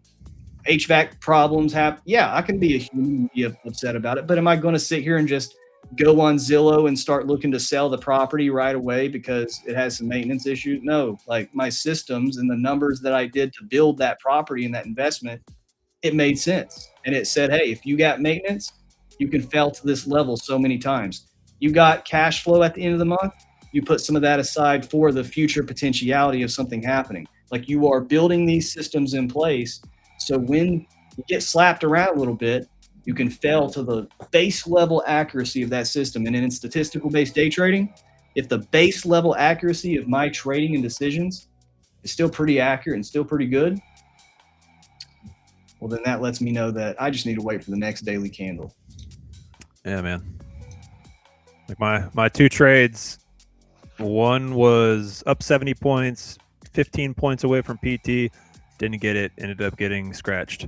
Second trade was up 65 points, 10 points away from PT, didn't get it, ended up getting scratched. It's easy to be like, oh, tilt and screw that. I'm gonna make my money and start hopping around and taking a bunch of garbage trades. But just like he was saying, failing to love yourself, it happens. Sometimes that just happens. Come back the next day, run it back. There's no need to do anything weird to try to make up for some thing you think you should have got. The market doesn't owe you anything. The market doesn't even know you exist. You're just a drop of sand in the bucket of ocean of traders that are trading the market. And anybody outside of this chat doesn't even know you're trading right now. Like nobody knows you exist, right? So the market doesn't owe you anything. You're just here. You're gonna put your process on it, and if it works, it works. If it doesn't, it doesn't. Come back the next day. Try again. What do you gotta say, Achilles? Come here, dude. You have a German Shepherd. You said too, right? Come here. Yeah. Tell everybody hi. Say what's up, guys. My name is Achilles, and I know that Midnight Open gets hit 68% of the time, right? Oh boy, Grayson out. How old is he? This year makes 7. Oh, you're getting up there. It's getting up there in the senior dog. Dude, he is like he's so pissed at me right now. He's like, bro, you woke me up to come up here. You want to tell him how you speak? You want to show him some party tricks while we're waiting for Tradecopia? All right, come over here. Back up. Get down. Come here. Sit. Good boy. Speak. He had to get the yawn out first. He had to warm up. Speak. Tell him. Speak. Speak. He's yawning. Speak. Roo. You're embarrassing me in front of my friends. Speak. You're embarrassing me. Speak. Speak. Dude, he's. Do you hear that? That was a fine. Dude, he is like so annoyed. He was laying down like, when they lay down and they sprawl out like they look like they're dead. He was in a full coma, and I woke him up.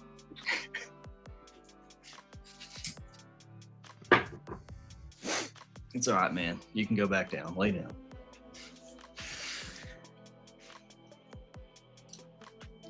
John H. What's up, Pickle Teaches? Pickle Teaches FX. PTFX, you coming up here? You come up here to trade with me and Chris and Jay here in a little bit? Jay, I just got word from Jay, Tradecopia. He's coming in about 20 minutes. He had some car trouble he had to attend to. I told him, I said, dude, did your mechanic not know that you're going live on PackTV today? Do you know how important and big of a deal you are? John Harris. John Harris says, Austin, this is John H. from the Pack. So you called today a short true because of the one tick wonder. Exactly. Exactly. And this right here is honestly like that little one tick. You guys see this right here? Be right back. I'll see. Okay. This is what I'm talking about. So when we just barely wick that, and then in combination with wicking those highs or lows, we hold a high of day at around that pre-market magic hour time period. It's 2 for 2 that we may be doing some sort of true movement. And so I adjust my my expectations for the day accordingly. We got Mr. Peter, aka PTFX. What are we doing, PTFX? We got a full house here. I only meant to do 5 cents. All right, I agree. I don't know what you said, but I agree.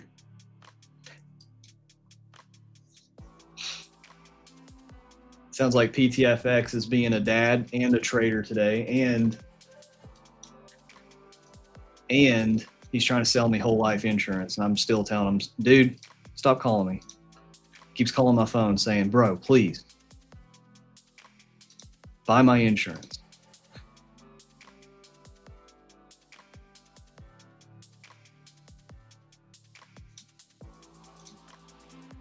Oh, you got a German Shepherd too? Dude, they're the best. I'm back. What up, bro? Just another day where YM just gives me what I need. Yeah, let me hear it. Let me hear how beautiful MYM moved, and MYM wouldn't have stopped me out here. Let's see. Well, New York one was long, so war game long, true, long, false. We was either going to rip up or we're going to pull back to a buy. So I shorted and just held on, kept holding on, and the buy the dip never happened, and here we are. The buy the dip never happened. That's what I was trying to do, dude. I was trying to buy the dip at 9:45, and she dipped a little, but she kept on dipping.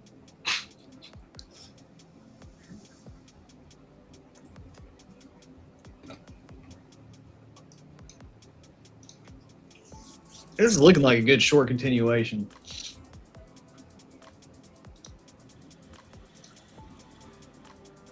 I want to trade off my fridge. Dude, you guys seen those? You get one of those smart fridges, PTFX, and open trading view right on your dang fridge. I'm actually phasing out of TradingView. Are we fully onboarding Ninja Trader or what? Quant Tower. Dude, yes. Now we can become best friends. We've been friends for a while. Now we can become best friends. I got the daily profiler indicator up on Quant Tower. I love Quant Tower, dude.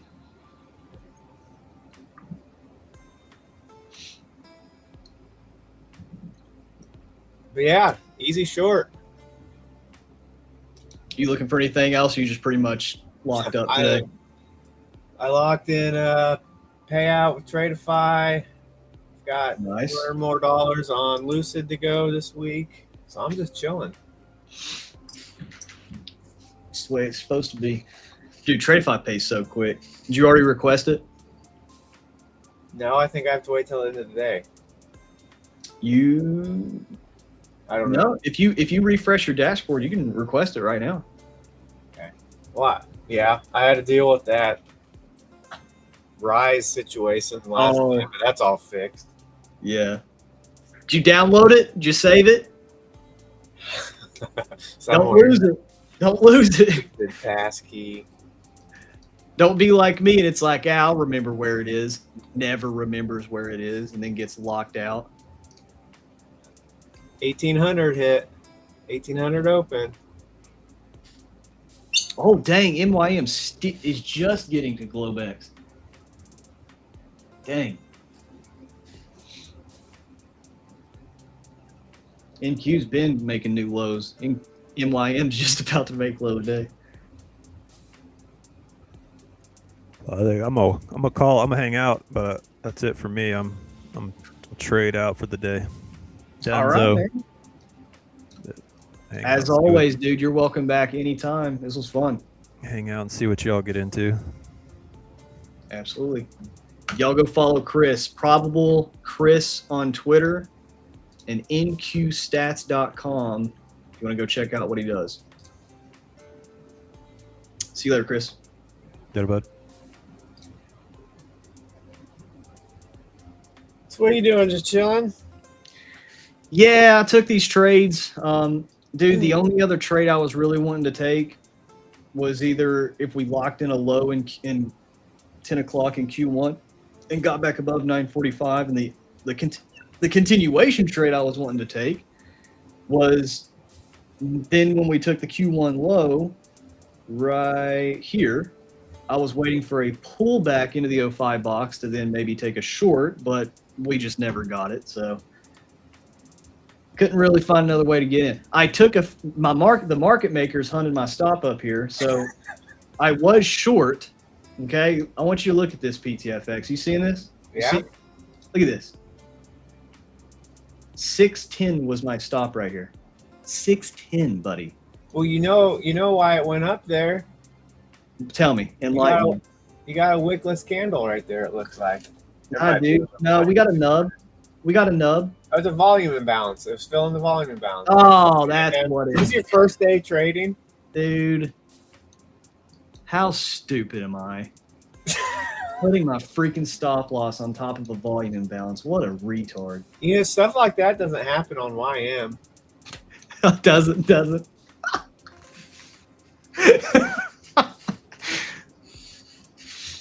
Dude, actually, MYM was more nasty than MNQ today for 930.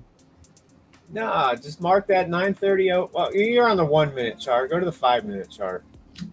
Yeah, but dude, I can't trade. Now look at the 930 open.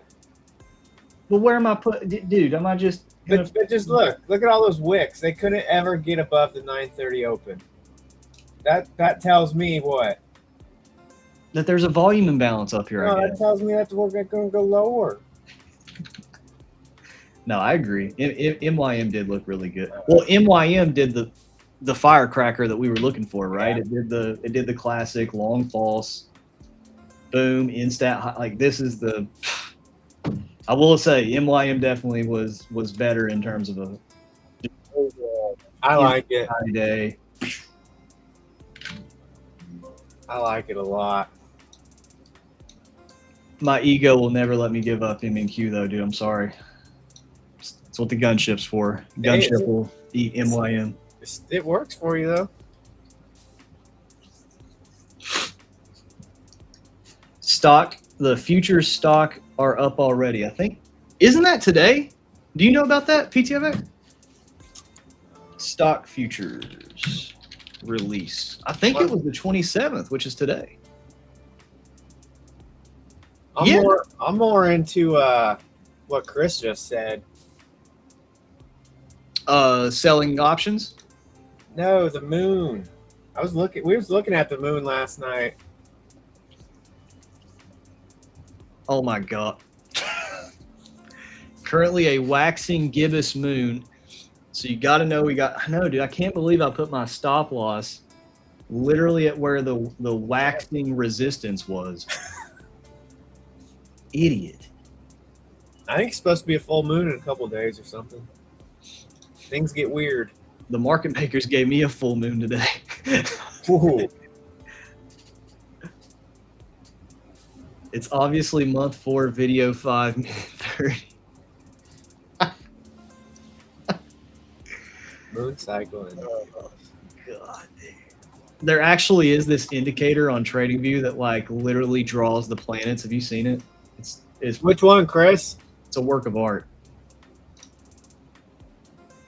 Oh yeah, no, dude. There's one, Chris, that like literally draws planets in 3D. It's insane. I don't know how you would use it. I think somebody just did it for fun. I don't know if anybody actually uses it, but it draws the planets in 3D and where they're at in the current solar system. I seen it one day and I was like, what in the absolute heck? Like it's a work of art. It looks crazy, but like I think it's literally just for fun. I don't see how you would trade with it. Unless you're one of those weirdos and you believe in astrology or whatever. One of those weirdos. Oh God, don't you tell me you're one of those weirdos. What's the I'm in Mercury retrograde. Oh no, not the retrograde.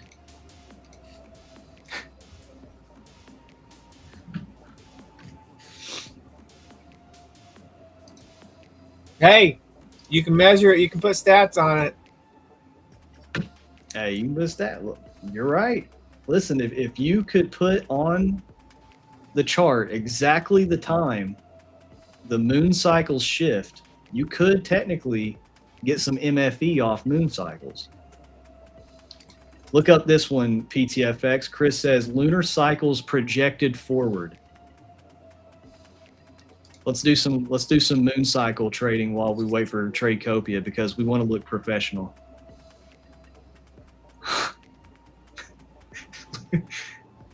Give me the settings, Chris. Come on. You can't just tell me to get the indicator. You got to give us the profitable settings. There's too many settings on that thing. Doesn't matter what time frame I'm on. I can't get no moon to show up. Dude, we can't even. Lunar cycles forward. We're too dumb for the moon. What does that say? Recent full moon. Well, you're on 2024. That's why you got to make it current moon market. I don't know how to. I'm deleting that. Maybe. All right. Let's wait for 11 o'clock here. Q3. Oh, no. Q2 low. This is interesting. Made a Q2 low in the 10 o'clock.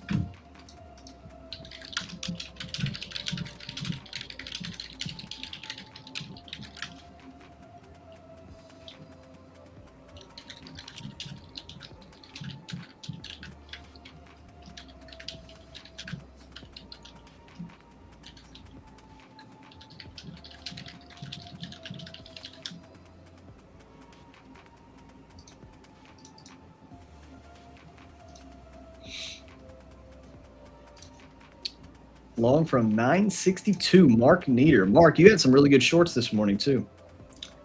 Really good shorts this morning. Seeing you said that in the chat. And we have none other than Mr. J coming in the back room. So, ladies and gentlemen. Back rooms? The Back Rooms, the worst movie that ever came out when I got so excited about it. Like, come on, dude. But we have none other than the CEO of Tradecopia, Mr. J. Welcome. Hey folks, can you guys hear me? Coming in good. Can hear you good. Let me put on my AirPod.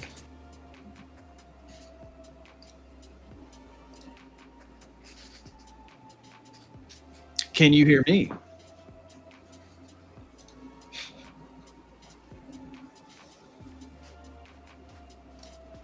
Learn from the best. I have a long way to go. Hey man, it's a lifelong journey.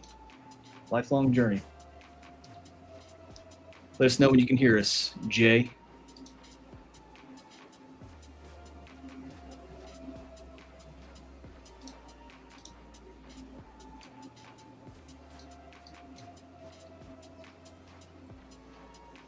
Oh, and we lost Jay. All right, there's your appearance of Tradecopia. I hope you guys enjoyed it.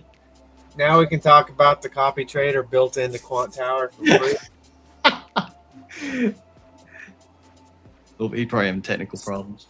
We'll get him back.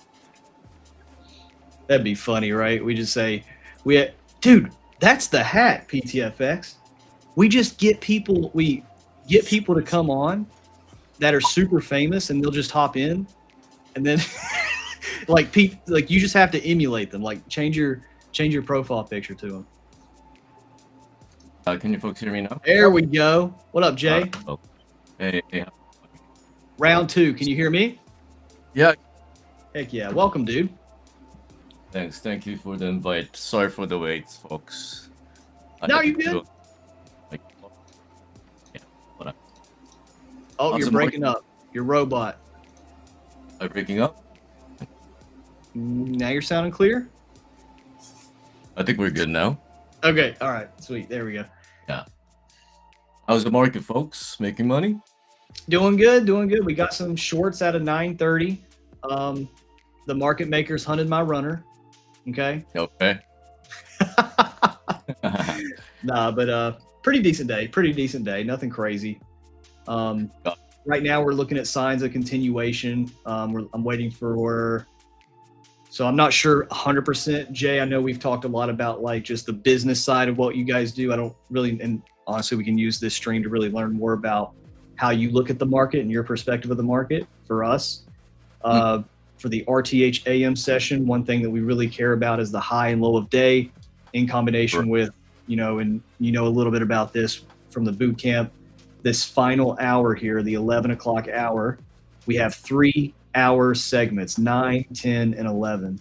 And so if we are in a down move continuation where 10 takes 9 o'clock low, well, then we're looking to see, does 11 o'clock come and take the 10 o'clock low? So I'm looking for either in this 11 o'clock hour, do we statistically lock in a low of Q1? Because the first quarter of any hour locks in a statistical high or low. So do we lock in a low, retest the previous hour mid, get back to 930, or do we lock in a in-stat high of the 11 o'clock, get back below the opening price to where then I'll be looking at this low to be taken? That's what I'm looking for.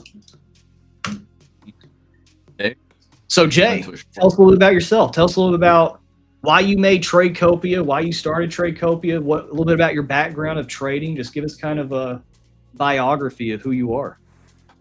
Yeah, sure. Yeah. Hello? Yeah, I can hear you. You're good. Okay. Hey, folks. So, my name is my Korean name is Karl, but I'm the founder of Tradecopia. It's all in. Oh, you're breaking up on us, Jay. You're breaking up on us. You're robot again.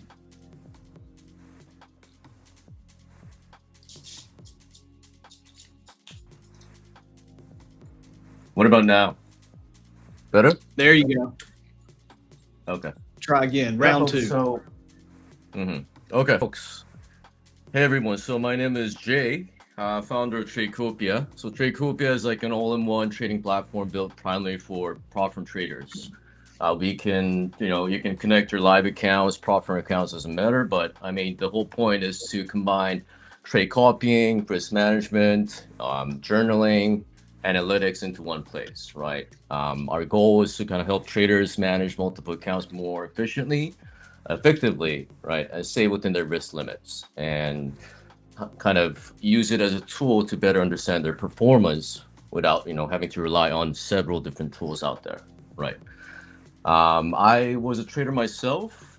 My background is engineering, so I've worked in major corporates such as Cisco Systems, Menlo Security, Equinix, mostly on the cloud security side. I was in the cybersecurity field for a while, so I know how to build distributed systems. I know how to architect software very well. So I was day trading. I started as a SPX options trader, 0DTE mainly.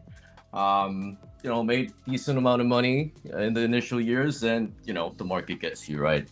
Also lost a lot of money before. And then I got into prop trading.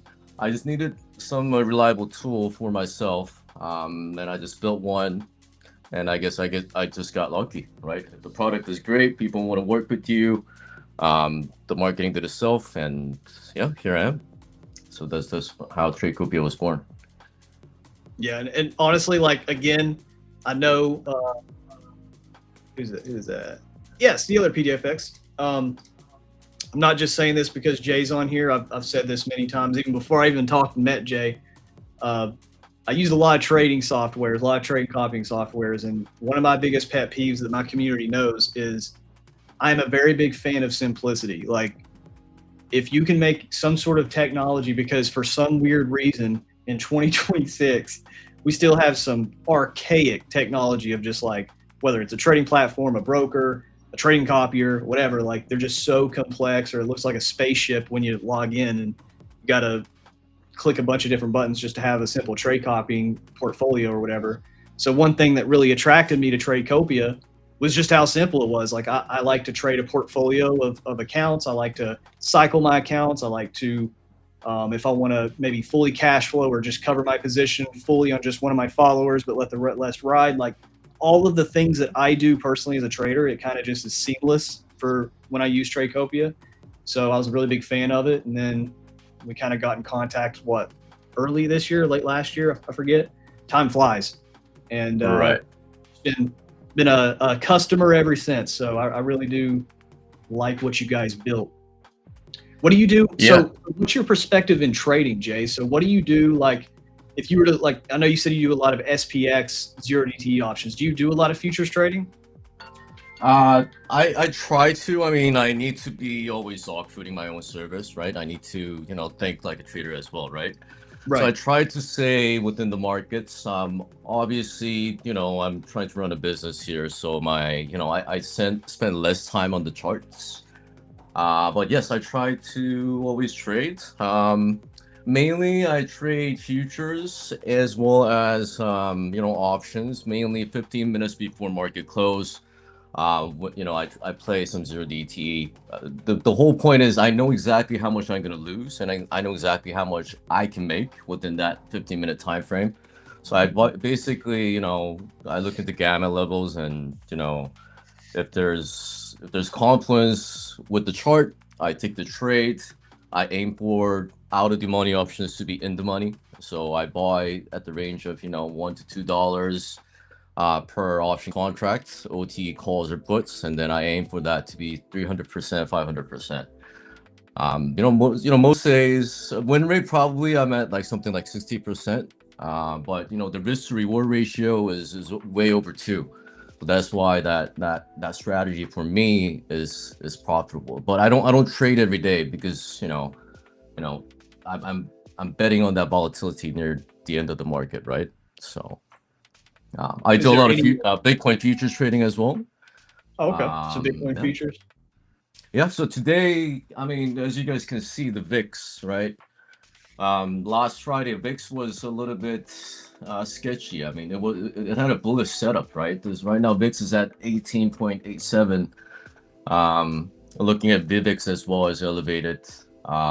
So yeah, my bias was obviously short. But just gonna see that opportunity to get into short today for SPY, Nasdaq. Gotcha. Yeah.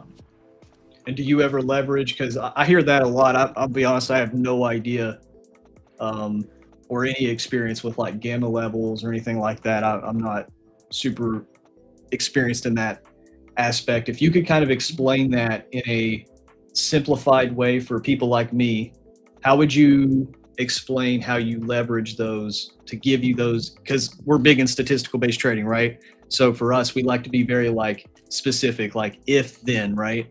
What is the gamma levels do for you in your trading that gives you those if then statements for people that have zero experience like me? That's going to be a hard one to kind of explain. Okay. It's a very hard concept to kind of talk about what actually gamma is, what Vanna is. But basically here's what I think. Strategy really doesn't matter, right? It all comes down to risk management. That's it. There's no golden strategy, right? The one thing that I like about Pack Trading Group is a lot of mentorships are involved around focusing on that strategy, right? But in the end, there's no golden indicator. It doesn't matter if within the chart you have 12 different indicators. That doesn't increase your profitability, right? It all comes down to risk management, right? So to me, gamma levels are just areas of confluence. If Gotcha. And if we deviate farther away from certain gamma levels, and I'm betting that this is gonna revert back to gamma, that's also a strategy, right? The same thing with how you guys play with confluences, right? So that's much about it. In terms of explaining what actual gamma is, what zero gamma, gamma flip, Vanna, charm, what those levels are. There's tons of resources out there on YouTube. I'm not going to go into that detail, but yeah, the whole point is, regardless of any trading, it has to be risk management. There's no good or bad traders. There's only good or bad risk managers, meaning traders are risk managers. That's what I think. Yeah. I love that, dude. That's it, right? That's all trading is. Can you put yourself in an environment to where you have more edge statistically than not, to where, okay, well, if I risk a little bit of money here, and that's why I love statistics, dude. I tell people this too. It's like, I use statistics not to win. People get so caught up in the win rates, the hit rates, that they forget it's all about what you just said, is like, can I still manage risk? And I like to call this profitable trading is not, can you win trades, call a top or bottom, whatever. It's, can you fail to level of your system? If you can fail to level of your system, if at your worst day, your most foggy day, because we all have them, right? We still have days where it's just like you can't see like anything, like everything that you feel like you're seeing is the market's doing the opposite. We all have those days. And can your system still get you to the next daily candle without a catastrophic failure? And if that's the case, you have a really good baseline. And so it's only kind of up from your worst day possible. So that's why, like, statistically, if I'm putting myself in an environment where my decisions are all backed by, if I target this high, if I target this level, if I target this MFE distribution, if it holds something that is 65 to 70% probability or sometimes higher, well, then my baseline accuracy of all of my decisions are going to be way above a 50-50 coin flip, right? And then positive risk management does all the hard work. Yeah. So someone asked in the chat here, Tradecopia work with top set brokers? Yes, we do. There you go. You do need an API key, but yes, it works pretty damn well. But yeah, back to your point. Yes, exactly. I mean, I'm a big believer that your dopamine should come from following your rules, not based on how much money you made, right? So that means, it's process over outcome, right? It's the thing almost nobody says out loud, right? You win by following your own rules, right? You were consistent, you were disciplined. That's how your dopamine cycle should be, not based on how much money you made, right? Now, we'll say, as we're talking about process, so Julie, there's your question there. Guys, please ask any questions for Tradecopia. I want to take full advantage of him being here, answering anything you guys need. One trade idea that's starting to set up here that I'm waiting to look for and be very patient on is, we came up here, we opened this 11 o'clock hour, just like when Jay came in here. I was telling him we were looking to see, are we going to accept above the open price in the previous hour midpoint to potentially get us some sort of mean reversion, or the higher probable scenario, because of what we've done in the RTH open, if we get a closure below the 05 box of this 11 o'clock candle, I will take this short. I will cover my queen somewhere around the 10 to 20 basis points off the breakout, and I will try to structure a runner to either the 10 o'clock low or whatever the extended MFE distribution is off the 05 box. The other side of the coin, if that sequence fails, if we don't do exactly that process, exactly what Jay was saying here, if we don't do that process, we'll be patient, see if we get to the 10 basis points above the 05 box. Going into Q2, do we take the Q1 high to then statistically tell me that this low is the low for the rest of the hour? And then I will try to join the longs back to the 9:45, 9:30, if not just a bullish 11 o'clock hourly candle. Boom. Hey, Austin, just trying to show you one thing real quick here. I know you're on the desktop version, right? You're not on the pro or the web version. Let me know if you need one. But we recently introduced event scheduler, meaning you can add an event. Let's say call it. Yo, Jay, real quick, Yeah. so that way I don't want your quality to be bad when you're showing this. Sure. Where you're sharing your screen, take your mouse and like hover over the side of the window and make it wider. So if you see how Restream right now is kind of condensing it, there we go. There you go. Yeah. There we go. So we have this thing called the event scheduler. Basically, you can choose an event type and either lock account, flatten positions, but many more are going to come. But for example, if a lot of prop firms, if you have orders or any positions at the end of the market for whatever reason, they blow your account, right? So you can call it end of day flatten. You can choose multiple accounts, and then you can choose every day. You can just set up a time, and the idea is it will flatten your positions just like this event type here at that exact time, so that you have that set up. You never have to worry about canceling orders or flattening positions or having unintended positions for whatever reason, right? Because it can happen. Yeah, that's pretty dope, actually. I don't think I've seen anybody have that. Yeah. So let me know if you guys need the web version. But yeah. I think I need. I think you've been holding out on me, Jay. I'm still using OG over here. All right, I got you. I got V1 trade coat. No, I'm joking.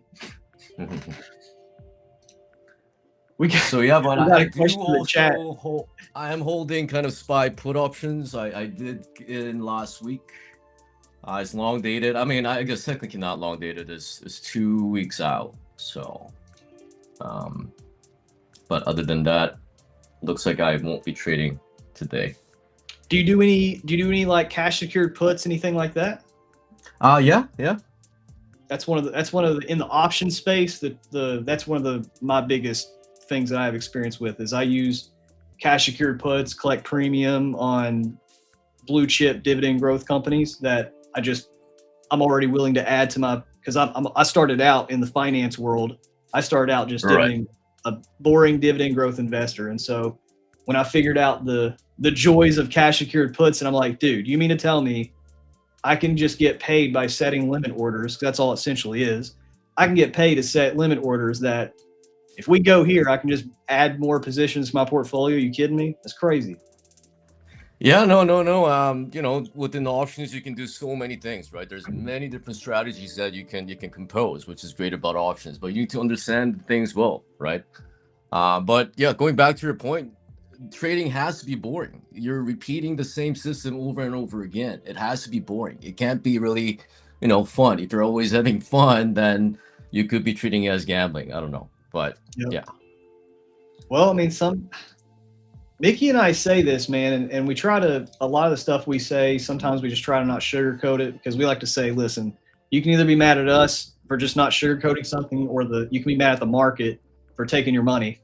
But it's like, sometimes you got to be honest with yourself. Do you have a gambling addiction? Like, are you actually going through something where you're a little bit addicted to clicking the button or the rush of it or whatever? Because trading, when you get your process, it's very boring.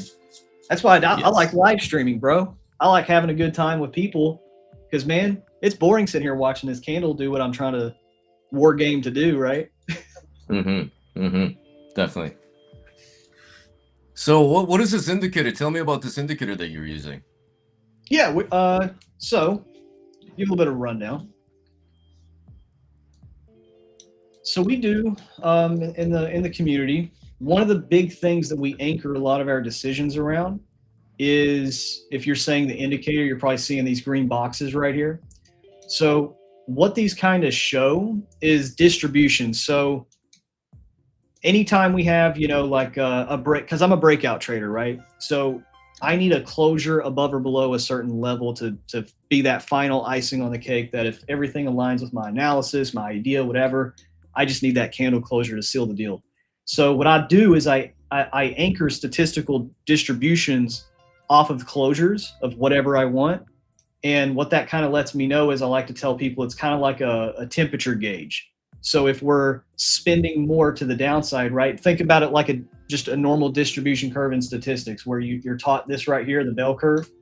And so you have your mode, the most occurring portion of your data at the peak. And then you have your left and your right. So that's what kind of, if you see it, if I trace over it and just turn it sideways, that's kind of what you got right here. Is we call this the high strike rate, the 25th percentile. The majority of your data is here. That's either a fake breakout, but then if we start extending to the downside, to the median, to the mode, and we break through it, that's letting us know the temperature is more expansive than choppy, for lack of better words. It's kind of like breaking open the anatomy of a breakout and seeing the reasonable expectations of that breakout, if that makes sense. We got 9 seconds left here. If we get this close, I am taking this short. I just need to close below this 05 box. No close, no trade. But yeah, that's about it in a nutshell. Cool. And then these lines right here. So another little statistic is just breaking apart, like in this case here, right? If my analysis is still telling me further downside movement because we're in a what we call a 3-hour line, and if we reject the previous hour mid right here, well, that's 2 for 2 of bearish continuation. So then you're like, okay, well, cool story, bearish continuation. Where are you actually getting in? 05 box, and then these 10 basis points above and below this 05 box in combination with these 4 quarters, is this tells me if we get below this 05 box, and in the next 15 minutes here, and give me 1 second, we got 8 seconds left. If we close here, I'm taking this short, I'm just waiting for a close. This tells me that this high could be the high for the hour. And there we go. I'm short, stop loss at the other side of the 05 box. Actually, we'll put it right here above the open in between. I'm going to cash flow 2 positions right here at this 10 basis points. I'm going to let 1 micro run a little bit more, with the overall runner being the previous hour low. Right there. And so what I'm trying to do here, Jay, is if we know that we're in some sort of continuation movement, well, then I want to be, obviously, what type of hourly candle is going to get me to my target? A bearish hourly candle if I'm short. Just like if you're long, what type of candle is going to get you your target? A bullish hourly candle. So what I need for this target is I need a bearish hourly candle. So all I do is I reverse engineer. In the military, we call it backwards planning. All I'm doing is I'm saying I'm starting at the end goal. What's the end thing that I want to achieve in this trade? And if the end goal here is downside movement, there's 2 micros off right there. If the end goal is downside movement, then just what's the statistics? What's the anatomy? Just like when we were in science class, we cut open that frog because we want to see the inside of what makes a frog a frog. Well, if I cut open an hourly candle that gets me to my target, well, then what is the statistics? What's the rhymes, the rhythms of a bearish hourly candle? Well, that's an instat high in the first 15 minutes, a break below the 05 box, and then the seal of the deal is the 10 basis points below the 05 box. So what this lets us know, also, guys, I'm going to take one more off here at 30 basis points. I forgot to set the order. My bad. I get busy talking, Jay. I'm a talker. But if we break below this 10 basis points, this lets us know that we're statistically, we still can be wrong, but statistically we're in the body of a bearish hourly candle. So I know that was like a lot. Kind of hit you with a lot there, but that's the process in a nutshell. We got Rumo in the chat. Rumo says, I am short in Q145. Look at this. We got people in the chat calling executions. Good job, Rumo. Good short. We're about to do a giveaway, by the way. What'd you say we're giving away? We're giving away, Jay, we're web version. Yeah, we can do a giveaway on 2 web version, and then maybe another 2 for pro desktop. That sounds good with you, dude? You're feeling generous today. I just said 1 web and 1 pro. You want to do 4? You want to do 2 web, 2 pro? Let's do it. That's 5. Because we're going to give a bootcamp membership away too. So how we're going to do this? I want max opportunity for people to get in here. Because, Jay, sometimes people like to say, Austin, you're choosing favorites. No, I'm joking. We don't do that. No, we do. We like to do little wheels and duck races. We keep it fair. Let's keep it fair. Okay. So how do we want to do this? So we have this tweet here. I'm going to post this in the chat here, guys. Oh, there we go. Cover position number 2. Guys, I'm running 1 short. Dude, we're multitasking. We're doing interviews, Jay. We're doing giveaways, and we're live trading. Where else can you find this? I don't know. Nowhere, man. I took a short scalp as well. Yeah, so I'm up. I use Tradecopia to trade few of my funded accounts. I'm up for the day, man. Yeah. There we go, baby. So go to that tweet right there. It's also pinned in the chat, but go to that tweet. I'm going to give you guys. Let's do it. I'm going to give you guys 2 more minutes. So you guys see the little counter down here on TradingView. 2 more minutes. 19, 20, 21. That's 11, 21. I'm going to lock it up. And I can look at everybody that follows the rules. And it's just a software.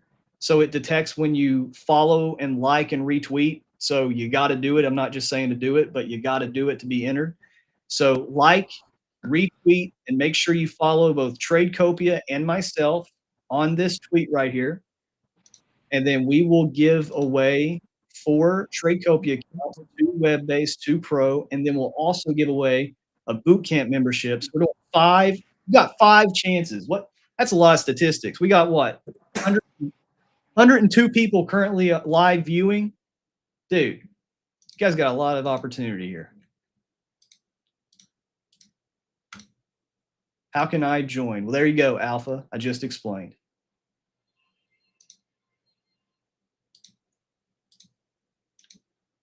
So how come you don't do any Bitcoin futures trading? You know, it's funny you say that, Jay. Yeah. You know how I started day trading? I started day trading futures, Ethereum, and Bitcoin. And it wasn't let me go on like an AMP account and trade Bitcoin futures. No, I started in OKX, Bybit, MEXC, the futures platforms for highly leveraged crypto, like 10x, 50x. That's what I started. I see. Yeah, we all been there. Yeah. So that's kind of where I started. Like I started, I guess, trading in general back in 2016, 2017 is when I first got exposed into the markets, right? Like just trying to see where I get in, where I fit in type of thing. Then start out dividend growth investing, building my portfolio up. As I'm learning about dividend growth investing, I'm like, oh my God, there's this cool thing called real estate where I can just make money investing into property. So as I was in the Army, I was investing into real estate. Then 2018, 2019, I started getting more into trading instead of just long-term investing. That's when I started getting into futures, Ethereum, Bitcoin, Matic, you know, I mostly traded just Bitcoin, Ethereum. I occasionally traded the altcoins. But then I got a lot heavier into that 2020, 2021. From there, I discovered one of my friends was like, dude, have you ever heard of prop firms? I was like, what the heck? Because I was risking real money, you know, like, dude, I was losing a lot of money in highly leveraged environments, learning how to day trade. So he's like, have you ever heard of this thing called prop firms? Didn't know about it, learned about it. There was this prop firm at the time that you could actually trade, you still can to this day, trade Bitcoin, all the different cryptos.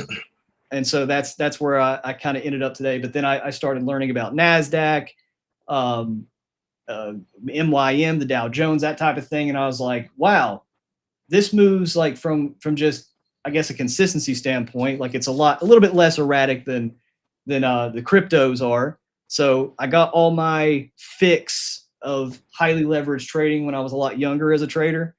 And then as I kind of grew, it's like, we even had this conversation last week. It's like, I'm just so risk averse now, dude. Like I'm the most risk averse day trader you've ever met. Like I'm happy making 3 to 4 micros, right? I don't even touch minis.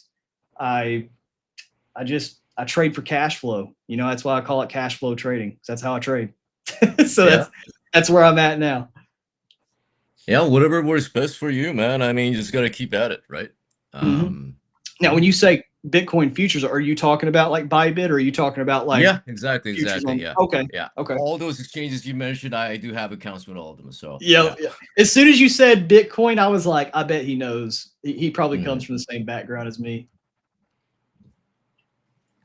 Did you get into where? I'm sorry. Did you say when you were giving your bio, because you were breaking up a little bit? Did you say where you're from? From which country? Were you referring to? Yeah, I thought you said you're from somewhere and you were breaking up a little bit. Oh, no. I'm originally from Korea, but I do live in Canada. I'm Canadian. But I was born in Korea. Yeah. My fellow chief of operations here, fellow Canadian, so he'll appreciate that. Gotcha. And I guess I was talking about my background, about my engineering background, you know. Yeah, that's what it was. Yeah. Yeah.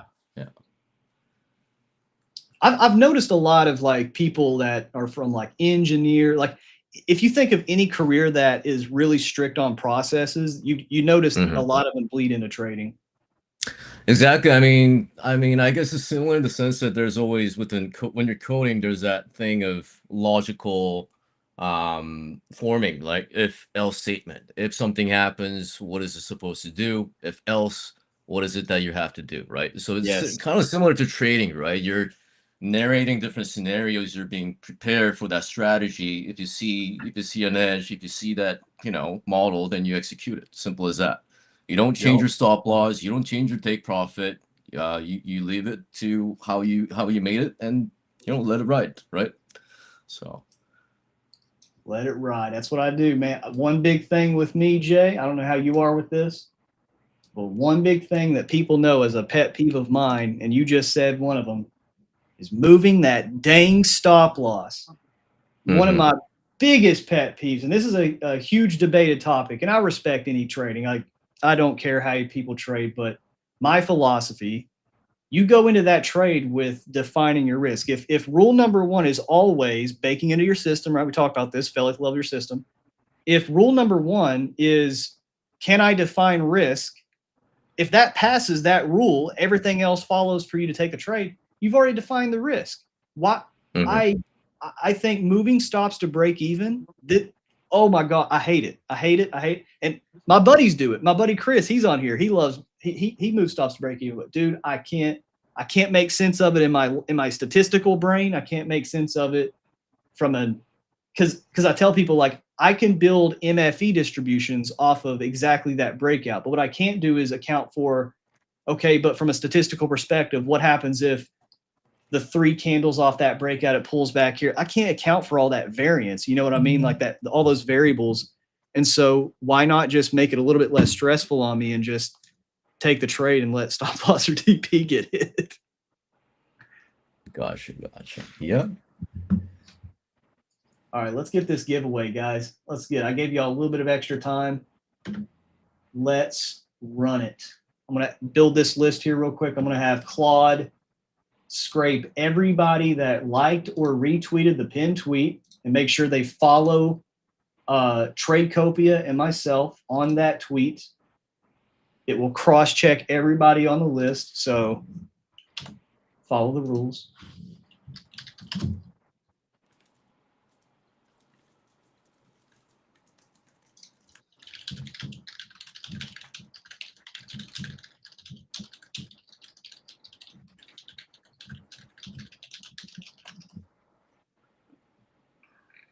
You guys got any questions for Tradecopia while we're waiting here? We're going to build this list, give some stuff away. And Austin, if you have any other features that is related to risk management, let us know. I mean, I got your back. Yeah. But many more things are coming to Tradecopia soon. I mean, I can't go into full details, but many more things for risk management, webhook, much more coming. So stay tuned. Yeah. One thing that I selfishly really want, I told you this last year and you still haven't done it, Jay. I want IBKR access. Oh, yes, me too, because I trade futures through IBKR. So I love IBKR. I've been spiking on that a little bit, but it's going to come, Austin. Don't worry. When I see that, I'm going to be the happiest little boy in the room. Yeah. Where is the dude? I'm sorry, guys. I'm not trying to prolong this. Twitter is not liking me today. It's not letting me see. Am I crazy? Did they update and get rid of it? I can't see the. It's not letting me show. Oh, there we go. Okay, there we go. False alarm. So Jet Airplane Mode asks a question. Will Tradecopia be available for FTMO? We will be getting into CFD market. It's just a matter of time. We're just busy building other stuff, but CFD, we will get there. Hopefully before the end of the year. Any specific list of CFD prop firms, or like do you have like a chunk that you have in mind for like the first iteration? Probably the major prop firms like FTMO, but essentially want to cover every firm out there for CFD. Gotcha. Okay. I know a lot of people like it. FTMO. Dude, did you ever trade any of the CFD prop firms back in the day? No, I haven't. Have you? Dude, I used my favorite prop firm, man, and it broke my heart. Did you ever hear of the whole MFF stuff, My Forex Funds? Nah, I think so. Wasn't that a long time ago? Yeah, it was back in like 23, dude. I was Yeah. I was like 200K from max funded with them. I was getting wow. payouts, like for some reason, their rules, like I don't know what it was about that firm. I don't know if it was just the perfect balance of rules that was really great with how I was trading at the time. But dude, I milked them. And one day they got sued by Canada. They got their stuff halted by Canada, and they went through this huge thing, and they actually ended up coming on top. They, as of like 4 or 5 months ago, they said, hey, like they've unfrozen all of our stuff, but we'll see where they end up. Oh man, so they didn't pay you out? No, I got payouts with them. The company themselves, it's like the Canadians version of the SEC. I forgot what it was called. They charged them with something and froze all of their assets. So like obviously anybody trading with them, you couldn't use them anymore. Oh and, God, man, that sucked. I love them so much. Damn. So what is your favorite prop firm in the future space right now? I'm sorry? What's your favorite firm in the future space right now? My favorite firm, and guys, I say this, I try to not ever do those like suggestion things because like I get the whole shtick. Like at the end of the day, guys, these are all simulated prop firms that can go down tomorrow. Exactly. And I'm not affiliated with any of them. Tradecopia is actually the first ever people that I was like, hey, I'll do an affiliate code. But if I had to tell you from just personal experience, it's not financial advice. I'm not paid to say this. I'm not affiliated to say this. The two is Lucid and Tradeify.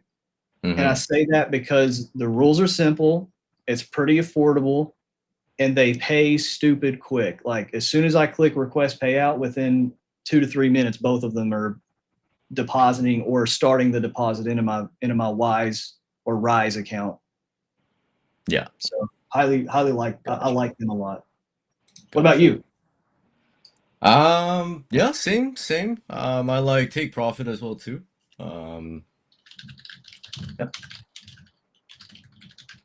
Oh, Take Profit. A lot of my community members love Take Profit because they're instant payouts. Yeah, I mean, with prop firms, you folks just have to understand that they're a business too, so they have to make money for them to be a sustainable business. The fact that you're playing within this game is you agreed to it, you signed the contract. So just like the trade, knowing exactly how much you can lose, just be prepared for that. And but it's a great tool that you can leverage if you don't have a lot of cash to kind of try out trading. I think, yeah. All right. Sorry for the weird delay here, guys. We are now getting it scrubbed. Twitter was giving me some weird issues. All right, here's list number 1. Let's go back to the duck race here. We're still short, by the way. Still short. So Jay, going back to this, if you find this interesting, or anybody that's coming from Tradecopia, if you guys find this interesting, little free gem for the day, right? Is again, statistically, like this is just such a powerful thing. And if you think about it, it's kind of common sense with if you're trading an open, high, low, close, open, low, high, close candle. A lot of people, when we tell them this statistic, they kind of have this like aha moment because it's like, oh yeah, it makes sense. So it's not like this is a game-changing, groundbreaking thing, but some of those simple things can be the most powerful. Statistically, the first 15 minutes of this high, remember when we said this all the way back here? As soon as Q2 took that Q1 high, that's what confirmed like, hey, okay, now it's impossible for Q1 to make the low. So if this is the high, then where's the low? Statistically, Q4 is the highest, but Q3 is the second highest. So how do I manage my runners? I still want to get paid for my runners. I don't want my runner to get stopped. I don't just shoot for the moon with my runner. So what I do and what statistics does to give us peace on the charts is it tells us to set, and consistent execution is, hey, if we are accepting below the opening price of this 15-minute candle in the Q3 of this hour, if we get a close above this, this disagrees with my entire thesis. This disagrees with the continuation to the downside. So what I do is I don't trail my stops. I don't put my stops to break even, but I pay myself.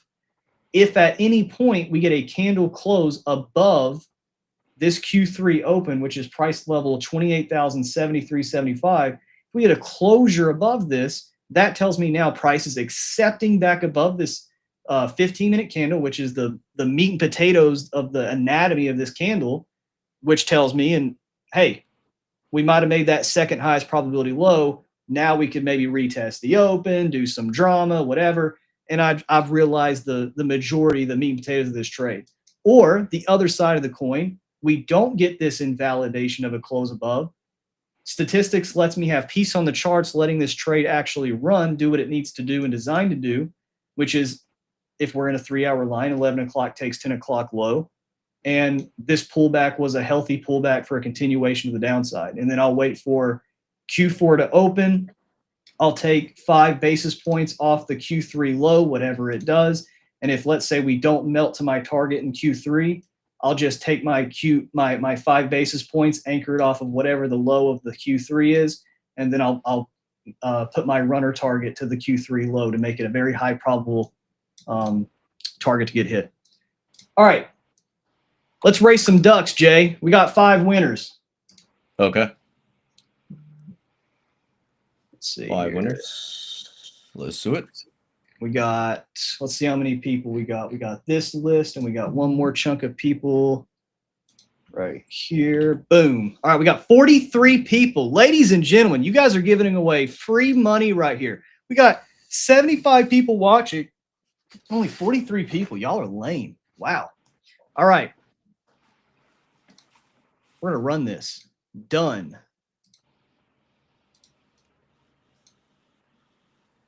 Let's blow this up a little bit. All right. Set. Let's do 1 minute each. All right. Let's make this full screen. 3, 2, 1. All right. This will be, what should this one be for? Should this be for the pro or the web? How many winners is this gonna pick? So so we'll do 2 web, 2 pros, and then 1 boot camp at the end. Okay, sounds good. Sure. So which one should this race be for? Let's do web version. Let's go. All right. Whoever the winner is, right now we got Gideon. Gideon, I'm sorry, you ain't gonna win, bro. You ain't. This game, every time whoever starts in first, you end up in last. So sorry, man. You're most likely not gonna get it. Tradecopia might get a free version. We got Jen 611 in the lead. Oh, dude, we got this. Look at this. This guy's gonna upset everybody. Watch this. Whoever this lemon. Oh, I told you. It's upset. Oh. All right. Lim UL Boyer 2. Okay, let me write that down. Yeah, put that right there. That's their X handle right there. All right, got it. Perfect. Lim UL. I'll tag everybody that wins, but go into the Discord of the Tradecopia Discord, and then they'll hook you up. All right.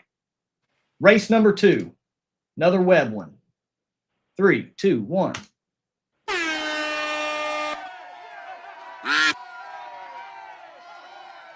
All right, sorry, DP. Superman, you ain't Superman today.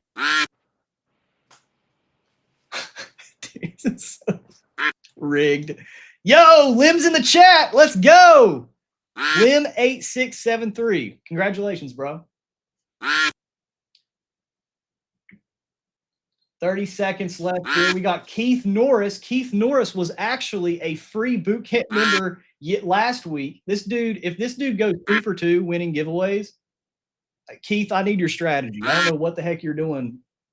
Oh my God, dude, if Keith wins this. Keith just got a free bootcamp membership last week. If he now wins a free breakup, this dude, I'm rooting for Keith. Come on, Keith. Oh no. And Rudolph. Rudolph's coming in last minute. Oh. All right, HSR Gibby. HSR Gibby, are you in the chat? Let us know if you are in the chat. I think uh-oh.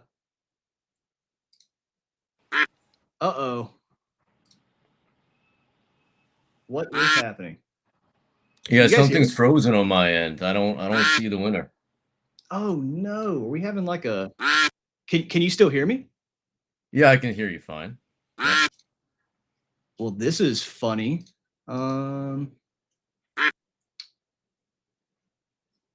Let's see here. My restream has got completely frozen. Justun, are you in here? I want to just refresh the page.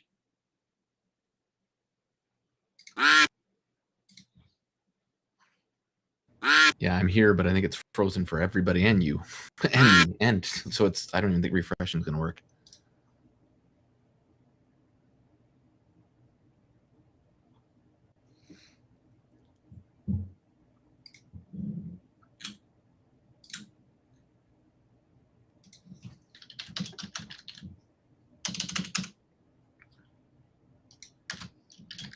Hey Jay, hope all is well. Been a bit.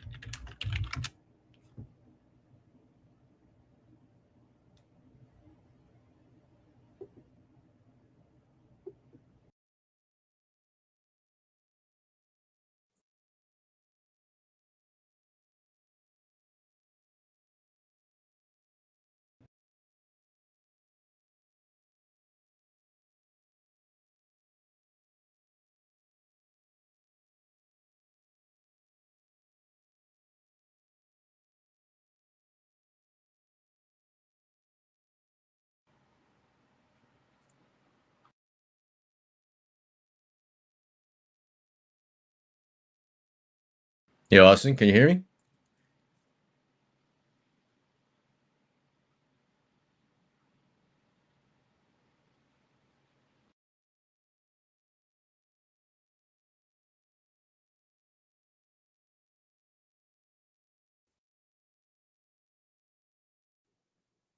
Can you hear me now? Yeah, I can hear you fine. Dude, I apologize. I don't know what is happening, guys. Like Restream, the software we use is just freaking out. Like it's completely frozen on my end. Okay. Oh, what is happening? I can't even.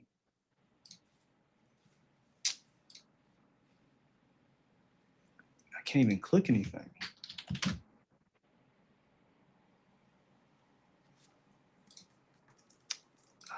Man.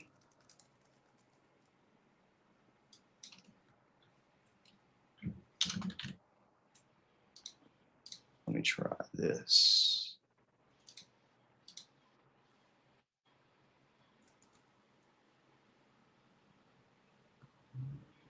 There we go.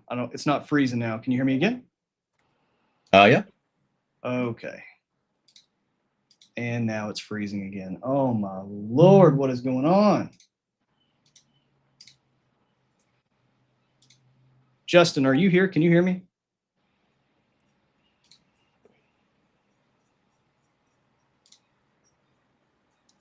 I can hear you both, but hang.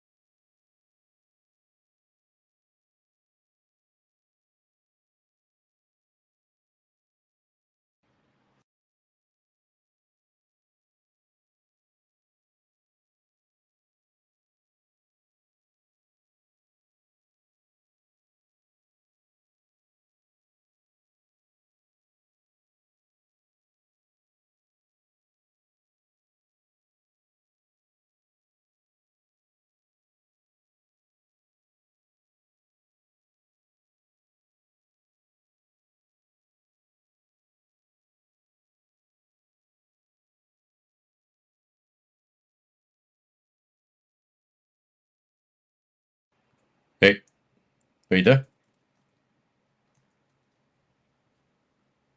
Can you hear me? Yeah, I think you're back. We are echo. Oh, Hearing echo? it is.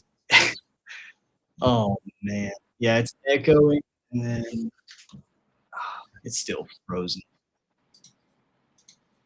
Dude, this is crazy.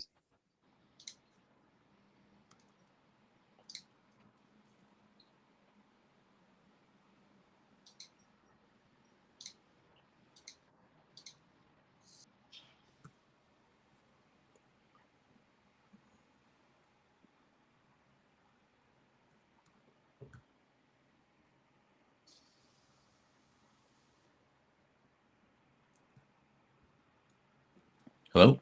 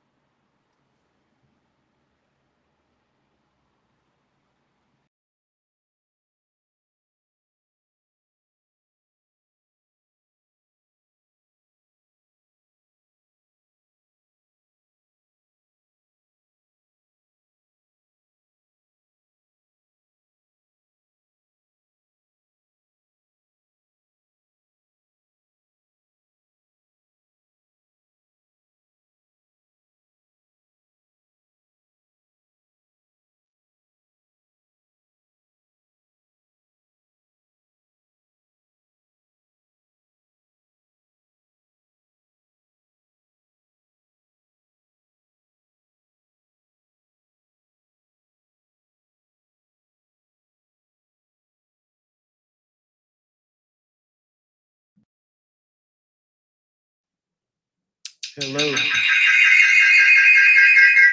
Oh my lord.